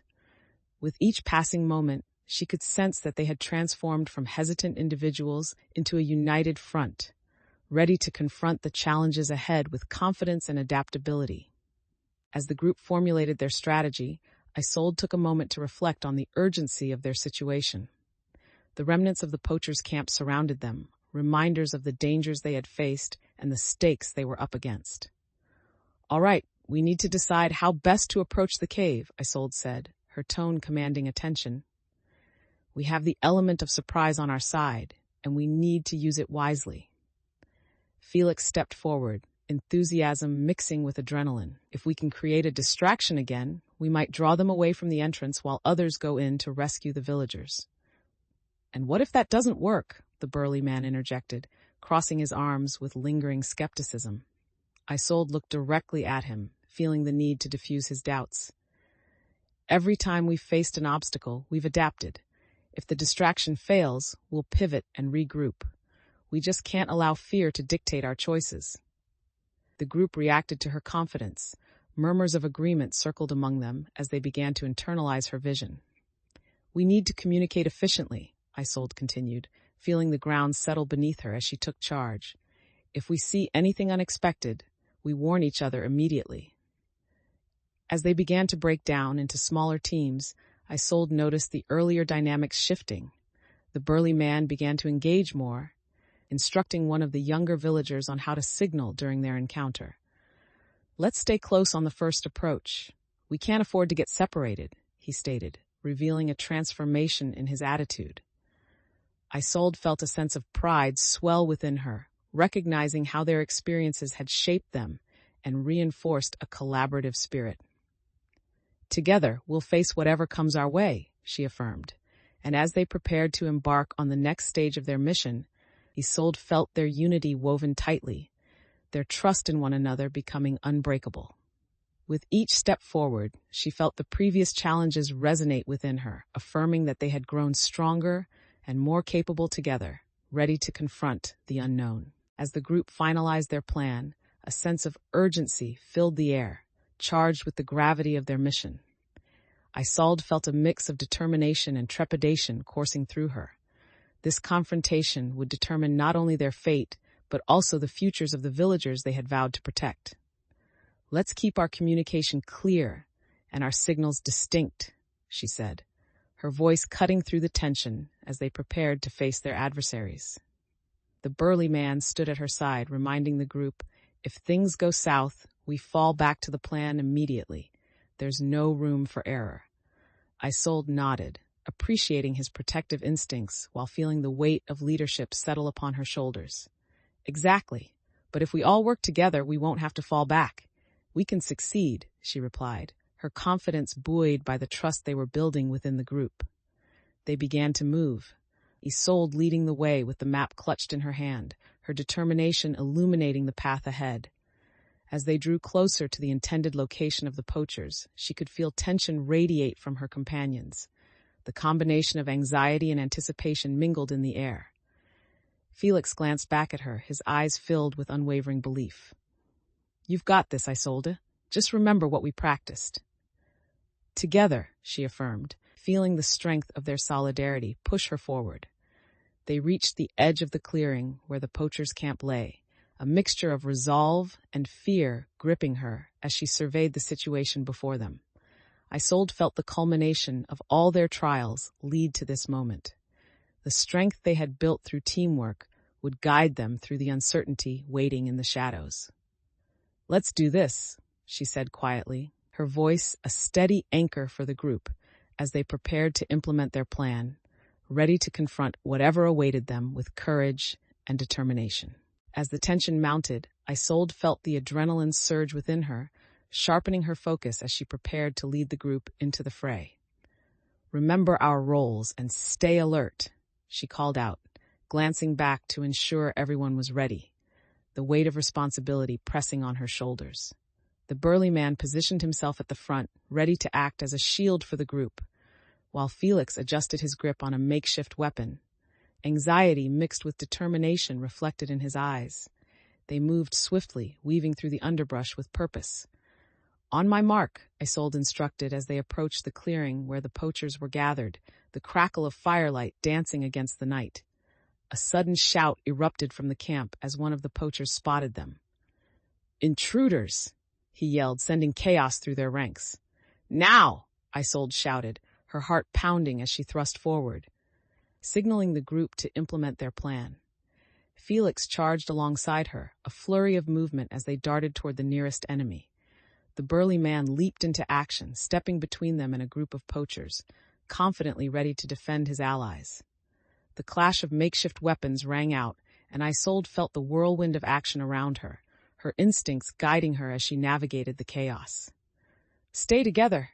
Focus on the enemy leader, she shouted, her voice cutting through the din, recognizing that they had to disrupt their adversary's command. As the battle raged on, Isolde kept her eyes peeled for opportunities, ready to adapt her approach as needed, reminiscent of the lessons learned in earlier encounters. Every move was calculated, and each decision carried weight, but the support of her allies fortified her resolve. With a surge of determination, Isolde pressed forward, ready to confront the enemy head-on and prove that their unity would triumph over chaos. Chapter 20. The Burden of the Past. As the dust settled from the confrontation, Isolde gathered her companions in a clear area near the poachers' camp, her mind racing with the need to assess their progress and the outcome of their mission. They had survived the chaos, but the victory carried tangible consequences, scattered supplies, and the realization of what they now faced. "Let's take stock of what we have," she said, her voice steady, inviting everyone to bring their findings together as they began to regroup. The group spread out, collecting the remnants of their skirmish and documenting what they could salvage. Isolde knelt beside a pile of discarded weapons, noting the condition of each one, while Felix catalogued supplies a few steps away, his fingers busy as he wrote in his notebook. "I think we lost some rations in the fight," he called out, glancing over with concern. Isolde felt a knot in her stomach at the thought of their dwindling resources, but she pushed through the unease. "Let's focus on recovering as much as we can," she replied, directing her attention to the recovery efforts. The burly man joined them, dragging a few items from the wreckage, his earlier skepticism slowly transforming into a sense of camaraderie. "We'll need to find more before we can move forward," he pointed out, his tone less confrontational this time. Isolde could sense the shift in dynamics. Teamwork had reinforced their bonds in the face of adversity. "Exactly. We can't afford to falter now. Let's regroup and decide on our next steps," she affirmed, feeling the weight of her leadership solidify with each interaction. As they completed their inventory and discussions, Isolde recognized the importance of framing their collaboration. Every discovery could potentially inform their future.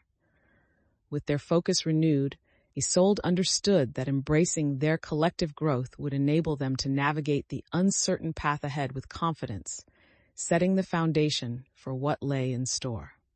Isolde turned to her group, their expressions a mixture of determination and uncertainty as they surveyed the remnants of the confrontation. "Now that we know what we're up against, we need to adjust our strategy," she said, feeling the weight of responsibility settle over her.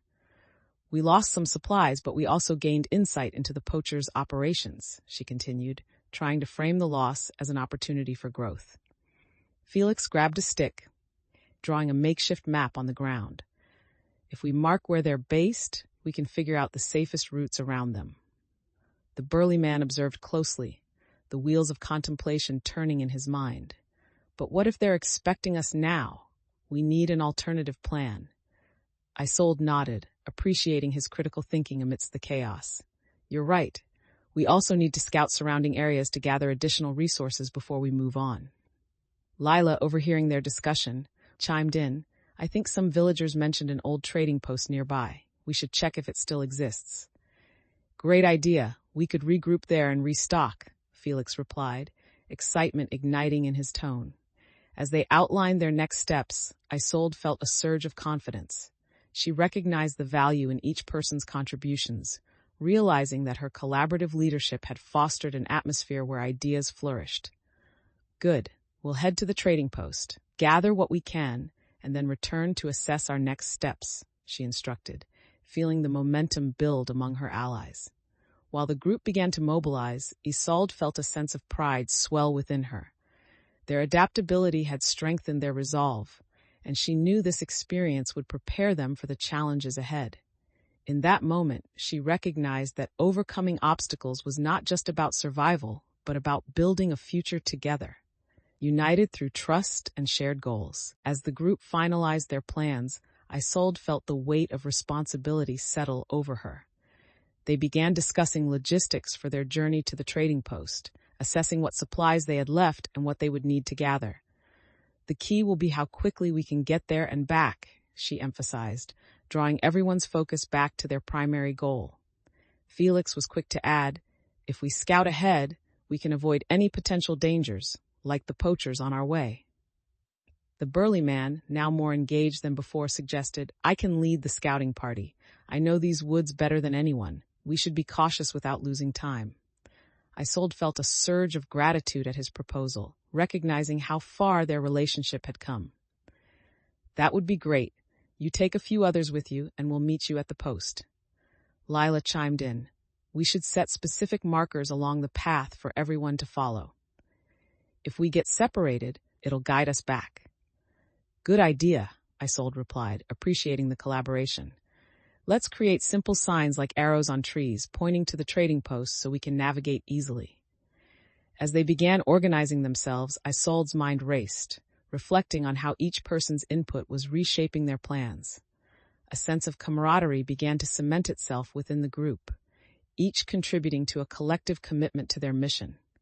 In the midst of the planning, whispers of excitement circulated, fueling their determination as they prepared to undertake the new venture together.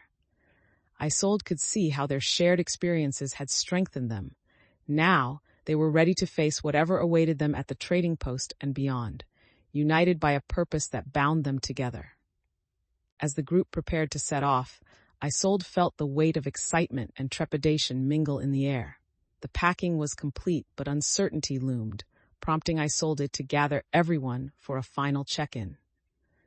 "Let's make sure we have everything covered," she said, her voice steady, encouraging everyone to share their thoughts before they moved away from the village.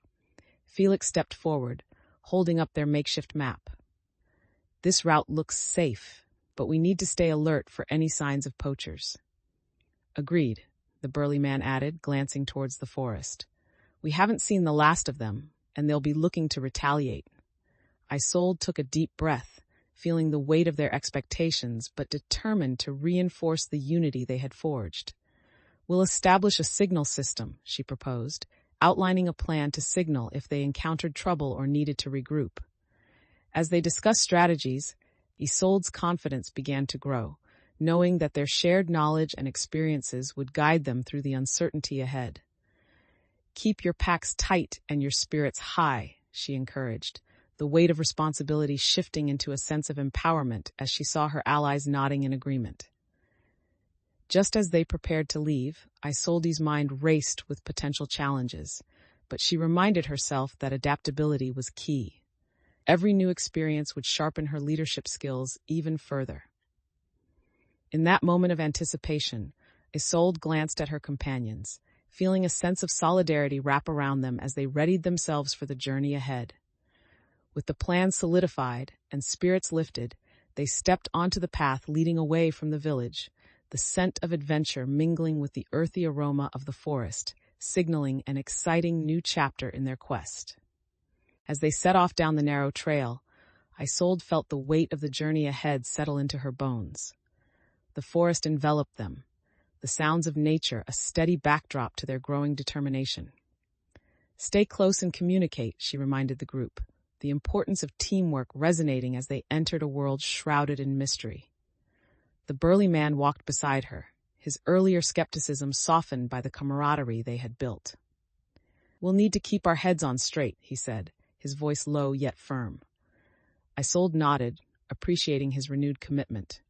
"Exactly. We can't afford to turn back now. The trading post is our next step." After a short while, the rain from days prior had left the ground slick, making every step a careful calculation. Suddenly, Isolde spotted an area where the trees parted slightly, revealing a glimpse of sky, and she felt a wave of optimism wash over her.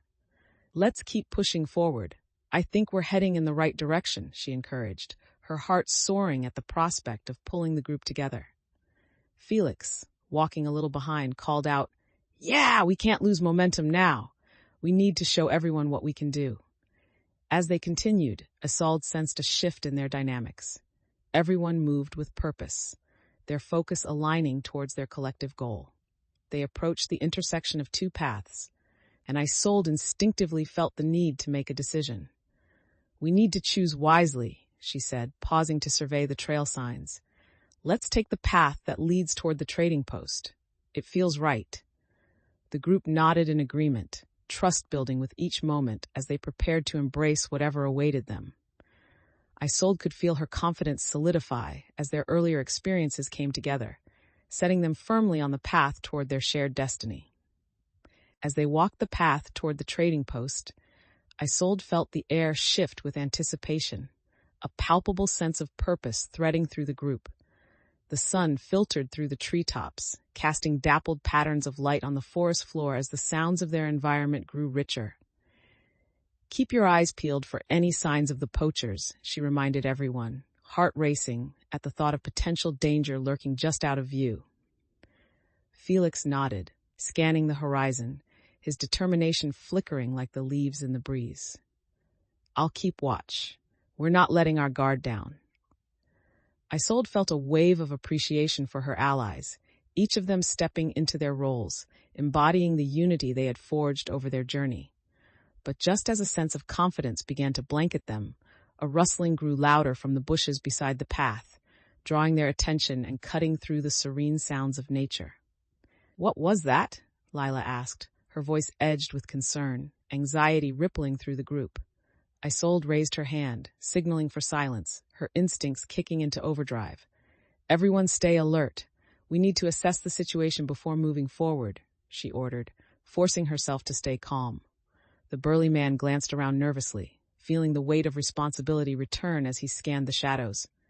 "They could be watching us right now. We need to ensure we stay one step ahead," he cautioned, his protective nature surfacing again. Isolde's heart raced as she realized the complexity of their circumstances. "We'll have scouts in place. Stay focused and ready for anything," she replied, clenching her jaw, channeling her resolve. The rustling grew more pronounced, and Isolde took a cautious step toward the sound, ready to facilitate their next actions. Her leadership felt tested as they braced for whatever might emerge from the underbrush. The trust she had cultivated among her allies now more crucial than ever. Chapter 21, The Embrace of Hope. As the group emerged from the forest, Isolde felt the warmth of sunlight wash over her, a stark contrast to the dampness of their journey. They had made it to the edge of the neighboring territory. Excitement mingled with anxiety as they prepared to engage with the villagers they had heard so much about. "Let's remember what we discussed before we enter," Isolde reminded her companions, her voice steady and filled with purpose. Felix scanned the horizon eagerly, his joy shining through the tension. "It's a new beginning. We're finally here."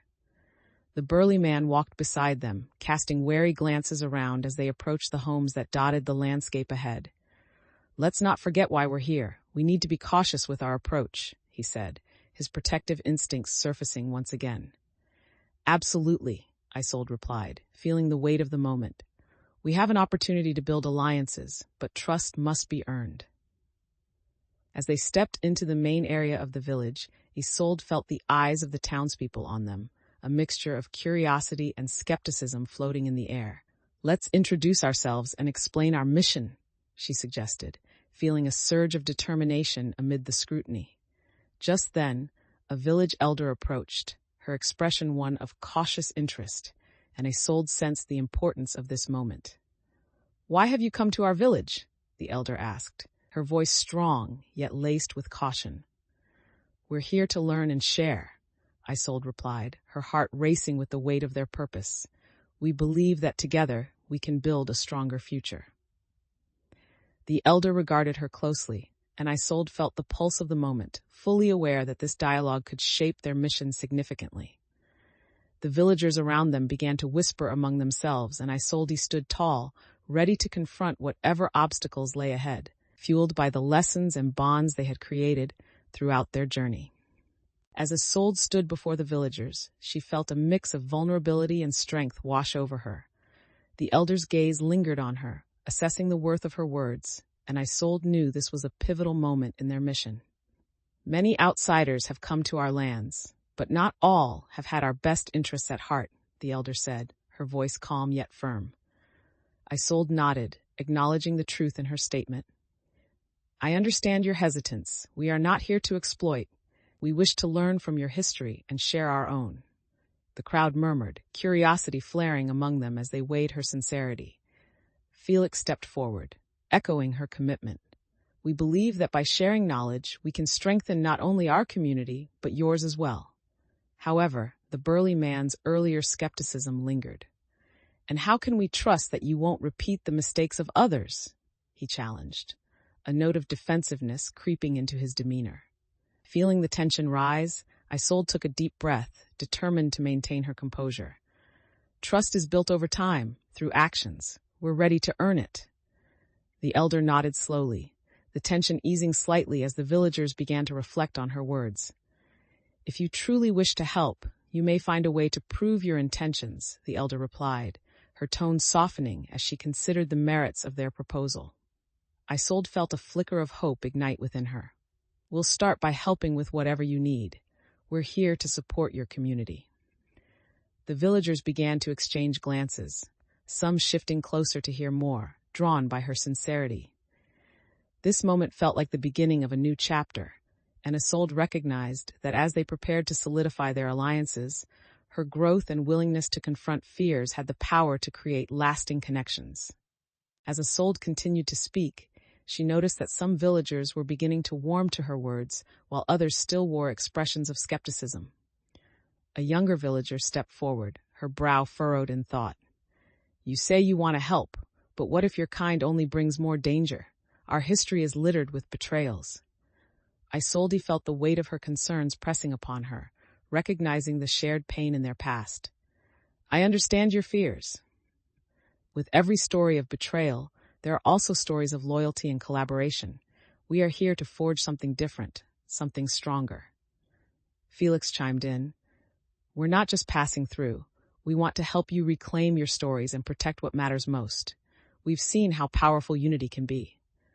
The burly man folded his arms, still skeptical. And how do we know you won't turn on us when it suits your needs? With renewed resolve, Isolde replied, we won't abandon you. We've come too far together for that. Every challenge we've faced has only taught us the value of trust. The younger villager nodded slowly, considering Isolde's words. Maybe we should give them a chance. In the moments that followed, whispers began to ripple through the gathering. Isolde watched as the villagers exchanged glances, uncertainty gradually being replaced with cautious optimism as they began to see the potential for forging alliances. I'd like to believe that, the elder said, her demeanor softening as she stepped closer. But trust must be earned through actions, not promises. Then let us demonstrate that trust, Isolde responded, her heart steady as she felt the moment shift. We will work to support your needs and show you that we are committed to your safety. As she spoke, Isolde felt a flicker of hope, the realization that their shared journey was not just about uncovering history, but also about laying the ground for a future rich with possibilities. As Isolde continued to address the villagers, she felt the energy in the clearing shift, a current of possibility flowing through the crowd. The elder's gaze softened, and she nodded slowly, considering Isolde's intent. Actions speak louder than words, but it's clear you want to build something meaningful. Relief washed over Isolde, the elder's acceptance feeling like a key turning in a lock. We'll prove our sincerity by helping with tasks around the village. Let's gather resources and prioritize what you need, she proposed, her heart pounding with excitement.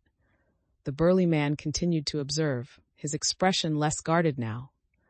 If we're actually going to collaborate, we should define what help looks like. No more vague commitments. Isolde appreciated his desire for clarity and nodded. Let's establish roles for everyone.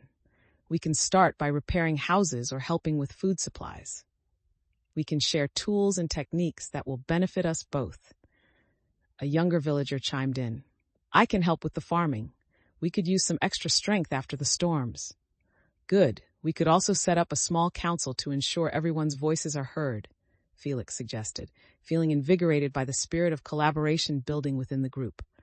As ideas began to flow, Isolde felt her confidence surge, recognizing how her growth as a leader was inspiring action from those around her. Let's not waste time, she urged, excitement threading through her words. If we start today, we can build trust and, in turn, strengthen our community.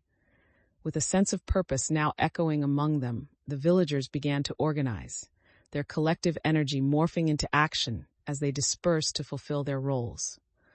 Isolde felt a swell of pride watching them interact. This was what she had dreamed of, a community united by purpose, ready to face upcoming challenges and opportunities together. As the villagers began to disperse, a palpable sense of excitement filled the air, but Isolde sensed an undercurrent of uncertainty lingering in some faces. The burly man approached her again, a mixture of respect and caution shadowing his features. "I'll help with the repairs, but what if this whole thing falls apart? What if we're not ready for the challenges ahead?" Isolde met his gaze, understanding the validity of his concerns. "We can't let fear hold us back. If we work together and communicate, we'll be ready for whatever comes our way." His expression softened slightly, revealing a flicker of trust as he considered her resolve. "All right, I'll do my best, but I still think we should have a backup plan." Isolde smiled, appreciating his willingness to engage. "Of course, we'll continue to reassess as we go. That's part of growing stronger together." Felix joined in, enthusiasm swelling. "Look at how the village is starting to change because of this. If we stick together and support one another, we can tackle anything." Isolde felt a rush of pride at the collective determination around her. She realized that this mindset was transforming their mission into something greater than she had initially envisioned. She began outlining how they would create a timeline for repairs and community meetings to ensure everyone stayed informed and could voice their concerns. The crowd responded positively, energized by the prospect of working together to build something lasting. Isolde took a moment to reflect. The connections and alliances forming within the village were more than she had ever hoped for, a testament to their shared commitment to foster understanding and strength.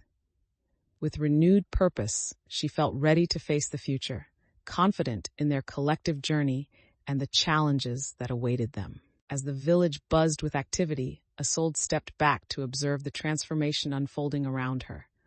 She felt a surge of pride watching her friends and neighbors come together, their hands moving in unison to repair homes and share laughter amidst the hard work.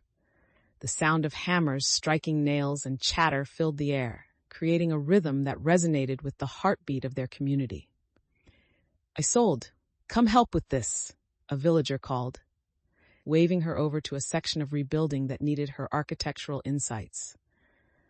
"Of course," she replied, darting over with enthusiasm.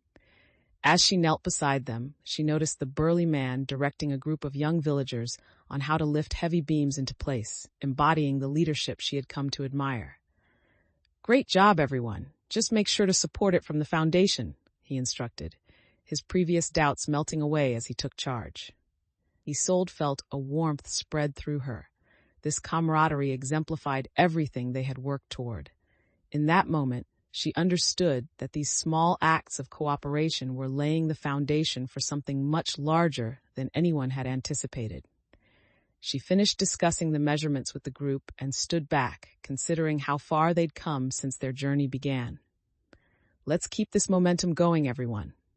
If we work together, we can finish this in no time," Isolde encouraged, her confidence radiating like sunlight breaking through clouds.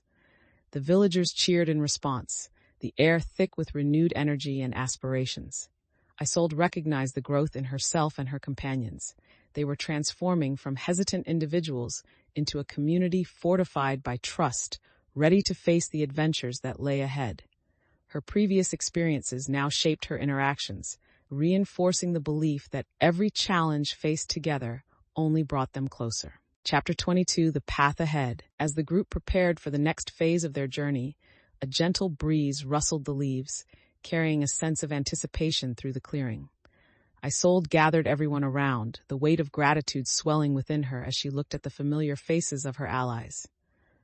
"Today is crucial," she announced, her voice resolute. "We need to solidify our plans and ensure we're ready for anything that comes our way." The villagers nodded, their expressions a blend of determination and excitement, eager to prove that their collaboration had strengthened their unity. "I'll lead the scouting team again," Felix volunteered, his eagerness shining through as he stepped forward. "I've learned the path well, and I can help find any signs of the poachers." "Perfect. We'll need eyes on the perimeter," Isolde replied, feeling pride in his growth as a scout and ally. The burly man shifted closer, arms still crossed, but his stance less defensive. "And I'll help with logistics. We can't let anything go unprepared, not after everything we've faced," he added, his voice steady, signaling the trust he had begun to place in the group. Isolde's heart warmed at the transformation in their dynamics, recognizing that they had come together in strengths previously unexplored. "Let's make sure we have everything we need: food, supplies, and a plan for communicating with each other during the scouting missions," she stated, rallying them as she began to map out their strategy in the dirt. As they discussed the details, villagers shared insights on resource allocation and paths to take, each voice adding strength to their plans. Isolde felt her organizational skills benefiting the group. They were efficiently coordinating their efforts, reflecting the growth cultivated from their shared experiences. With the plan solidified, Isolde felt a surge of hope wash over her. They were ready to face whatever challenges awaited ahead, committed to working together with purpose and determination. Isolde looked around at her companions, a sense of urgency humming in the air as they prepared to implement their plan. The villagers were gathering supplies and checking their resources, and she felt the palpable energy of commitment surrounding them. "Let's remember, this isn't just another mission. It's about protecting our home and each other," she reinforced, her voice ringing with conviction, hoping to bolster their resolve. Felix busily stacked provisions while casting quick glances at her, his excitement spilling over. "We have everything we need. It's time to take action." As they worked, Isolde noticed some villagers hesitating, whispering to each other while glancing skeptically at the burly man, who was loudly listing potential threats they might face. "What if the poachers have reinforcements?" he muttered, casting doubt once again over their carefully laid plans. She approached him directly, feeling the tension in the air as she sought to ease the fear. "We've faced danger together before, and we're stronger for it. We just need to be smart and stay united." The burly man's brows furrowed, but a flicker of understanding crossed his face. "I'm just looking out for everyone's safety." "I know, and I appreciate that. We'll keep a lookout while we gather resources. We're a team, and we have to trust each other," Isolde replied, her tone firm yet empathetic. As they resumed their preparations, Isolde could feel her confidence grow. They had built a sense of trust among them that hadn't existed before. She began assigning specific roles for the scouting party and resource collection, making sure that everyone understood what was expected of them. "Let's keep our communication clear and ensure we adapt as necessary," she reiterated, channeling all that she had learned into this moment.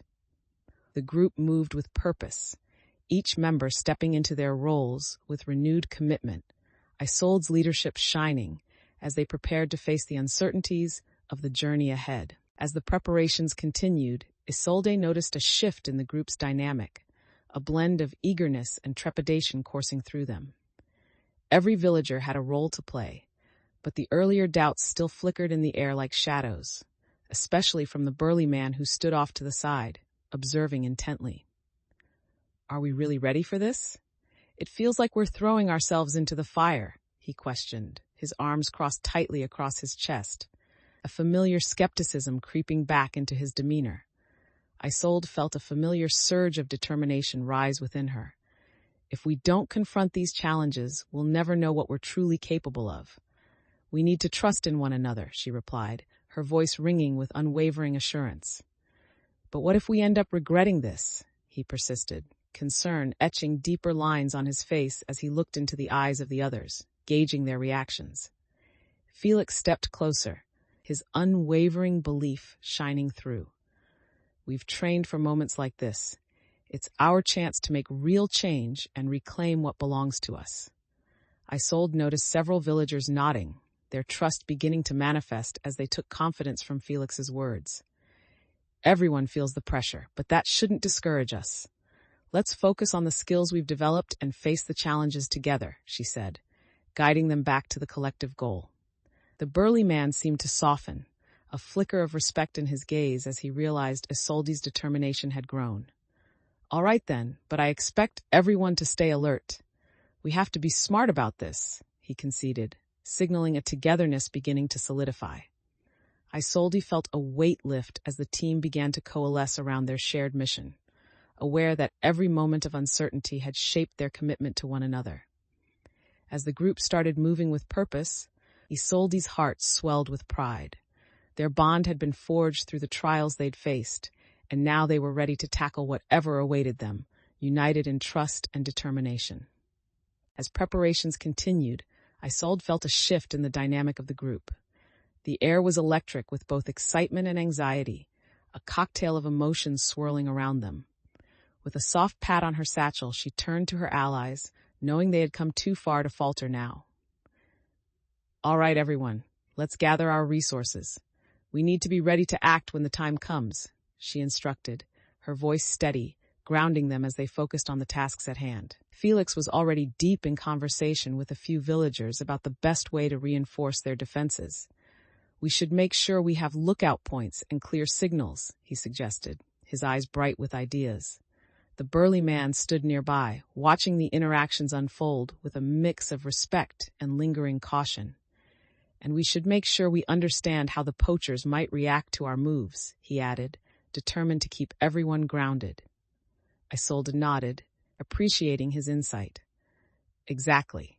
The more we prepare, the better equipped we'll be to handle surprises. We can't let our guard down just because we feel confident." As they began gathering sticks and stones for fortification, Isolde took a moment to oversee the arrangements, ensuring everyone understood their roles and responsibilities. The atmosphere buzzed with activity. Villagers exchanged tools and ideas, gradually growing into the cooperative spirit they had fostered during their previous challenges. Isolde felt pride swell in her chest, realizing that their collective determination now shaped not just their plans, but their evolving identities as a united front. "Let's remember our goal," she called out, rallying the group. "We're not just defending ourselves, we're reclaiming our heritage and ensuring its preservation." The villagers responded with enthusiastic cheers, their commitment reinforcing a sense of solidarity as they prepared to face whatever lay ahead. Isolde's heart raced at the prospect of what they would accomplish together, knowing that her leadership and their collective efforts would carry them through the trials awaiting them in their mission. As they gathered supplies, Isolde felt the weight of the moment pressing upon her. The urgency of their preparations was palpable as the group worked diligently, yet the air was charged with uncertainty about what lay ahead. "Let's ensure we have everything we need," she reminded them, moving between small clusters of villagers, assessing their progress. Felix was busy organizing newly found tools, muttering to himself as he counted. "We could use more ropes and traps if we're going to secure our perimeter properly." The burly man stood nearby, visibly frustrated as he surveyed the work. "We can't afford to run into any obstacles out there. If we're losing focus, it could cost us dearly," he stated, his tone sharp and unyielding. Isolde felt a knot tighten in her stomach, but she steeled herself against his skepticism. "You're right about the risks, but this preparation is crucial. If we work together, we can compile the strength we need." A few villagers nearby paused to listen, their expressions reflecting the conflict between their fears and the growing unity forged through shared experiences. "Can we really trust that everyone is on board?" one villager questioned, glancing between the burly man and Isolde, uncertainty still clinging to them. Taking a deep breath, Isolde prepared to reassure everyone. "Trust is built through our actions. We've come together to protect our community, and that's what we must focus on." Felix stepped in, eager to support her. "We're here to uplift each other. Each of us brings something valuable to the table." As the group resumed their tasks, the tension slowly began to lift, and Isolde felt the stirrings of hope flourish amidst the doubts. Her heart raced with renewed purpose, aware that their collective efforts would be crucial as they faced the challenges waiting in the shadows. It was a reminder of her growth. She had become a leader not just by guiding, but by listening, adapting, and empowering each person to embrace their role within the larger mission. As the preparations for their journey came to a close, Isolde felt a newfound sense of determination settle in her chest. The group had mobilized effectively, gathering supplies, strategizing escape routes, and preparing for the challenges that awaited them. Let's take a moment to regroup before we set off, she called to her companions, ensuring that everyone understood the importance of clarity before diving into the unknown. The villagers gathered around, their faces reflecting a blend of enthusiasm and lingering doubt, a reminder of the stakes they were navigating together. Remember what we learned in the village about collaboration. We must support each other if we face any threats, Isolde continued, emphasizing the strength that lay in unity. Felix stepped forward, his energy infectious. We've faced danger before and come through stronger. Together we can face anything now. The burly man, still wary but slightly more engaged, nodded his agreement. Then let's keep our communication tight and our goals clear. We can't afford missteps. Isolde felt a wave of relief wash over her as the group began to discuss their roles again, their conversations weaving a safety net of collaboration that bolstered trust. Let's check our supplies one last time, she reminded them, making sure everyone was equipped, her heart swelling with pride as she watched them work together. Her eyes caught the sunlight filtering through the trees, igniting her spirit with a sense of hope. With their preparations solidified, Isolde stood tall, ready to embrace the journey ahead. The lessons learned from their trials before now shaped her perspective, and she felt confident that they were more than just a group of adventurers. They were a community ready to face whatever came next. Chapter 23, The Hidden Secret. As Isolde and her group approached the small trading post hidden at the edge of the forest, anticipation coursed through her veins. The structure was modest, with worn wooden beams and a thatched roof, but the air buzzed with the promise of resources and potential alliances. Let's stick together and stay alert, she instructed, feeling the weight of their mission pressing against her shoulders. Felix glanced around, excitement bubbling within him. I have a good feeling about this place. We could find some great supplies. As they entered, the atmosphere shifted, filled with the sounds of bartering and lively chatter. Isolde's heart raced as she surveyed the interior, taking in the shelves lined with goods and the vendors animatedly discussing trades. Approaching a sturdy-looking merchant, Isolde greeted him with a respectful nod. We're here for supplies and to seek information. What can you offer us? The merchant eyed them warily, but allowed a cautious smile.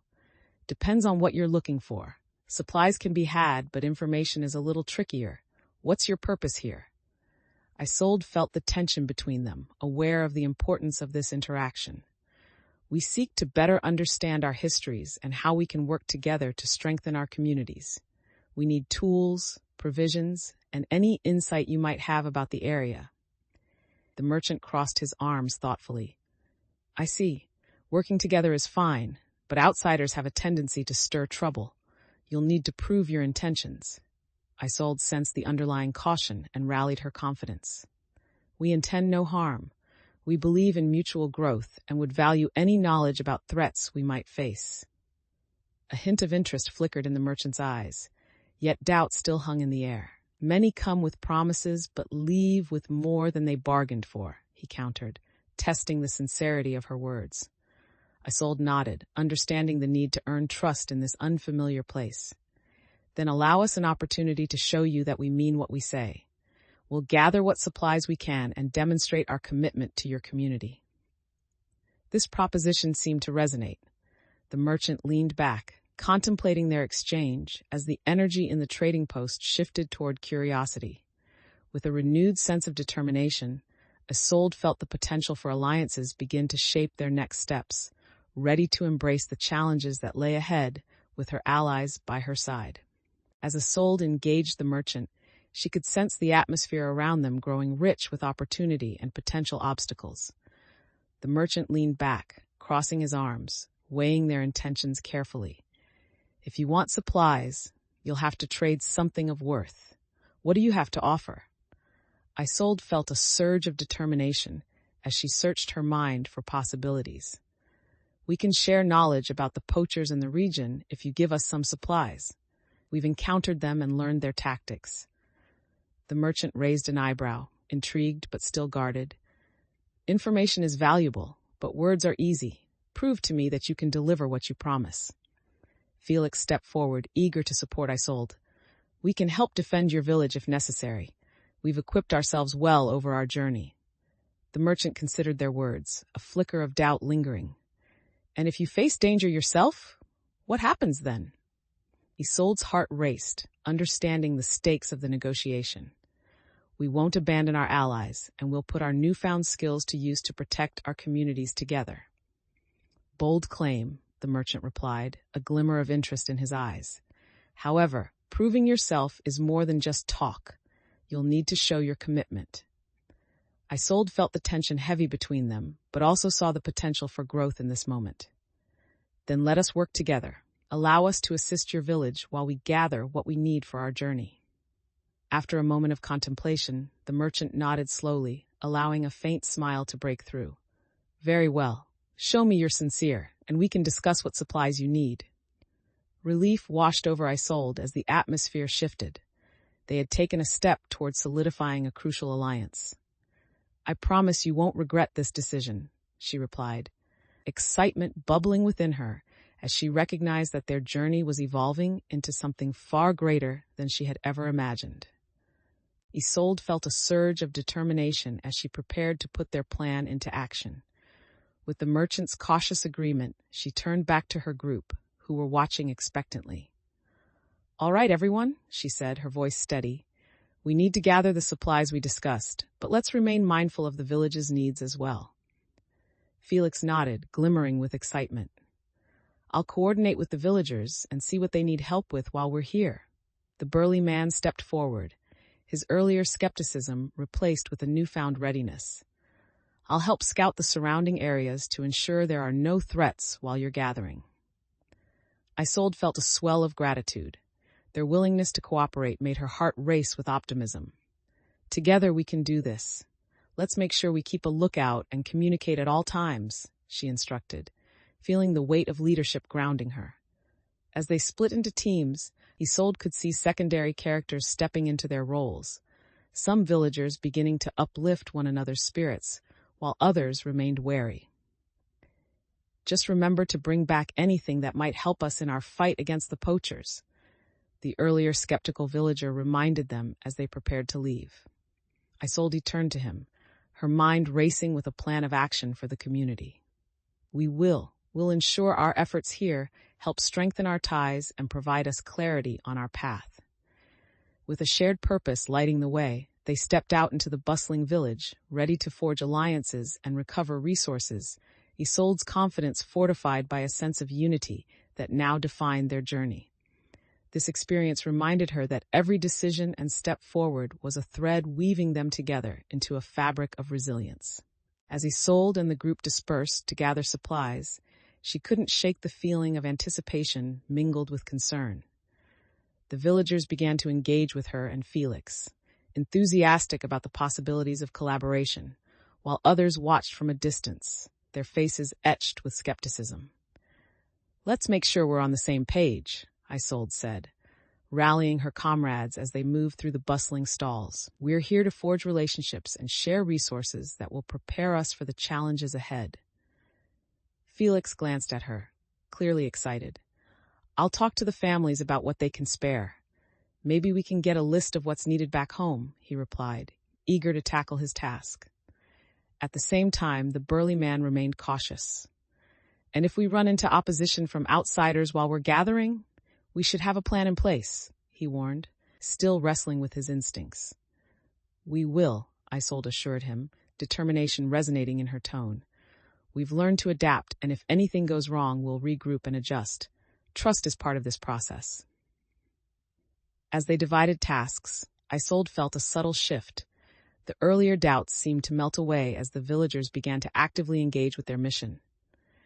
Let's show them what we can achieve together, one of the young villagers exclaimed, a smile lighting up her face as she took up supplies. Isolde took a moment to reflect on how far they had come, a once hesitant group now unified in purpose. With the energy of their collaboration surging around her, Isolde embraced the heightened sense of responsibility, ready to guide her friends into the unknown, equipped with the knowledge and determination that they had all cultivated together. Each action they took served to solidify their relationships and build the foundation for the adventures yet to come. As Isolde and the group meticulously gathered supplies, she felt a swell of purpose energizing the air around them, even as lingering doubts hovered in the periphery. "Remember, we're not just collecting. Each item tells a story," she reminded her companions, hoping to reinforce the importance of their mission.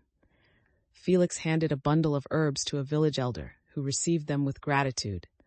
"This will help our preparations for the upcoming tasks," she said, her warm smile a reflection of their growing alliance. Isolde watched as the trust between her group and the villagers deepened with every exchange.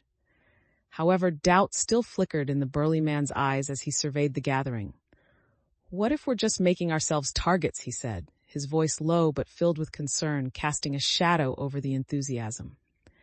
Isolde approached him, understanding the fear that lingered in his heart. "Every risk we take is a step toward building something significant. We can't let fear dictate our actions," she replied, feeling an inner strength solidifying as she spoke. "Taking a chance might be our only way forward," another villager chimed in, enthusiasm igniting as they began to feel the possibility of shared history and understanding. The burly man's expression softened slightly, the doubt in his demeanor mingling with emerging respect for Isolde's commitment to their mission. "All right, I'll trust your instincts on this," he relented, his stance opening up as he prepared to contribute to the effort. Bolstered by this newfound camaraderie, Isolde felt a rush of confidence. Their unity was becoming a force of its own, each member weaving their strengths together in preparation for the challenges that awaited. As they continued accumulating resources and ideas, Isolde recognized that this moment was pivotal, not only in creating alliances, but in reinforcing their collective determination to reclaim their legacy. As the preparations reached their peak, Isolde felt a surge of excitement ripple through the group, the weight of their shared mission pressing against her heart. With villagers working alongside her allies, laughter erupted occasionally, mingling with the rustle of supplies and the soft sounds of cooperation filling the air. "Let's double-check everything before we move out," Isolde urged, ensuring they had all essential resources ready. Felix rummaged through their gathered items, eyes sparkling as he noted, "We're well equipped. Let's make this mission count." However, the burly man stood nearby, still harboring some doubts. "What if something goes wrong out there? We should be clear on our exit strategy." Isolde appreciated his cautious nature. "You're right. We need a contingency plan if things change unexpectedly. I'll lead us towards the trading post, but we must have fallback routes ready." A sense of purpose enveloped her as she continued to direct everyone, helping to install makeshift defenses around their supplies and ensuring they had a clear understanding of the task ahead. "What if we set up signals at key points?" another villager suggested, his eagerness palpable as they collaborated on creating strategies. "That's a smart idea," Isolde replied, her confidence strengthened by their input. "We'll create sound signals and visual markers to maintain communication." As they worked, Isolde felt the sense of unity grow stronger, realizing that each suggestion contributed to their collective preparation and fostered trust among the group. In that moment of collaboration, Isolde stood tall, proud of the team they had become. Each action they took reinforced their collaboration, shaping not just their mission to reclaim their history, but crafting a community prepared for the challenges that lay ahead. She understood that every decision they made now was building the future they all sought, empowered by the strength formed through the bonds of trust and teamwork. Chapter 24, The Spirit's Warning. As the group stood at the edge of the village, ready to set off toward the trading post, Isolde felt a profound sense of purpose wash over her, intensifying with every heartbeat. The sun hung high in the sky, casting a warm glow on the worn cobblestone path that led away from their familiar surroundings. "Today, we take a step toward something greater," she announced, her voice ringing clear, commanding the attention of her companions. Their eyes were filled with a mix of determination and anticipation, and she could see each person was prepared to commit to the mission ahead. Facing her group, Isolde felt the weight of her leadership solidify. "Remember, every action we take today can help shape our future. We're here not just to gather resources, but to build lasting connections." A murmur of agreement rippled through the villagers. The camaraderie formed during their preparations, now firmly woven into their psyche as they collectively embraced the adventure waiting for them. Felix stepped closer, energized. "Let's make sure we stick to the plan and stay alert. We don't know what to expect out there." The burly man stood, his expression more resolute this time. "And if we encounter any danger, we must remain together and trust each other." "Exactly," Isolde replied, feeling his words resonate with the group, reinforcing the shared determination to protect one another.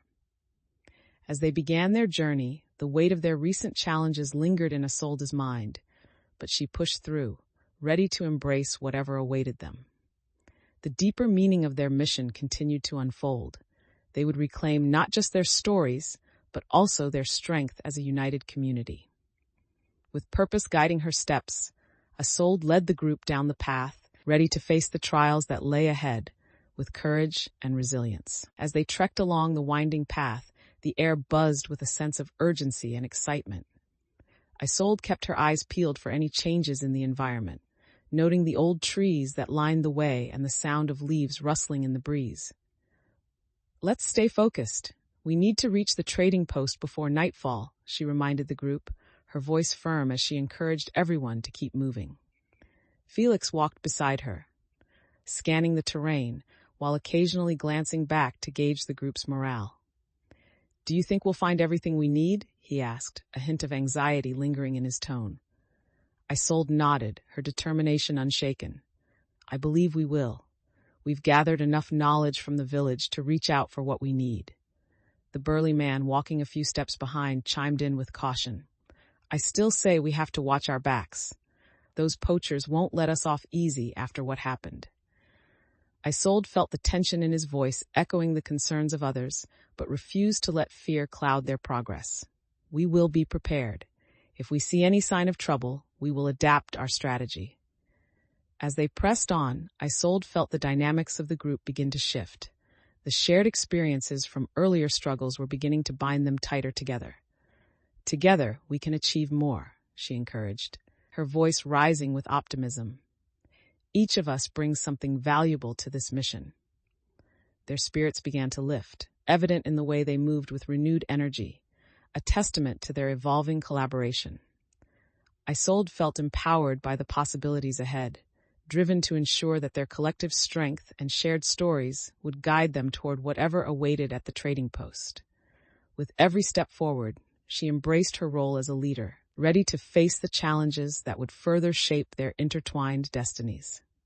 As the group continued along the path, Isolde felt the growing sense of camaraderie shaped by their shared intentions and experiences. However, amidst the momentum, lingering doubts twitched at the edges of her mind, especially from the burly man who moved cautiously beside her. "Are we sure this is the right way?" he asked, glancing around as the trees began to close in, shadows stretching across the ground. Isolde turned to him, offering a reassuring smile. "We chose this path based on the stories from the villagers.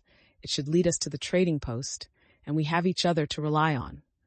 He huffed slightly, unsure but willing to engage. "It just feels risky.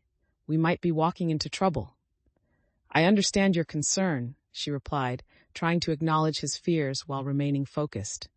"But we've faced challenges before, and each time we've come out stronger. This time will be no different." The burly man nodded, still skeptical, but Isolde could see that he was slowly coming around to trust her judgment. Just then, they heard a distant shout nearby, a voice laced with urgency that sliced through the air and sent a ripple of tension through the group.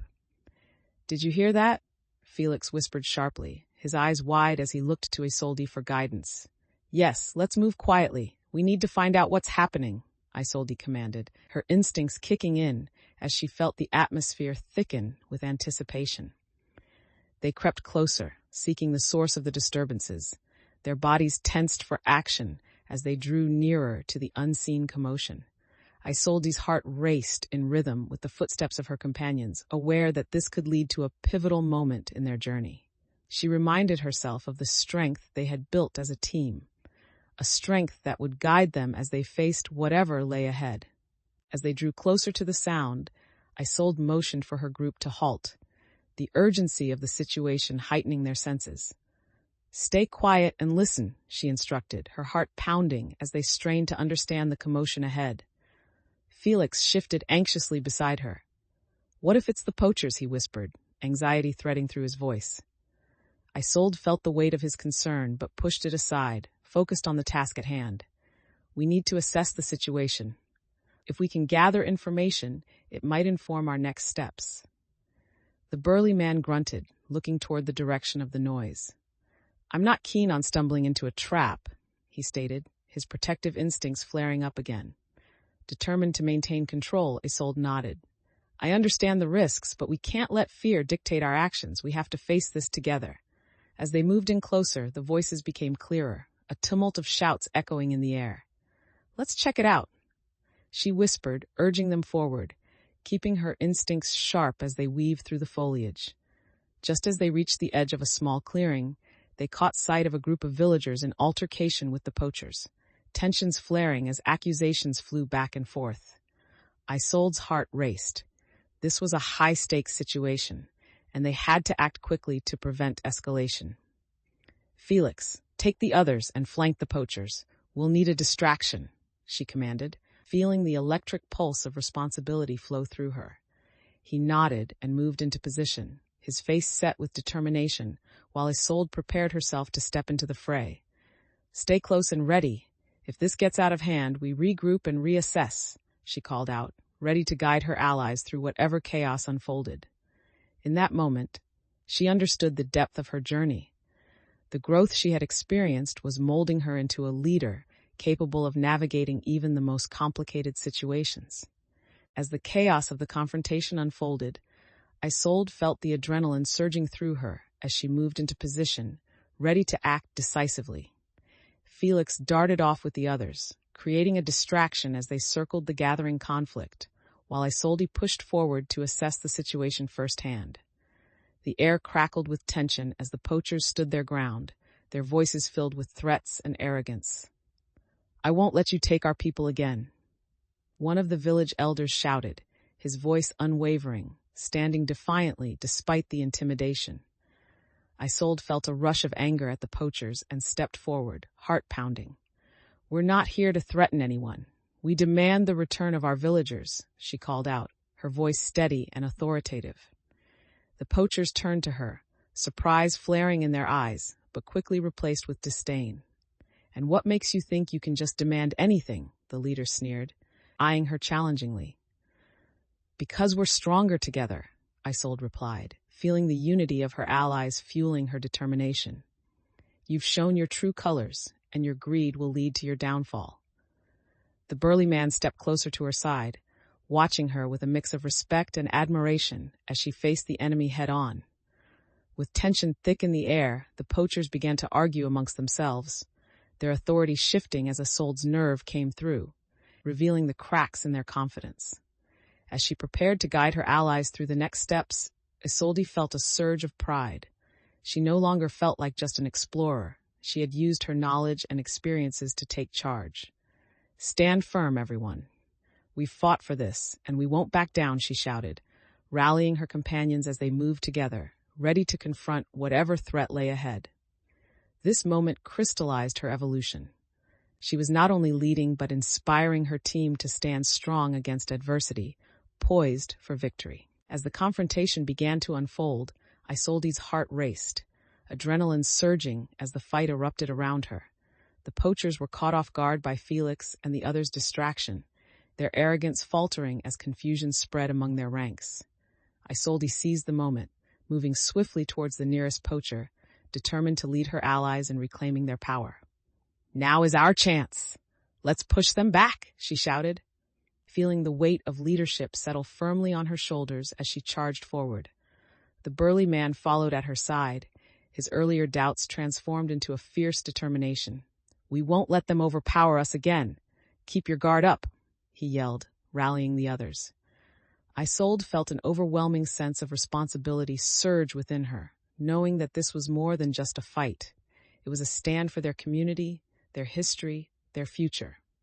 She dodged a swing from a poacher and retaliated, her confidence bolstered by the knowledge and skills she had acquired throughout their journey. Hold the line, everyone. Stay together, she urged, directing the flow of battle as her allies rallied beside her.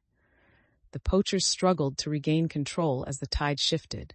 Isolde's strategic thinking and adaptability were shaping the confrontation into their favor.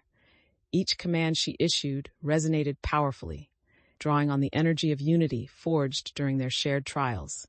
As the skirmish intensified, Isolde felt the connection to her allies strengthen, a testament to their collective growth as they fought side by side, ready to secure their legacy and protect what mattered most. Chapter 25, The Embrace of Hope. In the wake of the confrontation, Isolde gathered her allies in a small clearing, the air still charged with the aftereffects of their battle. The weight of their recent experiences pressed on her, urging her to take stock of their situation. "Let's review what we learned and what we still need to do," she said, her voice steady as she looked around at the faces of her companions, noting their varying expressions of triumph and weariness. Felix shuffled closer, eager to participate. "I think we should prioritize our resources. We took a hit back there and we need to restock," he suggested, glancing at the supplies around them. The burly man nodded in agreement, casting a critical eye over what they had gathered. "And we need to strategize for the future. The poachers won't just vanish." Isolde felt the tension that surface dialogue could bring, but she was determined to keep her focus intact. "Agreed. We need to bolster our defenses, but we also have to scout for more allies. Our past experiences have taught us the value of prepared adaptability." As they discussed their next steps, Isolde observed how the group began to engage with the proposed ideas, slowly reshaping the dynamics once again toward collaboration. "Let's break into pairs for scouting and gathering supplies," she suggested, her leadership reflecting the growth she had experienced throughout their journey. With each voice participating, she felt a rush of excitement. The energy was shifting back to a sense of purpose, drawing them closer as a cohesive unit. As they finalized their tasks, Isolde sensed a burgeoning camaraderie blossoming, awareness that they were no longer just individuals in a fight, but a community ready to fortify their future together. This collective commitment served as the backbone of their upcoming challenges, intertwining with the lessons learned from their shared journey. As Isolde began to map out their next steps, she could sense the urgency mingling with a renewed sense of purpose among her companions. "Let's prioritize gathering supplies. We need to make sure we have enough food and equipment for the journey ahead," she said, her voice resonating with determination. The burly man stepped closer, glancing at the remaining provisions. "I'll lead a group to check the nearby woods for anything we might have overlooked," he offered, showing his willingness to contribute. "I'll come along," Felix chimed in eagerly. "I know how to spot useful herbs and we can gather extra food while we're at it." Isolde felt a rush of pride at their enthusiasm. She had guided them to a place where they felt empowered to take action. "Great. Meanwhile, I'll coordinate with the villagers on what they can spare for our journey," Isolde directed, feeling the energy of collaboration strengthening around her. Lila approached with a hopeful expression. "I can talk to the elders and ask about any hidden caches of supplies that might still be available. They often know where to look." "Perfect. Your connection with them will help strengthen our resources," Isolde encouraged, appreciating her initiative. As the group split up into teams, the earlier doubts seemed to fade, replaced by a collective determination to face the challenges ahead. Isolde watched as the burly man engaged with the younger villagers, his guarded demeanor softening as he began to mentor them on what to look for in the woods. "Let's focus on our strengths and work smoothly as a unit," Isolde encouraged, feeling their shared commitment taking root. With every step they took toward their mission, Isolde recognized that their journey was evolving into something far greater, a community united in purpose as they prepared to reclaim their history and forge a brighter future. As Isolde watched her companions disperse into their assigned tasks, she felt a blend of excitement and tension in the air. With the urgency of their mission palpable, she began mapping out a strategy for the supplies they would gather. "Let's make sure we communicate clearly. Our efficiency will depend on everyone knowing their roles," she called out, her voice carrying a blend of authority and encouragement. Felix, already deep in conversation with a group of villagers, nodded in agreement. I'll keep them focused on what we need most. We can't waste time. The burly man remained close, his eyes scanning the surroundings, still harboring an air of skepticism. We might need to set up some protections around here while we gather resources, he suggested, a reflection of the cautious instincts that had shaped him. Good point.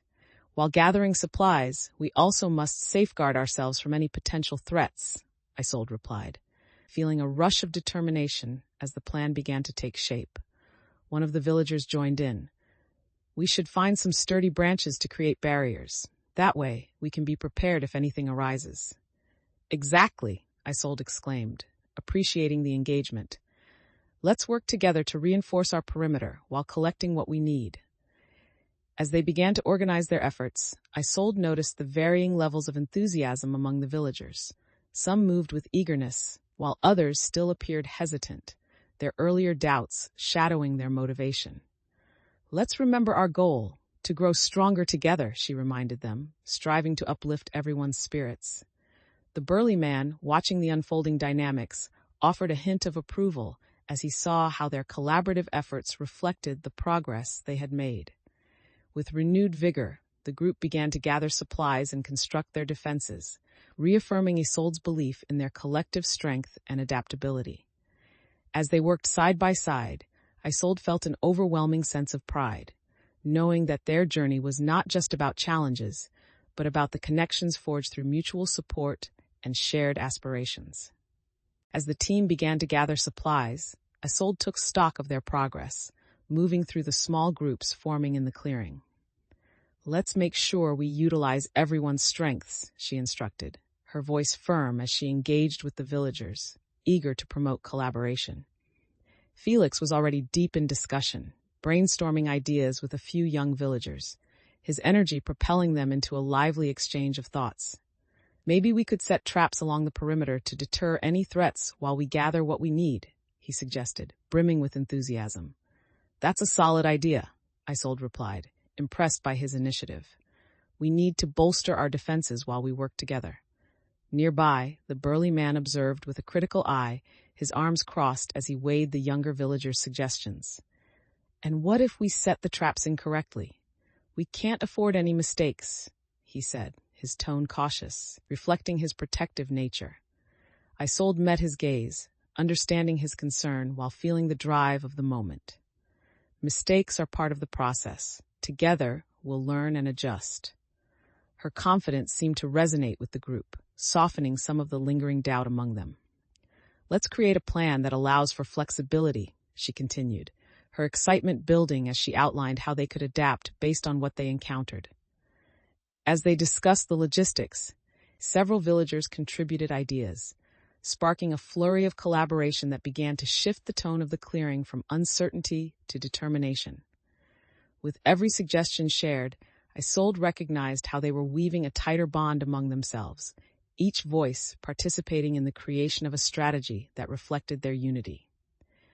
Together, we'll face any challenges head-on, she affirmed, feeling a swell of pride as the group embraced their roles and ready to prepare for whatever awaited them in their journey ahead. As the group dove into their preparations, the atmosphere buzzed with energy, but Isolde could feel an undercurrent of uncertainty lingering among them. Villagers moved quickly, gathering supplies and sharing ideas, but occasional glances exchanged hinted at unspoken fears about what lay ahead. Is everyone comfortable with their roles? Isolde asked, ensuring everyone felt included in the endeavor. Felix nodded enthusiastically. I'm ready to gather herbs and set traps. We won't let anything slow us down. But the burly man crossed his arms tightly, observing the flurry of activity with a skeptical gaze. Just remember, overconfidence can be as dangerous as a lack of preparation. We need to be careful. Isolde met his eyes with a steady gaze. You're right to be cautious, and we will remain vigilant. But we've learned to balance caution with action. We won't get anywhere if we're too afraid to forge ahead. The burly man regarded her, a flicker of respect emerging as he processed her words. Fine, but if we encounter trouble, we need to know how to adapt fast. Exactly. Adaptability is crucial, she affirmed, feeling the confidence in her voice bolster her allies. Let's ensure we check in with each other as we proceed. They resumed their tasks, Isolde moving among the villagers, reinforcing their roles and reminding them of the strength in collaboration. Let's not forget our common goal. Every action we take today sets the stage for our future, she encouraged, igniting the energy around them. As the preparations continued, Isolde felt pride swelling within her. She had transformed from a hesitant adventurer into a leader capable of fostering teamwork and resilience. With every item collected and every task completed, they were weaving a stronger fabric of trust and purpose, readying themselves for the challenges they would face together. As the group began to finalize their preparations, Isolde felt a palpable sense of momentum building around her, an undercurrent of excitement and purpose, clashing with the uncertainty of the journey that lay ahead. "Let's take a moment to regroup before we set out," she said, her voice steady, inviting everyone to gather for one last discussion. The villagers formed a circle, their expressions a mix of determination and anticipation, eager to contribute to the mission. "Is everyone clear about the plan?" she asked, eyes scanning the group, ensuring each person felt heard and involved. Felix nodded enthusiastically. "I'll lead the scouting party, and we'll keep in touch using signals, just like we talked about." The burly man leaned forward, arms still crossed, but his stance more open.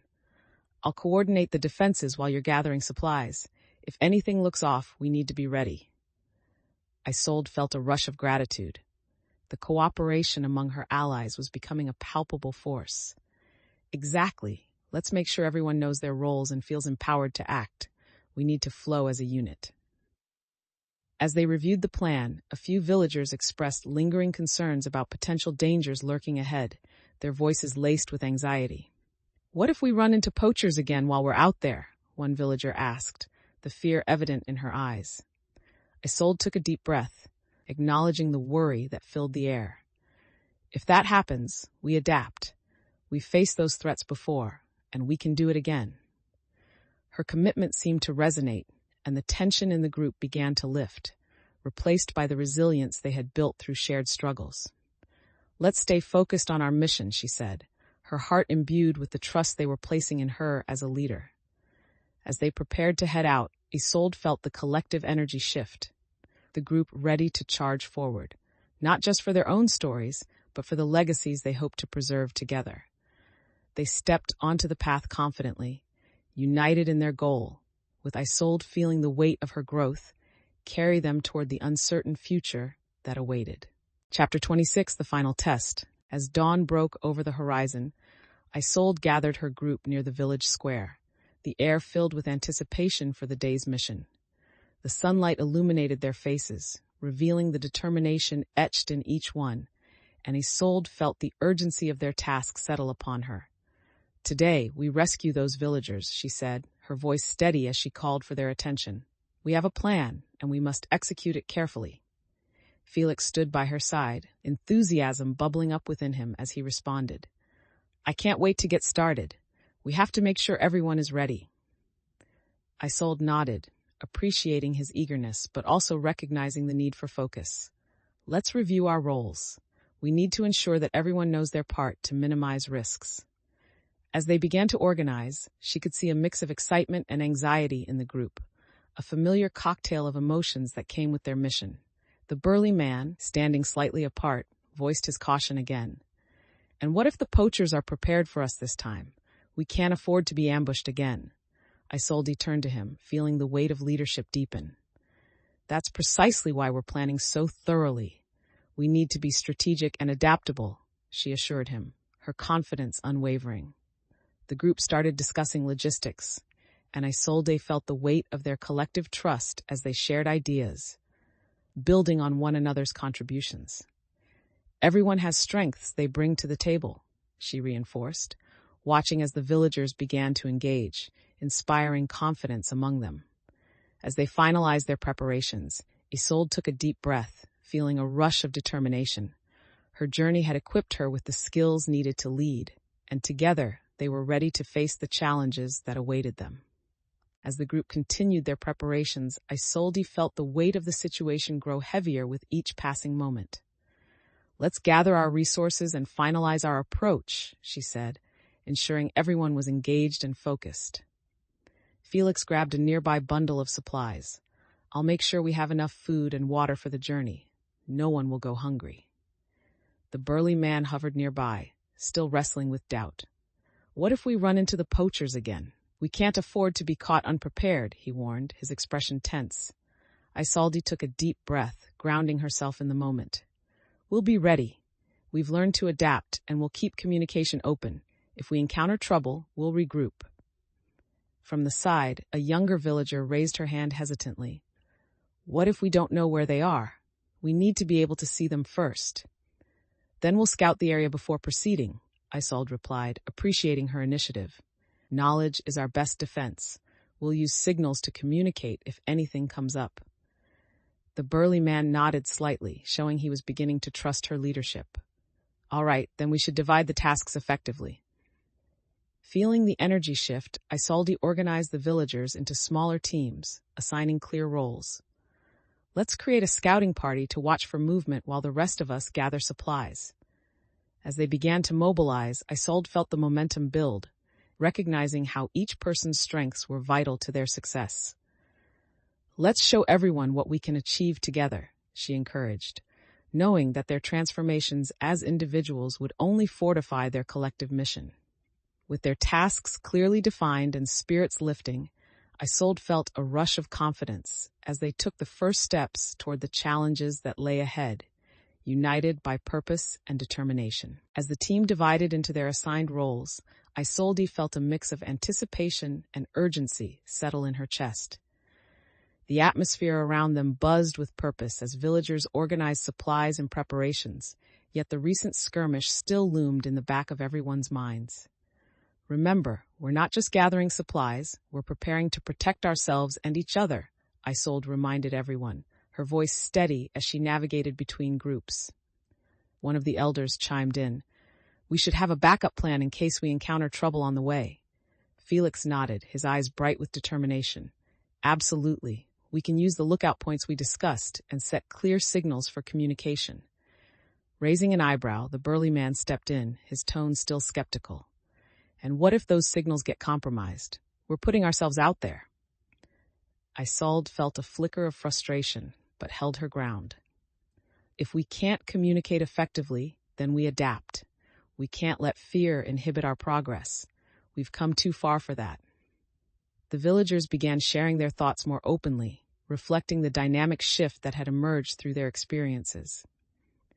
Maybe we could set up a surviving team to help protect those gathering supplies, another villager suggested, the excitement of collaboration sparking through the air. That's a good idea. We can ensure everyone feels safe while also being strategic about what we gather, Isolde agreed, feeling pride swell within her as she led the discussion. As they worked in tandem to refine their plans, Isolde recognized the evolution of her team, a collection of unique strengths and voices forming a cohesive unit capable of tackling whatever lay ahead. The growing respect and camaraderie among them strengthened her resolve, reinforcing that they were paving a path not only for themselves, but for the entire village, ready to embrace what awaited them on their journey. As the villagers finalized their preparations, Isolde grew increasingly aware of the stakes involved in their upcoming journey. The urgency of their mission pulsed in the air, charged with determination and a sense of hope as stories of the past echoed in their conversations. Let's make sure we're all aware of our roles in this, Isolde said, her voice cutting through the ambient noise in the square. Each of us has something to contribute. Felix moved closer, enthusiasm brimming in his eyes. I can gather supplies and coordinate with those responsible for the traps. We need to stay sharp, he asserted, clearly eager to dive into action. Nearby, the burly man crossed his arms, still exuding caution. While we prepare, we should also set a schedule for watch duties. We can't let our guard down, he advised, a protective stance reflected in his hardened brow. Isolde nodded, appreciating his insight. That's absolutely necessary. We'll organize shifts for the lookout while everyone else gathers resources. As she directed the group to break into smaller teams, Isolde felt the energy shift again. The villagers moved with purpose, their earlier doubts beginning to fade in light of their shared mission. Let's create zones where different groups will focus their efforts, Isolde suggested, her confidence evident as she outlined a structured plan. With the roles clearly defined, the sense of cooperation among them blossomed, transforming tension into excitement, their commitment lifting the group's spirits as they navigated the tasks ahead. Remember, our strength lies in our unity. We're not just gathering supplies, we're building relationships that will strengthen us, she reminded them, feeling empowered by the collective resolve. As they worked together, Isolde recognized the impact of their collaborative efforts. They were no longer just individuals pursuing separate goals, but a unified front, ready to face the challenges that awaited them. As the villagers eagerly gathered supplies, Isolde felt a thrill of anticipation coursing through her. The sense of purpose was palpable as they organized their resources, but Isolde could still detect the undercurrent of worry among her companions. "Let's ensure we're communicating effectively as we work," she reminded them, her tone filled with authority. Felix was already deep in conversation with a few villagers, his excitement mirrored in their faces. "We can set up a grid system to monitor the traps we place and ensure everyone knows their assignments," he suggested, his mind racing with ideas. The burly man joined in, his expression focused. "We should also create a quick signal system, just in case we need to regroup or warn each other of any threats," he added, his protective instincts shining through once more. Isolde nodded appreciatively, recognizing the growth in their teamwork. "Excellent points. Let's bring everyone together to finalize these details. We need to be prepared for anything." As they discussed logistics, the air crackled with energy, their earlier doubts beginning to fade as they embraced the challenge. "After we set everything up, we can take shifts to keep watch," another villager suggested, eager to contribute. "Absolutely. We need each person's strength to ensure our collective success," Isolde replied, feeling buoyed by the commitment they all displayed. Isolde moved between groups, her heart swelling with pride as she witnessed their determination to protect one another, their mission solidifying in the face of uncertainty. As they assembled resources and outlined their defensive strategy, Isolde recognized that every contribution was empowering them. Together, they were creating a community fortified with trust and resilience, prepared to take on the challenges that lay ahead. As the preparations reached their final stages, Isolde stepped back to catch her breath, a wave of pride washing over her as she surveyed the scene. Villagers exchanged tools and stories, their camaraderie evident in the way they moved together, each act of cooperation reinforcing their collective resolve. "Let's finalize our plan," Isolde called out, her voice carrying through the sounds of laughter and conversation, bringing attention back to their mission. They gathered in a circle, their faces illuminated by the warm glow of the sun filtering through the trees, a reminder of the new beginnings ahead. "Each group knows their tasks, right?" she asked, checking in with her team to ensure everyone felt confident in their roles. Felix nodded, his excitement bubbling over. "We'll stick to the routes we mapped and signal each other as we go. I'm ready to help guide our scouts." Isolde smiled at his enthusiasm, grateful for his support. "Remember, we adapt as needed. If something changes out there, we need to be prepared to shift our plans," she reminded them, her tone steady, instilling a sense of security. The burly man squared his shoulders, visibly more at ease than before. "If we remain vigilant and work seamlessly, we'll minimize risks," he added, his commitment reflecting a significant shift in his demeanor. Isolde felt a swell of gratitude, grateful for the progress made as the group began to disperse once more. "Let's make this count. We're not just gathering supplies, but building a legacy," she encouraged, her heart racing with anticipation for what lay ahead. As they took their first steps out of the clearing, Isolde recognized that their shared journey was just beginning. Each of them was ready to face the challenges ahead, fortified by the connections they had formed along the way.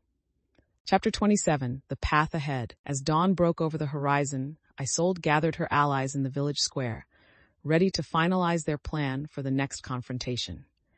The early light spilled across the cobblestones, illuminating the faces of her companions, filled with a mixture of anticipation and apprehension. "Today we take action," she declared, her voice steady, infusing the group with purpose. We've learned valuable lessons, and today we'll put them into practice. The burly man stood tall, crossing his arms with a determined expression. This time, we need to be prepared for anything. We can't let our guard down.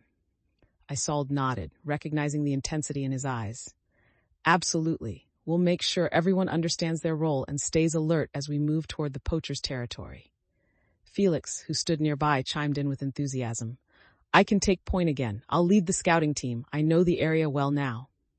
Great. We'll coordinate with the others as they gather supplies, Isolde replied, appreciating his eagerness. As they discussed logistics, laughter and chatter filled the air, balancing the underlying tension with a sense of unity. Let's review our signals for communication once more, Isolde said, ensuring everyone felt prepared as they organized their tasks. The burly man looked among the group, noticing some lingering doubts. What if the poachers are waiting for us this time? We need a clear plan for escape, too. Isolde felt the weight of responsibility upon her but maintained her focus. If we face any threats, we adapt. We'll stick together and protect each other. Her words resonated with the villagers, spark igniting within them as they began to embrace their roles in the upcoming mission. As they finalized their preparations, Isolde recognized the transformation taking place. They were no longer hesitant individuals, but a united front, ready to confront the challenges that lay ahead with strength and resilience. As the group finalized their plans, the excitement in the air was palpable, mixed with an undercurrent of caution, as Isolde reminded everyone to be wary of their surroundings. Let's make sure we have all the resources needed to support our efforts, she said, glancing around at her companions, noting the enthusiasm mixed with nerves on their faces. Absolutely, Felix replied, moving quickly to check supplies. We should grab some extra food and anything we can carry from the village that might help us. The burly man nodded, keeping a watchful eye on the forest edge. And if we encounter the poachers on the way, we need some sort of backup plan. We'll be prepared, Isolde assured him, grateful for his protective nature. Let's organize lookout positions as we head out and stick to the paths we've mapped. Communication is key. Villagers began discussing their contributions, and Isolde could feel the momentum shifting as they embraced their roles within the larger mission. Let's cultivate a system for signals while we're out there, Lila suggested, her confidence growing as she spoke. That way, we can alert each other if anything goes wrong. Isolde smiled, appreciating the initiative. That's a fantastic idea. We'll use visual markers and calls that everyone knows. As preparations reached their final stages, Isolde felt a sense of unity lift the group's spirits, dissolving any remnants of doubt that lingered from before. With each item collected and each plan discussed, she felt a rush of pride at how they had transformed from hesitant individuals into a solid team, ready to face whatever challenges lay ahead. Together, we will rise to meet this mission, Isolde affirmed, her heart swelling with gratitude as they stepped out, united in purpose and determination. As the group prepared to move out, Isolde felt the energy buzz around her, a mix of excitement and anticipation as they prepared for their mission. Let's stay focused and stick to our plan, she reiterated, looking around at each of her companions, feeling the weight of responsibility settle on her shoulders. Felix busily organized their supplies, ensuring that everyone had what they needed for the journey ahead. We'll have to keep the communication signals ready, he said, mapping out ideas on how to manage their interactions on the way. The burly man offered his insights, reflecting his commitment as he pointed to the forest surrounding them. We should establish lookout points as we move. We can't let anything catch us off guard again, he suggested, his tone serious. Agreed, Isolde responded, appreciating his vigilance. We'll make sure everyone knows their assignments, and if anything changes, we adapt. As the group began to gather, Isolde noticed a few villagers whispering to each other, doubts still creeping into their conversations. What if we run into trouble before we get to the trading post? One voiced, concern clear in her eyes as she glanced around at the others. Isolde moved closer, wanting to address the unease. We face uncertainties, yes, but we've trained for this. Together, we're capable of overcoming any obstacle. Feeling the collective energy shift, she added, every challenge we encounter is an opportunity to grow stronger and to support one another. With that, Isolde felt the commitment in the group deepen, their earlier hesitations slowly replaced by a growing determination to face the journey ahead. "Let's move, everyone. We're ready for whatever lies ahead," she declared, her heart swelling with the knowledge that they were not just forging on as individuals, but as a unified force, ready to tackle new adventures and emerge triumphant. As the group settled into their roles, Isolde felt a rush of excitement blend with anticipation, the preparations unfolding around her like a well-rehearsed play. She moved through the camp, checking on the various tasks, her heart swelling at the sight of everyone working together, united toward a common goal. "Remember, we need to communicate throughout this process," she reminded her companions, her voice clear and unwavering. Felix was busy directing the younger villagers, enthusiastic as he encouraged them to gather herbs and set traps along their route. "This will help us stay prepared," he called out, his excitement contagious. The burly man positioned himself nearby, overseeing the construction of makeshift defenses. "And we can't let our guard down if we're to face any threats," he stated, his protective instincts still evident. Isolde recognized the importance of balancing their momentum with caution. "We'll account for everything. Our previous experiences have prepared us for adapting to whatever challenges arise." As they continued to work, Isolde noticed the camaraderie blooming among her companions, their earlier doubts fading with each moment spent collaborating. "Let's make sure we have a way to regroup if we get separated," she suggested, enhancing their strategy with preventive measures that would help maintain their unity. With her words, the energy shifted, reinforcing a shared sense of purpose throughout the group. Each member stepped into their responsibilities with renewed vigor, the organization of their efforts stretching into the heart of the work they were determined to accomplish. Isolde felt a wave of pride sweep over her as they moved with purpose, realizing that this experience was shaping not only their mission, but also the bonds that would carry them into the next chapter of their adventure. As the preparations progressed, Isolde felt a strong sense of urgency mingle with the energy of her companions. The atmosphere buzzed with excitement, villagers brainstorming ideas and eagerly contributing to their plans. "Let's ensure everyone understands their roles," she said, her voice steady as she moved among them, reinforcing their purpose. Felix was brimming with enthusiasm, rallying the younger villagers. "We can split into teams to cover more ground. I'll lead the scouting section," he announced, his confidence infectious. "Great idea, but let's make sure we establish a safe return route in case we need to regroup quickly," Isolde urged, grounding the momentum while balancing excitement with caution. The burly man crossed his arms, still wrestling with doubt. "It's risky. What if we run into trouble again? We need to be quick and strategic." Isolde met his gaze, her determination unwavering. "If we don't take risks, we won't uncover anything new. We've trained for these moments, and we have each other." The villagers began to murmur, weighing their options as they responded to her confidence. Finally, the burly man relented.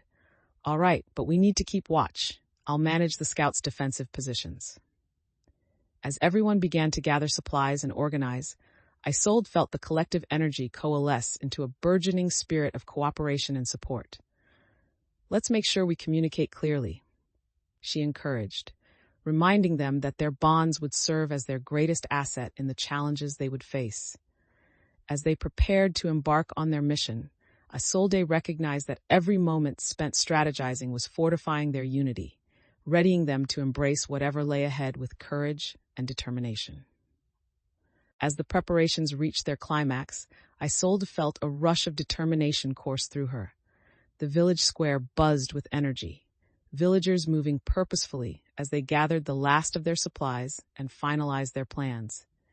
"Let's take a moment to double-check everything before we set off," Isolde said, her voice rising above the chatter, calling everyone's attention to the task at hand.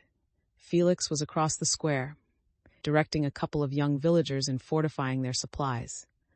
"We've got enough food and tools now," he shouted, excitement brightening his features. "Ensure that we have clear paths mapped out and communication signals ready," Isolde reiterated, moving through the throng of villagers as they organized their roles. The burly man, standing with a group near their makeshift defenses, stepped forward. "We need to stay sharp. Any slip-up could cost us," he cautioned, a hint of protective resolve in his voice. "Absolutely.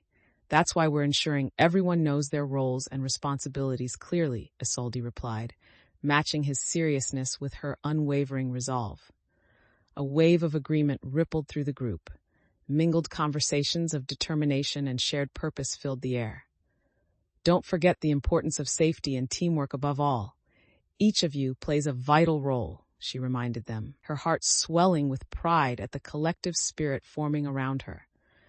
With the final preparations in place, Isolde felt a powerful sense of confidence rushing through her, realizing how far they had come since they first started this journey.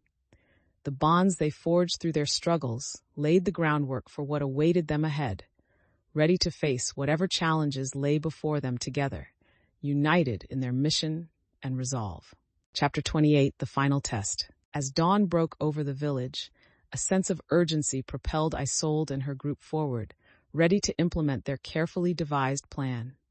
The sky was painted in hues of gold and orange, casting a warm light on their determined faces as they gathered in the square one last time before heading out. "Today is important," Isolde said, her voice steady, capturing the attention of her companions. "We're going to confront the poachers and ensure the safety of our villagers." Felix nodded, excitement shimmering in his eyes. "We've prepared well. This will be our chance to show them we're not afraid." The burly man stood beside Isolde, his demeanor slightly more relaxed than before. "We'll need to be smart about our approach. No reckless moves," he cautioned, a reminder of the stakes they faced. "Agreed. We stay united and stick closely to the plan we discussed," Isolde assured him, her confidence reflected in the determined expressions of those around her. "As long as we're prepared to adapt, we'll handle anything that comes our way," she added, feeling the collective resolve strengthen their bond. The group began to gather their supplies and equipment, glancing at one another with a mix of eagerness and apprehension. "Let's not forget the signals we established. Communication will be vital," Isolde reminded them, reinforcing the groundwork they had laid throughout their journey. As they prepared to depart, Isolde took a moment to look at her allies, drawing energy from their shared commitment. With every step toward the unknown, she felt a surge of determination flutter within her, ready to face the challenges that lay ahead, knowing they were stronger together as they embarked on this mission. As they approached the clearing where the poachers had made camp, Isolde felt the atmosphere shift, a palpable tension weaving through the air. Shadows danced around the flickering firelight as she took a moment to breathe deeply, focusing on the task ahead. "Stay low and move quietly," she whispered, signaling to her companions to remain vigilant as they neared the encampment. Felix crouched beside her, his heart racing with anticipation. "Do you think they'll be ready for us?" Isolde let the question hang in the air while scanning their surroundings. "Let's hope we catch them off guard. We need that element of surprise."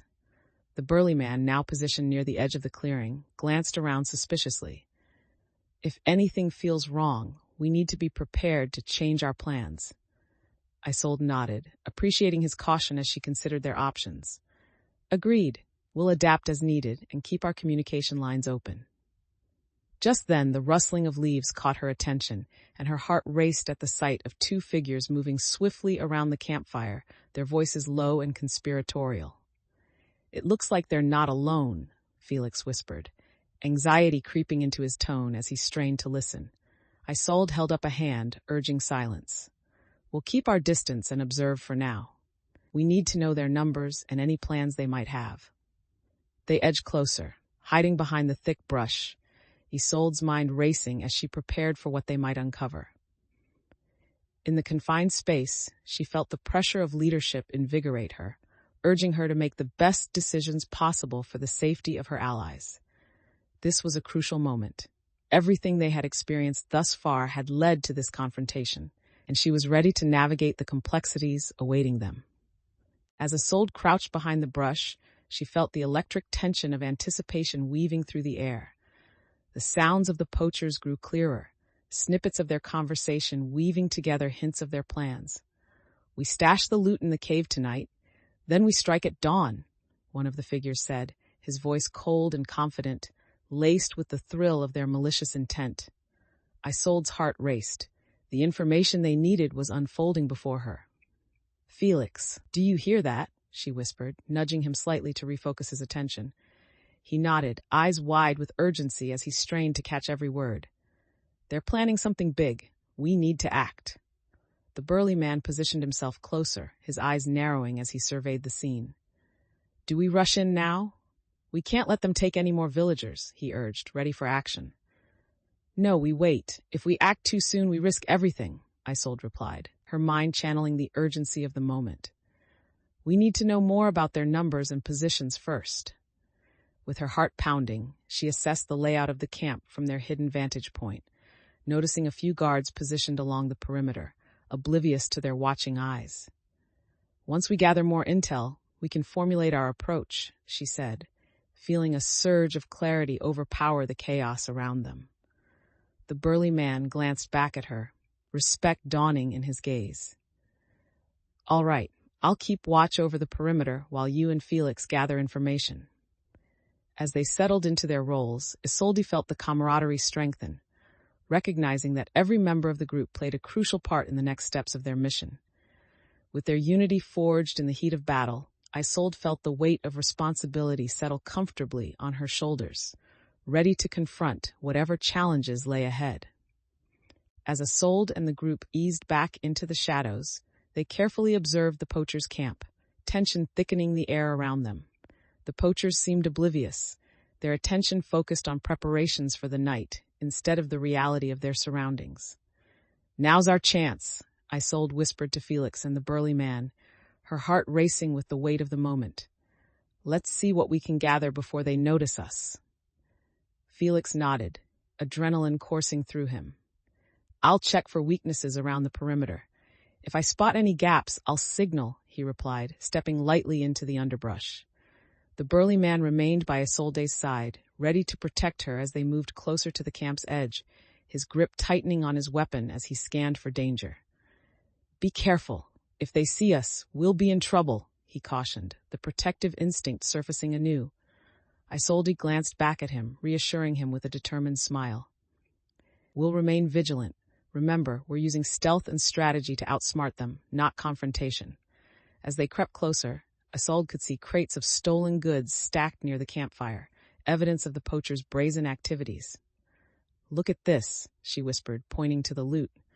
"If we can document this, it could prove invaluable to our people." Felix returned, a hopeful look on his face. "I found a gap in their line. If we coordinate our efforts, we could slip through unnoticed." Isolde felt a rush of gratitude and confidence surge within her. "Let's do it. We'll use the distraction to our advantage and gather whatever information we can." With her heart pounding, she took a deep breath, ready to embrace the challenge before them, a defining moment in their journey, where she could prove her growth and show that leadership involved both courage and careful strategy. As the plan began to unfold, Isolde felt the tension of the moment mix with a rush of excitement.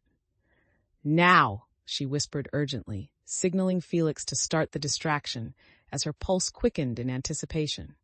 Felix grabbed a few small stones, hurling them into the darkness away from the campfire, hoping to draw attention away from their approach. The sound of the rocks hitting the ground echoed through the trees, and a few poachers turned their heads, curiosity igniting in their eyes.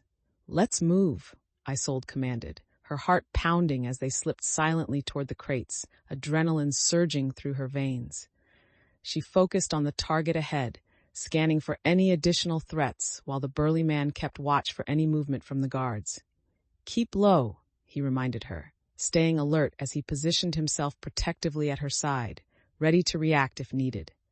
Isolde reached the nearest crate and cracked it open, her hands trembling slightly with anticipation as she peered inside. "We could use these," she exclaimed, spotting supplies that could turn the tide in their favor. Food, weapons, and remnants of stolen valuables piled within. Felix leaned in, eyes wide. "This is gold. We need to take note of everything." Suddenly, a voice shouted from the fire. "What was that?" A figure stood up, scanning their surroundings as alarm spread through the camp. "Quick, gather what you can," Isolde urged, urgency igniting her commands. The burly man leaned around the crate, his protective nature kicking into high gear. "We need to get out of here if they start searching for us." Isolde filled her pack with supplies, heart racing as she urged everyone to move with purpose. "Let's get back to regroup. We can't afford to stick around," she said, her voice a mix of control and adrenaline as they gathered their treasures. As they slipped back into the shadows, Isolde felt the weight of their newfound resources, knowing this discovery could be pivotal in their fight against the poachers. Her heart swelled with pride at the team's cooperation, realizing that this moment was not just about surviving, but about reclaiming their strength as a united community. As Isolde and her group retraced their steps away from the poachers' camp, the adrenaline of the moment began to fade, replaced by a palpable sense of triumph and urgency. They moved quietly through the underbrush, hearts pounding, each villager aware that they had narrowly escaped. "Let's regroup and assess what we've gathered," Isolde instructed, her voice low but confident, a steadying presence amid their exhilaration. Felix, still buzzing from the encounter, eagerly began unpacking their findings. "We should divide everything and note what we need to document properly," he said, excitement tinged with practicality. The burly man remained vigilant, glancing back toward the path they had come from as if expecting the poachers to follow. "We need to ensure they won't pick up our trail." "Let's stay low until we're sure we're well clear," he reminded the group. "Agreed," Isolde said, assessing their surroundings, aware that vigilance was still necessary. "We'll head to a safe spot near the trading post before we stop to discuss our next steps." As they moved together, Isolde could feel the dynamics of the group shifting toward resilience. Each face mirrored a mix of determination and pride in what they had accomplished, a reminder of how far they had come as a united front. "Keep an eye out for any signs of danger," Isolde continued, reinforcing the importance of awareness as they navigated the dense trees. Their journey was a blend of anticipation, excitement, and the appreciation of their shared strengths. Isolde knew that they had taken significant steps forward, not just in facing their enemies, but in cultivating a sense of community that would guide them through whatever challenges awaited. As they pushed onward, she felt a rush of hope, ready to lead them into the next chapter of their adventure, confident in their ability to overcome obstacles and seize new possibilities together. Chapter 29, The Gathering of Stories. As Isolde and her group returned to the village after the successful confrontation, a heavy air of reflection enveloped them. The remnants of their battle lingered in her mind, intertwining with the realization of the challenges they had faced together. "Let's gather near the square to discuss what we've learned and how we move forward," she announced, feeling the weight of the moment pressing upon her, eager to assess the consequences of their actions. The villagers nodded, their expressions filled with a mix of relief and wariness, recognizing the importance of this gathering in the wake of their first significant victory. Felix walked at her side, excitement mingled with exhaustion evident in his step. "We did what we set out to do. I can't believe we managed to help the villagers," he said, pride coloring his tone. As they reached the square, Isolde could see a few villagers still wrapped in uncertainty, the echoes of the confrontation fresh in their minds. "Is everyone all right?" she asked, taking a moment to connect with them, her gaze searching for signs of strain or concern. A villager stepped forward, his brow furrowed with worry. "What happens if they retaliate? What if they come back for the villagers we rescued?" Isolde understood the anxiety gripping him, feeling the weight of responsibility deepening as she prepared her response. "We won't let that happen. We took action today, and it showed the strength of unity. We need to remain vigilant, but we also need to heal." Together, they gathered around her, a collective sense of purpose beginning to weave through their conversation. "Let's share what we learned from the poachers. Each piece of information keeps us ahead, and together we can formulate a plan to protect our community," Isolde proposed, leading the way towards solutions rather than fear. As they began to discuss their next steps, Isolde felt a swelling pride in her chest, realizing how far they had come together, bound by shared stories and experiences that had forged new paths for their future. This gathering heralded not only the end of a confrontation, but the beginning of a deeper commitment to one another and the legacy they aimed to build. Isolde gathered her allies close, feeling the weight of their experience pressing upon her as they prepared to discuss the outcomes of their confrontation. "Let's take a moment to review what we learned," she began, her voice steady, capturing the attention of her companions. As they assembled in a circle, she noted the mix of exhaustion and relief in their expressions, aware that the aftermath of the battle had left its mark on each of them. "We made significant strides today," Isolde continued, trying to instill a sense of pride. "But we also need to recognize the risks we faced." Felix looked around at the group, eager to contribute. "We should think about how we can protect ourselves better next time. We need to be prepared for retaliation." "Agreed," Isolde nodded, appreciating his foresight. "Let's assess our supplies and strategize around our vulnerabilities. If we had more information about the poachers' operations, we could have been more effective." The burly man shifted, his hands resting on his hips as he surveyed the group. "We can't move forward without a solid backup plan. If they come back for revenge, we need to ensure we're ready." "Absolutely. We'll establish lookout points and reinforce our defenses, while also forming alliances with neighboring communities for extra support," Isolde suggested, recalling their earlier discussions. As they reviewed their current situation, a sense of urgency blossomed in the group, with villagers eagerly engaging in the conversation, determined to contribute insights and ideas. Isolde felt a rush of gratitude as she recognized how far they had come, the strength of their unity transforming from hesitance into collective resolve. "Together, we'll navigate this and emerge stronger. Let's make sure we learn from today's challenges," she affirmed, guiding the group as they began to implement the enhancements that would secure their futures. The energy in the clearing filled her with hope. They were not just a group of individuals, but a community committed to building something significant together. As the discussions continued, Isolde felt the urgency of their situation intensify, each villager eager to contribute ideas while some still grappled with the reality of their circumstances. Felix pulled out the makeshift map they had crafted, pointing to the location of the poachers' camp. "If we want to prevent any future conflicts, we should figure out alternative routes for when we approach the area again. We can't assume it will be safe." "Exactly," Isolde agreed, feeling the weight of his insight. "We will need to establish multiple paths to ensure our flexibility, especially if we are ambushed again." The burly man raised an eyebrow. "And how do we do that without exposing ourselves to even more danger?" "We'll create a detailed plan and assign scouts to monitor the surroundings as we move," Isolde explained, drawing on their previous experiences while ensuring everyone felt included. In the midst of the planning, another villager spoke up. "What about forging alliances with nearby villages? They might have faced the same poachers and would be willing to work with us." Isolde's heart swelled at the suggestion. "That's an excellent point.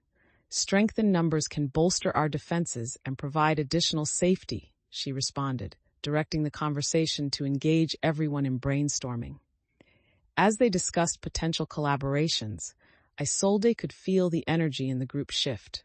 What had started as wary hesitance began to flow into a collaborative mission founded on hope and determination. Recognizing the importance of integrating everyone's input, Isolde felt her confidence grow, affirming her role as a leader who could foster unity amidst turbulence. "Let's set meetings with neighboring communities and begin scouting now," she proclaimed, her voice filled with authority. As the villagers rallied behind her words, Isolde felt a sense of pride wash over her. They were not just gathering supplies, they were forming bonds that would empower them as they faced whatever challenges lay ahead. As the villagers began to digest Isolde's words, a palpable shift occurred in the clearing, an energizing mix of hope and determination surging through the air. "The stories we share can guide us toward unity and strength in the face of adversity," Isolde reiterated, her heart pounding with conviction. The elder who had spoken earlier nodded in agreement. "Very true. We must also ensure that each villager feels their story is respected, valued." Felix watched the villagers closely, eager to engage everyone. Let's set up designated areas for storytelling where everyone can come and share their experiences openly, he suggested, his enthusiasm contagious. The burly man chimed in with newfound confidence. And we can involve the youth in documenting everything, train them to keep our history alive. Exactly, Isolde said, feeling the energy in the crowd rise. The more we involve everyone, the stronger our community will become. As the villagers began to discuss their ideas, Isolde took a moment to appreciate the transformation happening around her. Differences were melting away, replaced by a shared commitment to their legacy. Let's put this plan into action. We can start gathering stories and insights from the elders while also engaging the younger generation, she proposed, sensing the excitement building once more. Together, we can establish a foundation that honors the past and builds the future, Isolde continued, her voice resonating with the villagers as they rallied around the shared vision. In that moment, she understood that their journey was more than an exploration of history. It was about reclaiming their identities, fostering connections, and nurturing the collective spirit that would guide them forward. As the initial excitement of the gathering transformed into a focused determination, Isolde felt a rush of gratitude for the villagers' willingness to engage. Let's begin documenting our stories today, she said, her voice steady, urging everyone to channel their energy into something meaningful. Villagers began to share their experiences, some stepping forward to recount tales of resilience and hope, while others expressed their fears about the future, revealing the depth of their connections.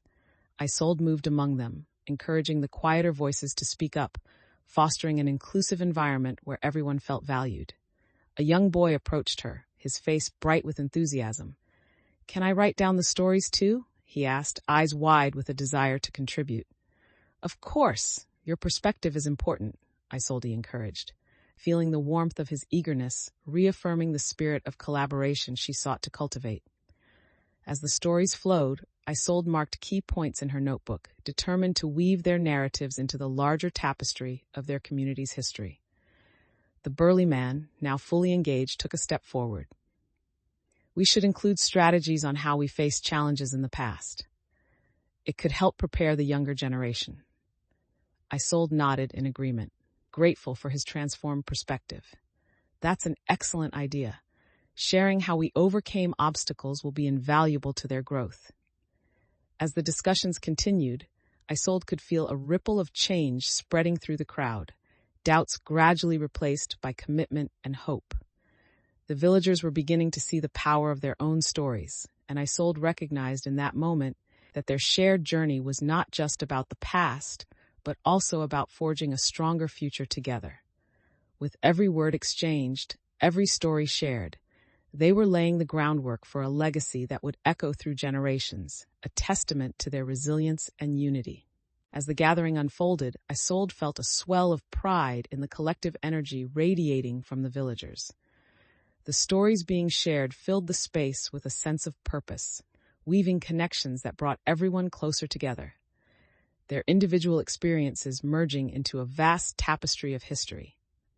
"Let's not forget the lessons embedded within these tales," she encouraged, stepping into the circle as voices rose in excitement, eager to share more. A villager recounted a story of a storm that had once threatened the village, detailing how everyone banded together to reinforce their homes and protect one another. "There was strength in numbers," another echoed, recalling how the community worked tirelessly through the night, their voices uniting against the winds. These moments stirred emotions within Isolde, memories of her own journey flashing through her mind as she recognized the parallels. "Every challenge faced teaches us resilience," she stated, feeling the atmosphere shift as villagers nodded in agreement, the camaraderie deepening with each shared experience. As they shared personal anecdotes and collective histories, Isolde felt the bond between them solidify further, creating a sense of security that enveloped the gathering. She could see the younger villagers listening intently, absorbing the lessons from their elders, hope blooming in their hearts as they envisioned their roles in the community's future. "Let's document all of this," Isolde suggested, heart swelling with excitement. These stories must be preserved, not just for us, but for future generations.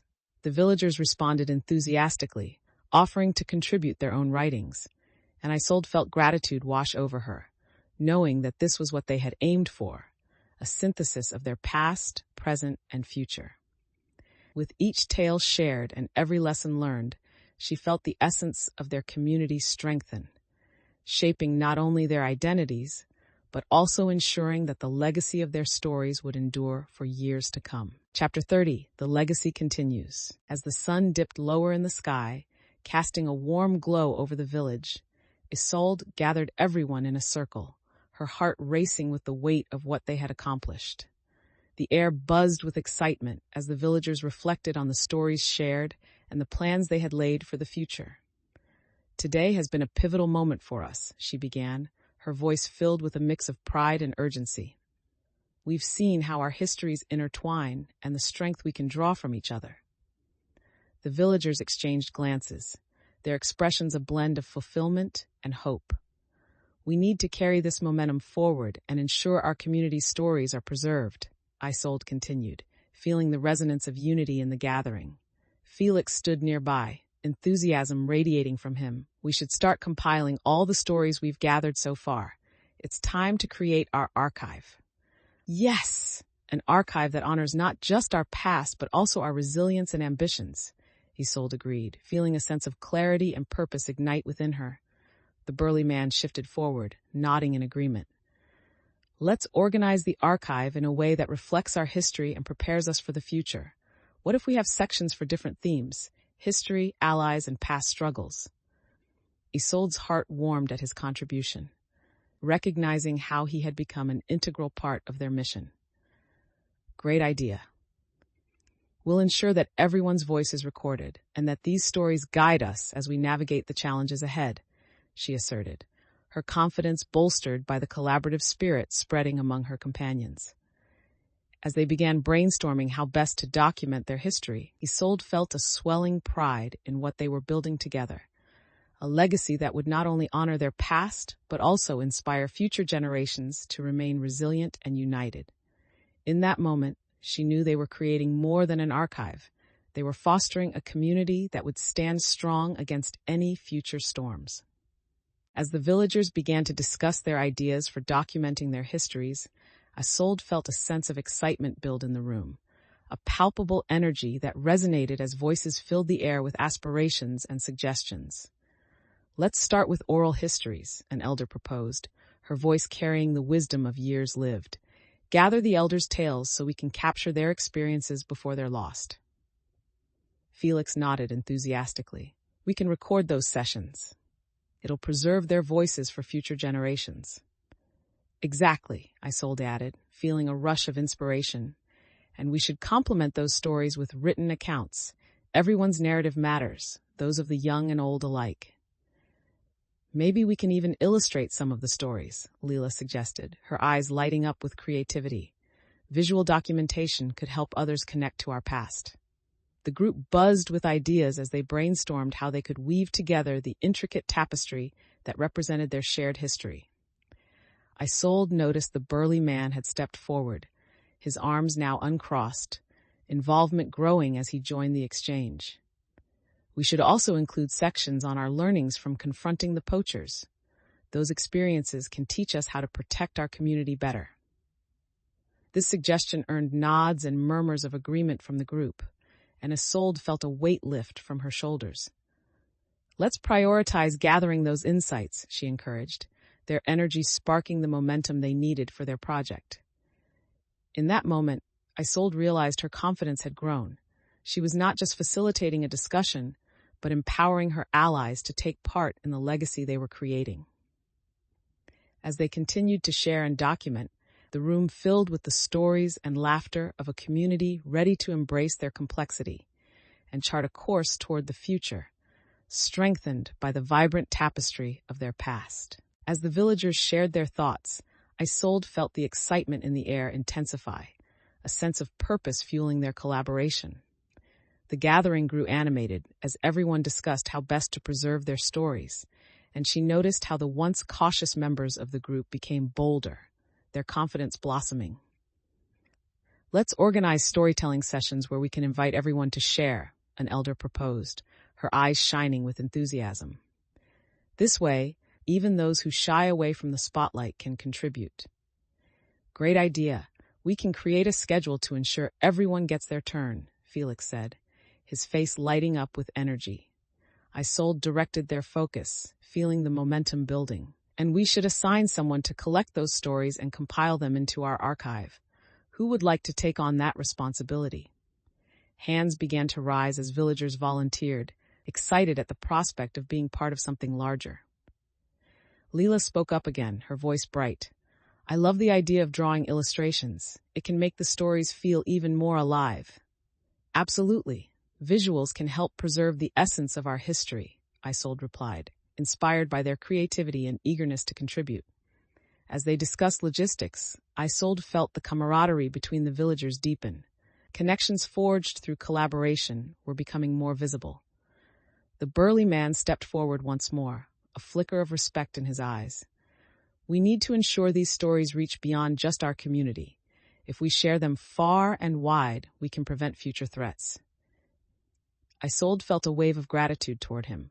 His transformation was palpable, and she appreciated how his contributions reflected the unity they were building together. Let's strategize how to reach out to neighboring villages, she said, her voice filled with optimism. If we share our histories, we can strengthen our ties and prepare for what's ahead. In that moment, the sense of collaboration solidified around them, and Isolde understood that they were not just building an archive. They were crafting a legacy that would resonate through generations to come, intertwining their futures with the stories of their past. As the villagers began to finalize their plans for documenting their stories, Isolde felt a sense of excitement bubbling through the group, a vibrant energy igniting as thoughts started to crystallize into actionable goals. Let's ensure we capture each story in a way that truly honors its essence, she encouraged, her voice infused with passion for the project ahead. Felix, brimming with enthusiasm, quickly raised his hand. We should combine written accounts with illustrations. The kids could help with that, and it would make everything more engaging. Isolde nodded, thrilled by the suggestion. Yes, that's perfect. This can be an opportunity for them to learn and contribute to our history. The villagers started to murmur excitedly, energized by the prospect of collaboration and creativity. One of the older villagers spoke up, reminiscing about the storytelling traditions passed down through generations. We used to gather under the stars to share our tales. Maybe we could revive that tradition? Isolde felt her heart swell with hope at the idea. Absolutely. We can host community nights focused solely on storytelling. It'll help strengthen our bonds and keep our histories alive. The burly man, who had begun to engage more with every discussion, nodded in agreement. If we set specific goals for our gatherings, we can ensure that everyone participates. It shouldn't just fall on a select few. Isolde appreciated his input, feeling the growing respect among the villagers. Great point. Let's establish roles for each session so everyone feels included. This is about collective memory and identity. As they discussed their ideas further, Isolde felt the air thick with ambition. They were not just preserving stories. They were building a legacy that spoke to unity, resilience, and the future of their community. With every contribution, every idea shared, Isolde realized they were poised to create something monumental, a testament to their history and the strength they had forged together. As the villagers eagerly refined their plans, Isolde felt the pulse of possibility quicken in the air. They gathered around a large wooden table, each person poised to contribute their thoughts and insights, their spirits intertwined in a shared mission. Felix excitedly laid out a timeline for the first storytelling night, while others discussed inviting neighboring villages to join in. We can create something big, something that brings everyone together, he exclaimed, enthusiasm radiating from him.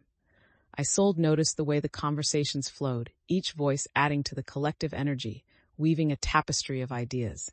We can also incorporate workshops teaching the youth how to write and illustrate, Lila suggested, her eyes alight with excitement. It'll encourage our younger generation to connect with their roots. That's a brilliant idea, Isolde responded, feeling a sense of gratitude for the input from her allies. Engaging them this way cultivates ownership over our stories. The burly man, who had been quietly observing, finally chimed in with newfound insight. We should ensure that the storytelling aligns with the lessons learned from our encounters.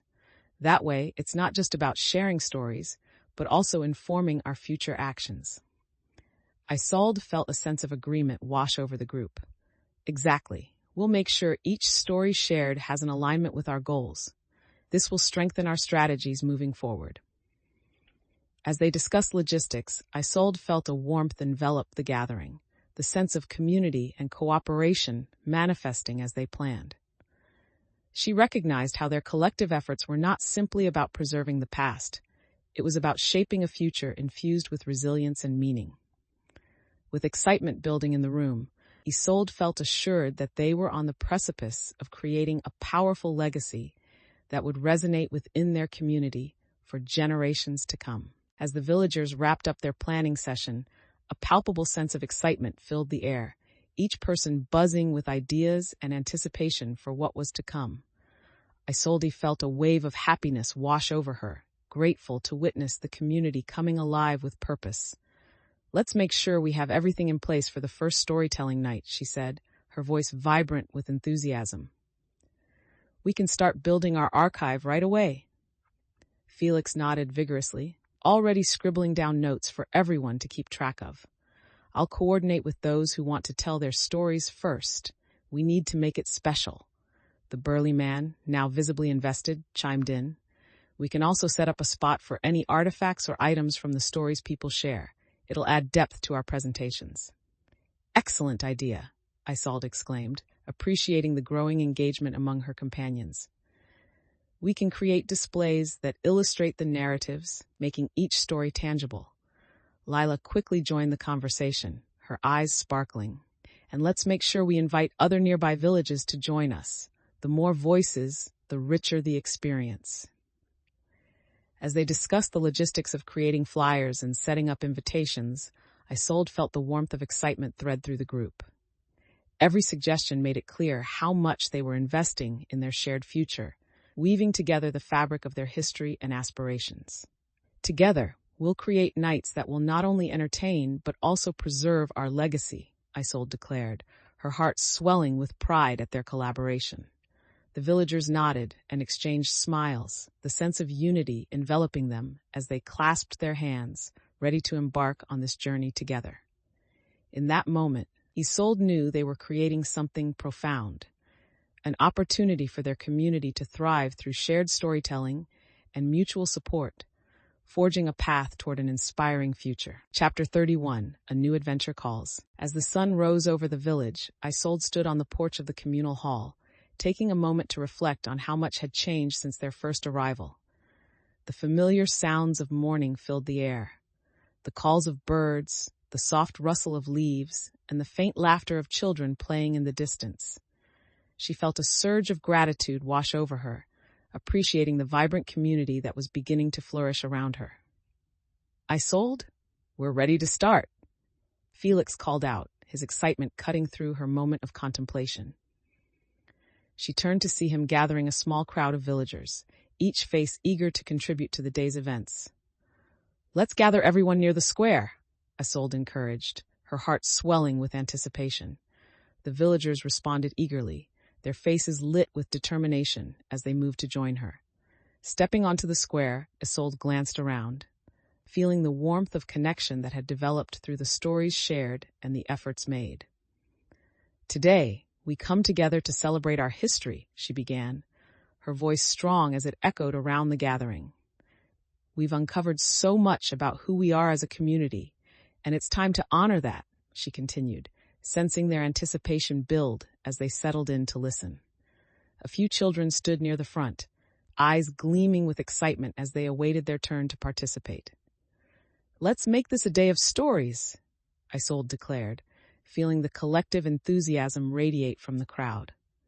As they prepared to kick off the storytelling, Isolde felt a rush of gratitude and pride, recognizing that this gathering was more than just an event. It was a reflection of the resilience and spirit that defined their community. With determination in her heart, she steeled herself for the day ahead, ready to celebrate the rich tapestry of their shared history. As Isolde stood before the gathering crowd, anticipation swelled in the air, thick with eagerness and excitement. Villagers settled in, their faces illuminated by the golden rays of sun, ready to share their stories and listen to one another.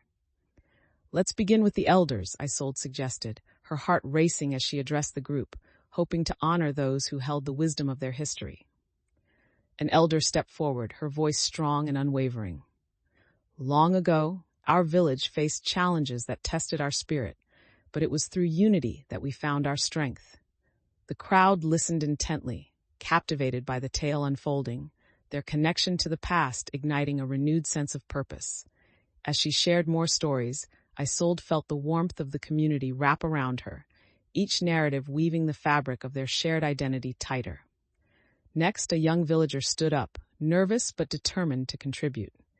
"In my family, we tell stories of courage when the sea turned against us, storms threatening everything we held dear," she began, her voice trembling yet clear. Isolde felt a swell of pride, knowing that even the youngest among them had a voice that mattered, each story crucial to their collective heritage. Felix stood nearby, nodding with encouragement as the young girl spoke, embracing the power of the moment. With each story shared, the villagers became more animated, laughter mingling with tears as they recalled triumphs and losses, learning from the struggles imbued within each tale. Isolde sensed the burly man's guarded expression soften as he absorbed the growing spirit of unity. This gathering became a living testament to their resilience, reminding them that in sharing their histories, they would strengthen their future together. As the stories continued to flow, Isolde realized that the journey was shaping not just her leadership, but fostering a community that would stand firmly together against any challenges they would face. As the storytelling continued, Isolde felt the energy of the gathering shift, each tale drawing the villagers closer together, intertwining their fates with the threads of shared history. An elder recounted a particularly poignant story about a time of despair when the village faced an insurmountable drought, their crops failing and hope fading. "We stood together, facing the harsh sun and bitter winds," the elder said, her voice resonant with emotion. "But it was our unity and resilience that allowed us to survive and thrive once again." The villagers listened intently, the weight of the story anchoring them in the present while connecting them to their past. Felix leaned close to Isolde, his excitement bubbling over. "It's incredible to see how their stories can still inspire us," he whispered, the fire of belief igniting in his eyes. "Absolutely," Isolde replied, feeling the momentum of their gathering strengthen. "It's about resilience and the power of coming together in times of hardship." As another villager shared a tale of bravery against marauders, the crowd chimed in with their echoes of support, laughter, and tears blending into a beautiful symphony of shared experience. The burly man, standing taller than before, began to nod along with the stories, his willingness to engage increasingly evident. "Maybe our stories can remind us of what's at stake and what we're fighting for," he reflected, casting a glance at Isolde that carried an unspoken respect. Isolde felt a rush of pride at his transformation, recognizing how these exchanges were softening old tensions and building a collective understanding. "We're not just sharing memories," she said, her voice rising with conviction. "We're creating a foundation to stand on as we face challenges in the future. Each story strengthens our community." As the villagers engaged further, Isolde could see how the spirit of unity was blossoming, each narrative reinforcing the ties that bound them together, setting them on a path toward healing and resilience. In that moment, she understood that their journey was about more than adventure. It was about accountability and nurturing a future infused with the lessons of the past. As the tales continued to unfold, Isolde took a moment to look around at her companions, feeling a deep sense of connection with each face in the crowd. The villagers were sharing not just their histories, but fragments of their lives intertwined in a vibrant tapestry that spoke of resilience and hope. The atmosphere shifted as a younger villager stood to recount a story about courage in the face of backlash from the outside world, her voice growing stronger with every word. I watched as my father stood up to defend our village when raiders came, rallying everyone to protect our home, she shared, her eyes filled with fierce pride.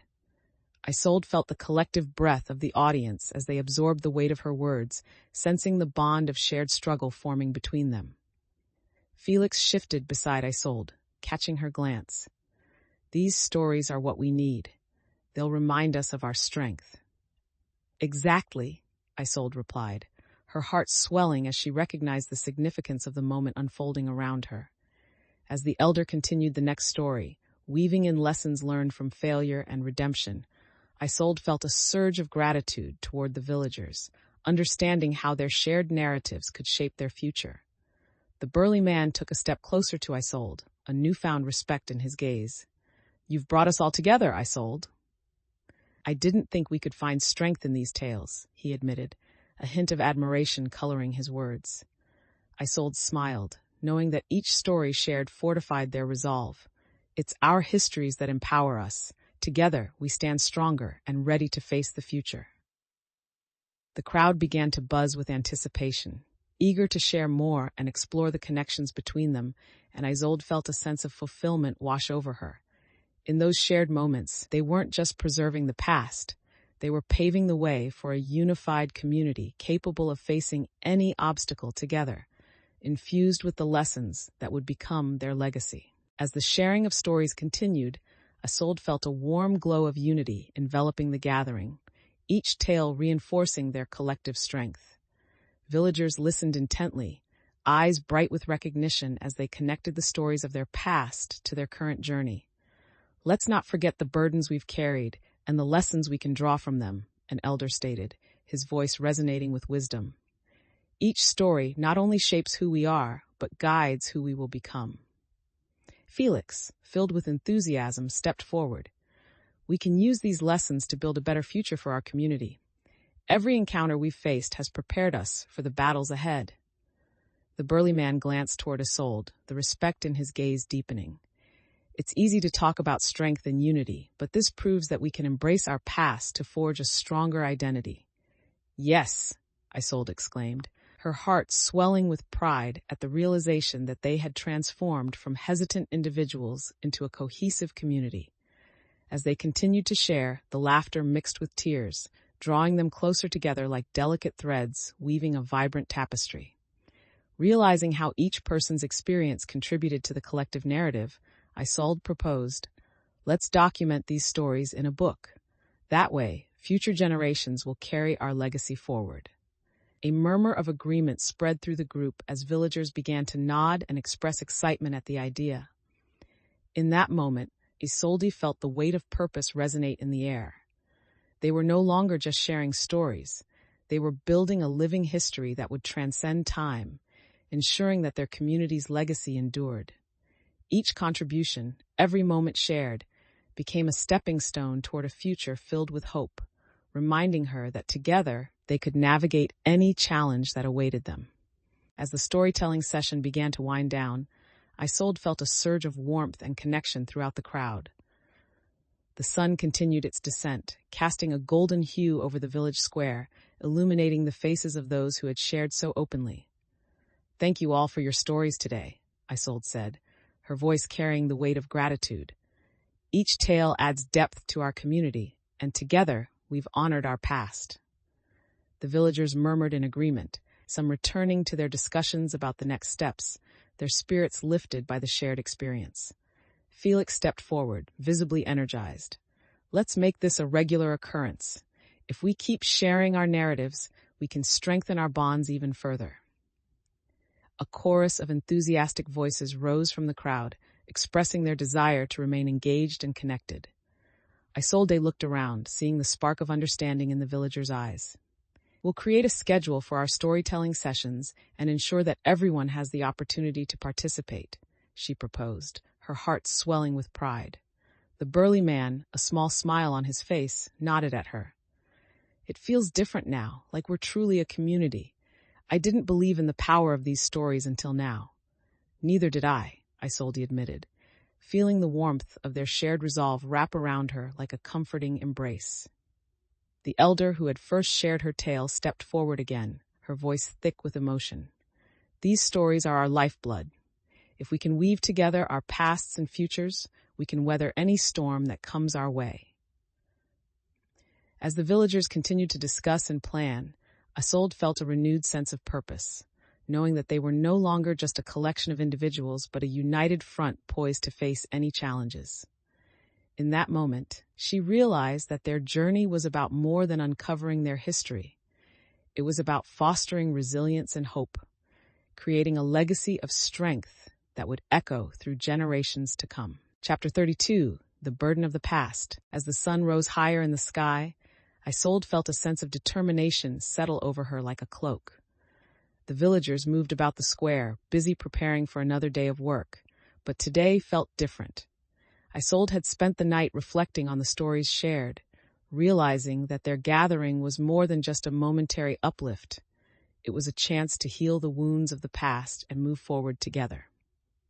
"Let's come together and address some of the unresolved conflicts we've faced," Isolde announced, gathering her allies as she stepped into the center of the square.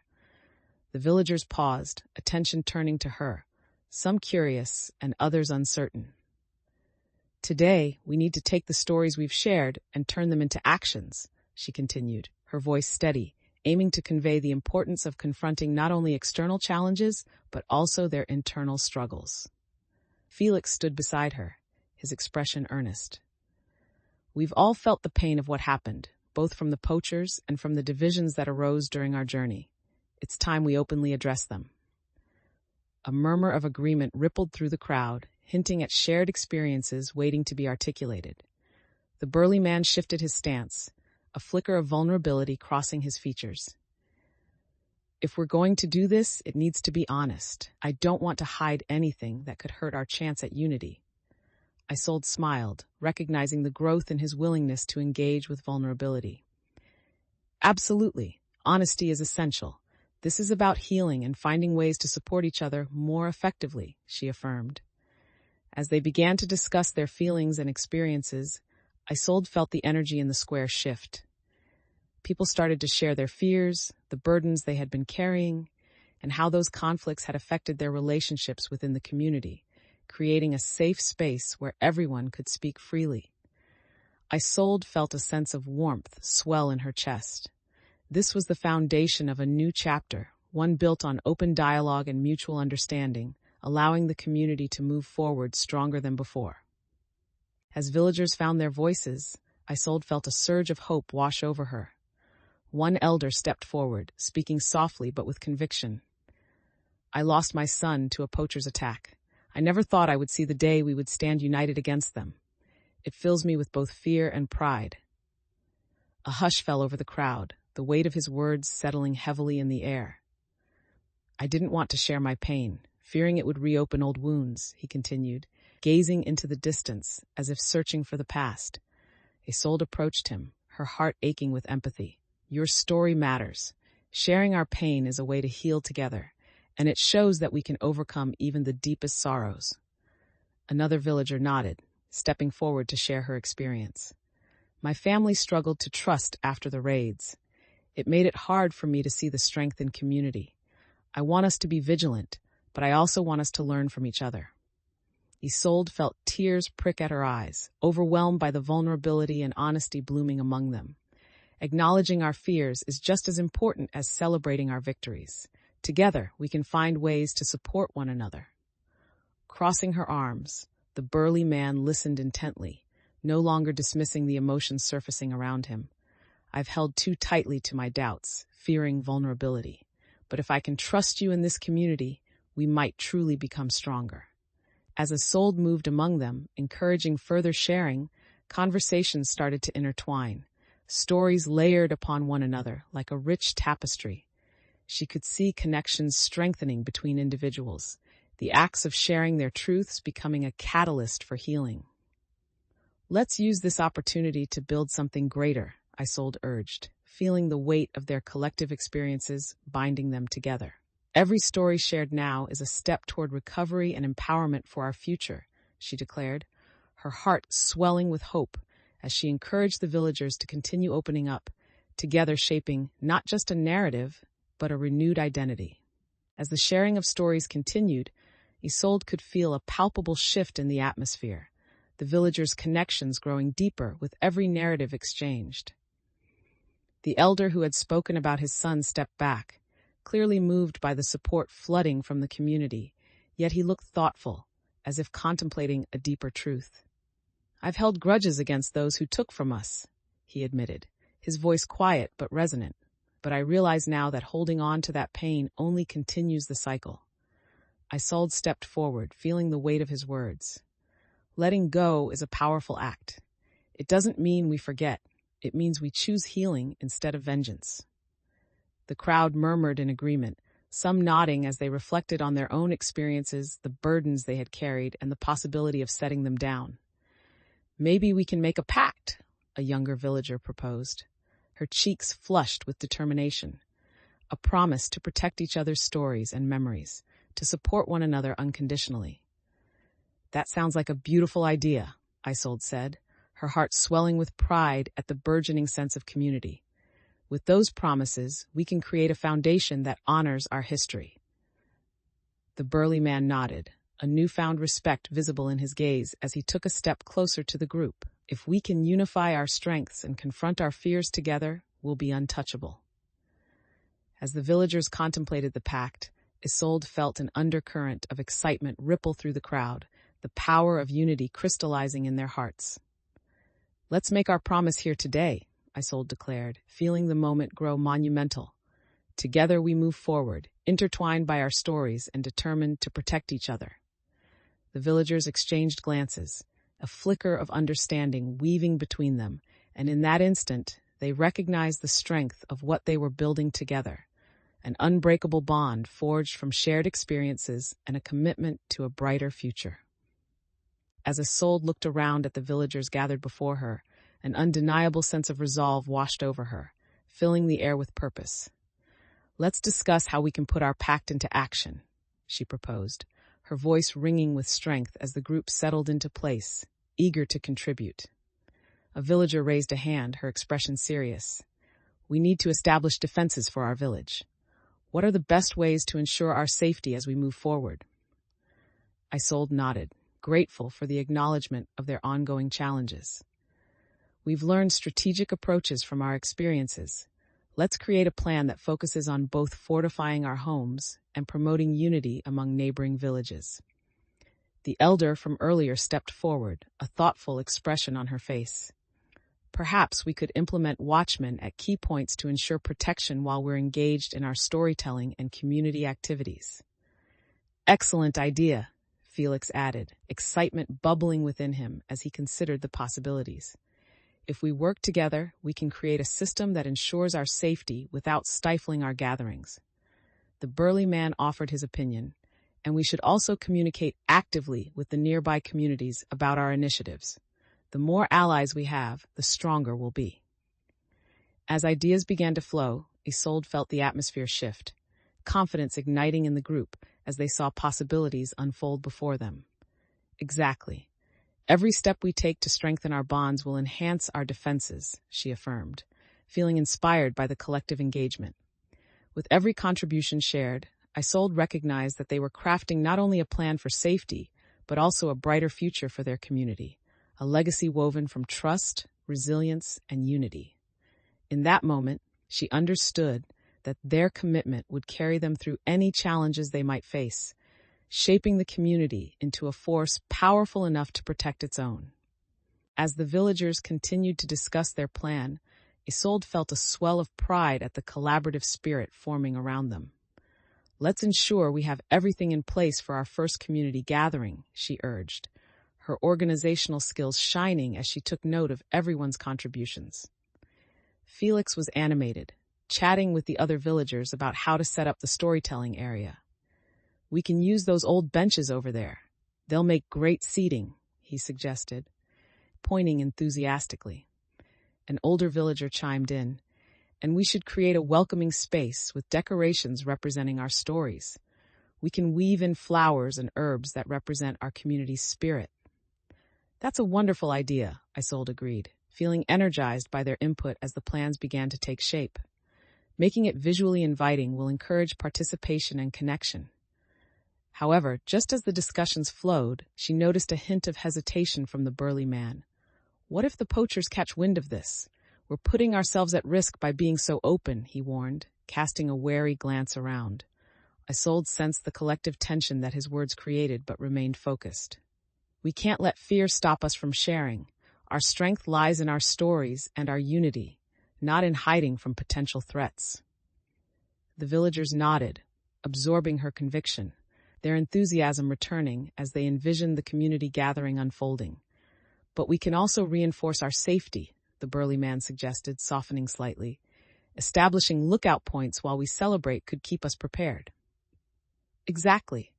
A dual focus, celebrating our heritage while ensuring our security, Isolde affirmed, appreciative of how far he had come in trusting their collaboration.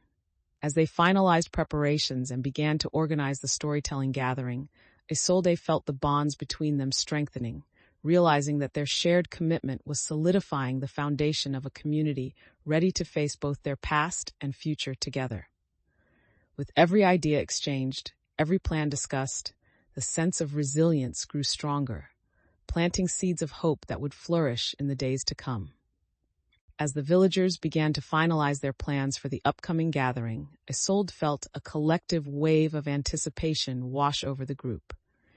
The air buzzed with excitement as they discussed decorations, seating arrangements, and the practicalities of documenting their stories, each voice adding a thread to their shared vision.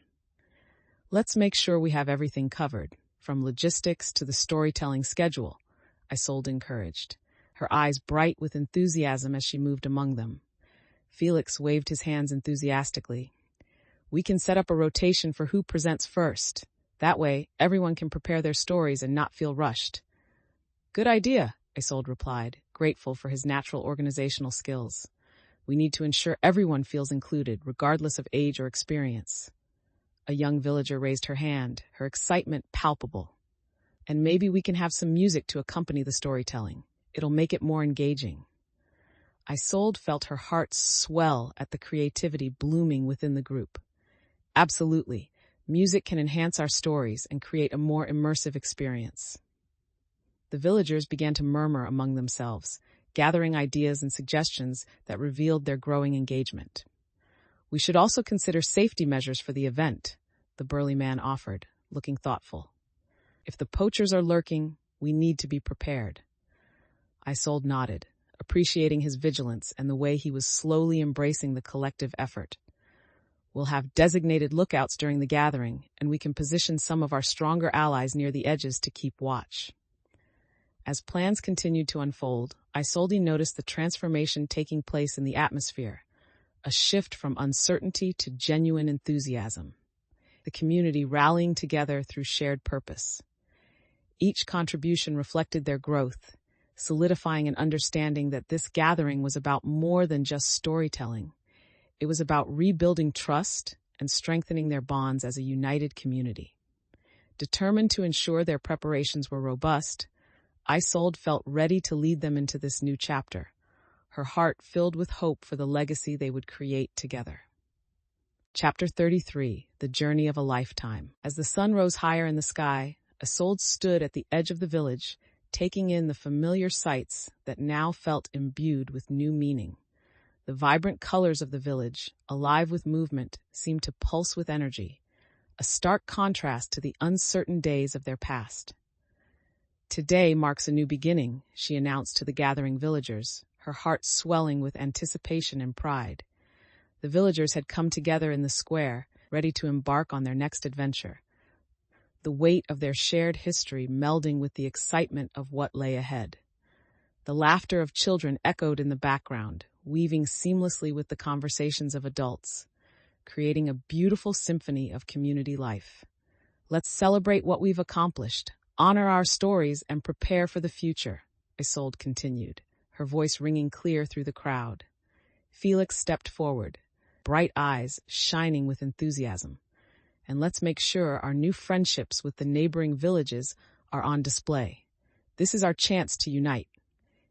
Isolde smiled, admiring his passion and seeing how their journey had inspired confidence in one another. As they began organizing for the day's festivities, she felt a rush of gratitude for the bonds that had formed through their shared experiences. She recalled the trials they had faced, the doubts, the dangers, and ultimately, the resilience that had grown in their hearts. "Let's also look ahead," Isolde added, catching the attention of everyone once more. "We need to ensure we remain vigilant and continue to protect our community from any future threats." The burly man nodded in agreement, standing taller as he seemed to fully embrace the sense of unity that had emerged among them.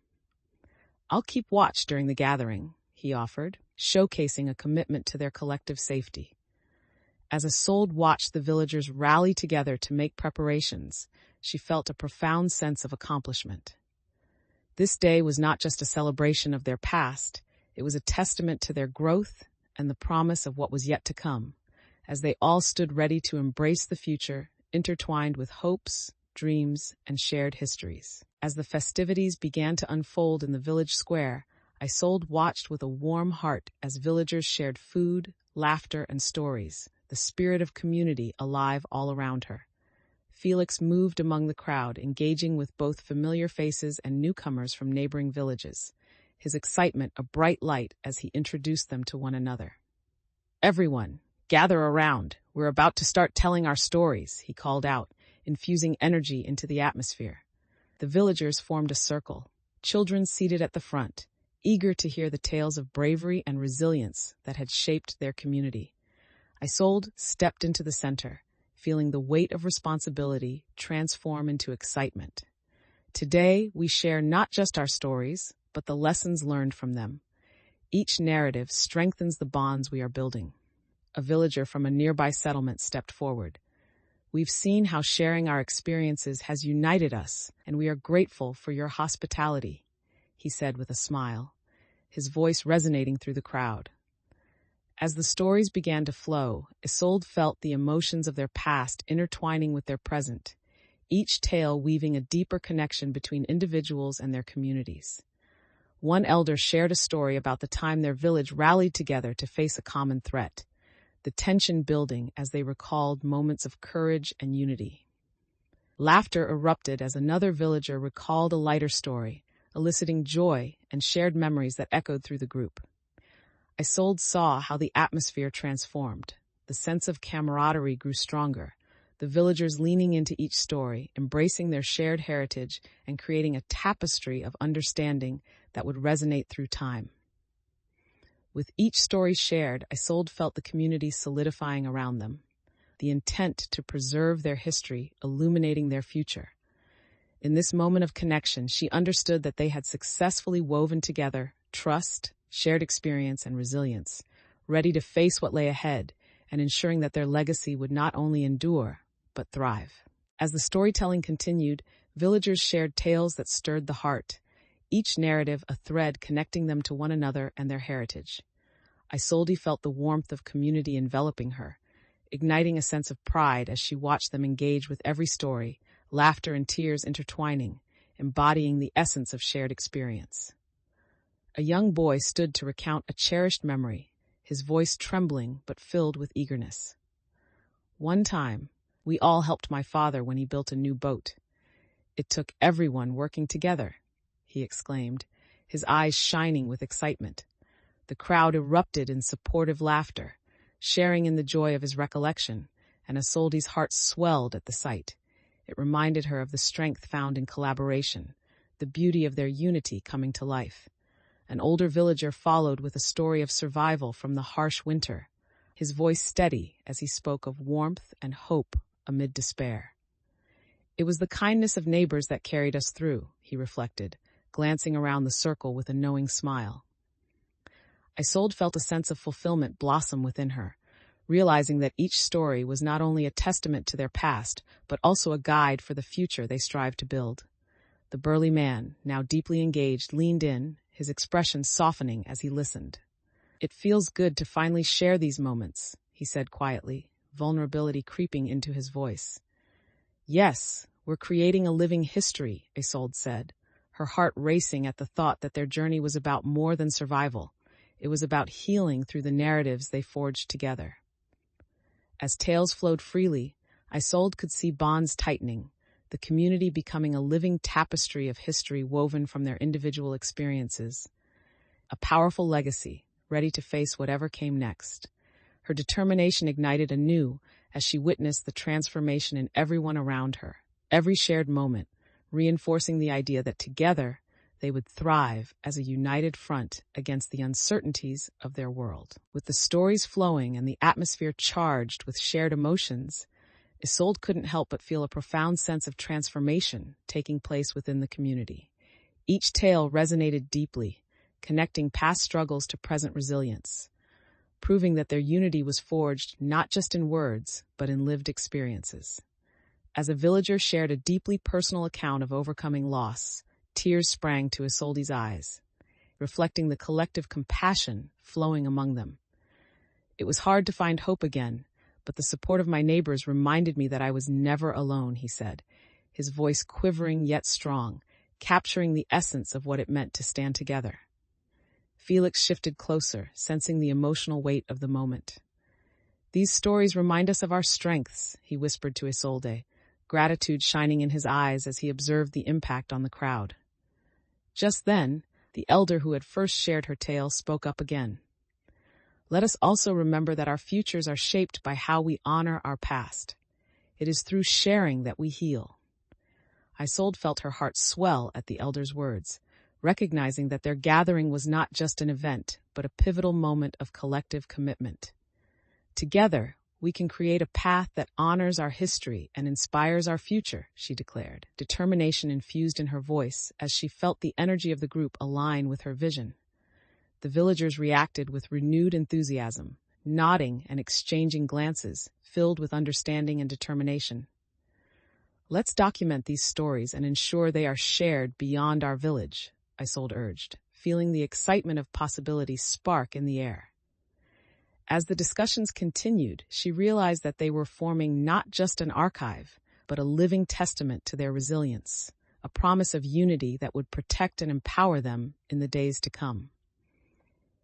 In this moment of connection, Isolde understood that their journey had transformed into something more significant. It was a reservoir of strength, a legacy that would sustain them through whatever trials lay ahead. As the gathering continued, Isolde felt a wave of optimism coursing through the crowd, their commitment to each other palpable in the warm air. A young villager stood taller, emboldened by the stories shared, and said, "I want to help create a timeline of our village's history.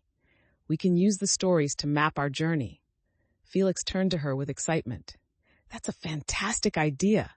We can weave the narratives into the timeline so that everyone can see our growth as a community." The burly man stepped forward, a hint of a smile breaking through. "And we should include defenses and lessons learned in those stories. They'll serve as a reminder of our resilience." Isolde nodded, feeling energized by their collaborative spirit. "Absolutely. Each contribution is vital. The more we document, the more equipped we'll be to navigate challenges in the future." As they fleshed out their plans, laughter and chatter filled the air, and Isolde noted the way the villagers interacted, each one leaning into the shared purpose that had grown stronger with each encounter.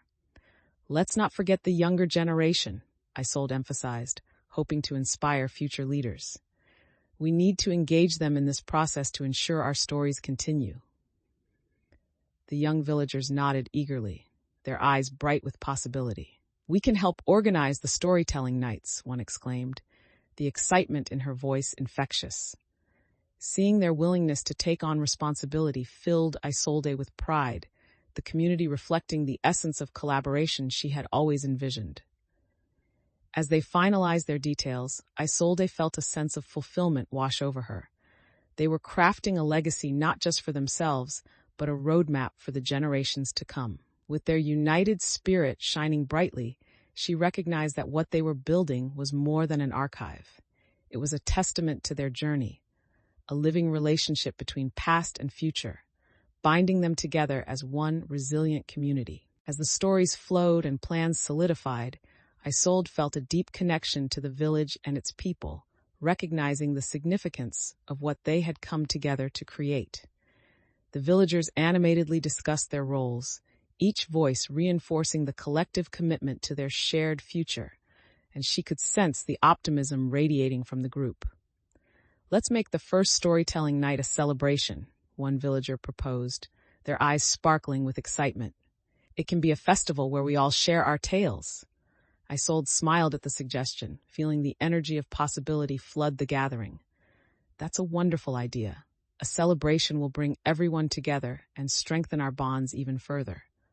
Felix, energized by the collective spirit, added, "We can include games and music. Let's make it a community-wide event." The burly man nodded, no longer cautious, but clearly invested in the outcome. "If we promote this right, we could draw in neighboring villages too. The more voices, the stronger the legacy." As they dove deeper into planning, Isolde felt a vibrant sense of community blossom, every idea exchanged strengthening their resolve. "Let's ensure that our message reaches everyone," she suggested, her voice ringing with confidence. "We want to invite both young and old to participate and feel valued in this process." The villagers murmured in agreement, their collective enthusiasm palpable as they began to outline their ideas, eager to contribute to the festival's design. As the sun dipped toward the horizon, Isolde stood back for a moment, watching her companions work together, their previous doubts blending into excitement for what lay ahead. In their collaboration, Isolde recognized the transformation not only in her own leadership, but in their entire community, overcoming fears and embracing their shared history. This gathering would be a significant step forward, a tangible testament to their resilience and unity as they prepared to celebrate the legacies that would define their future.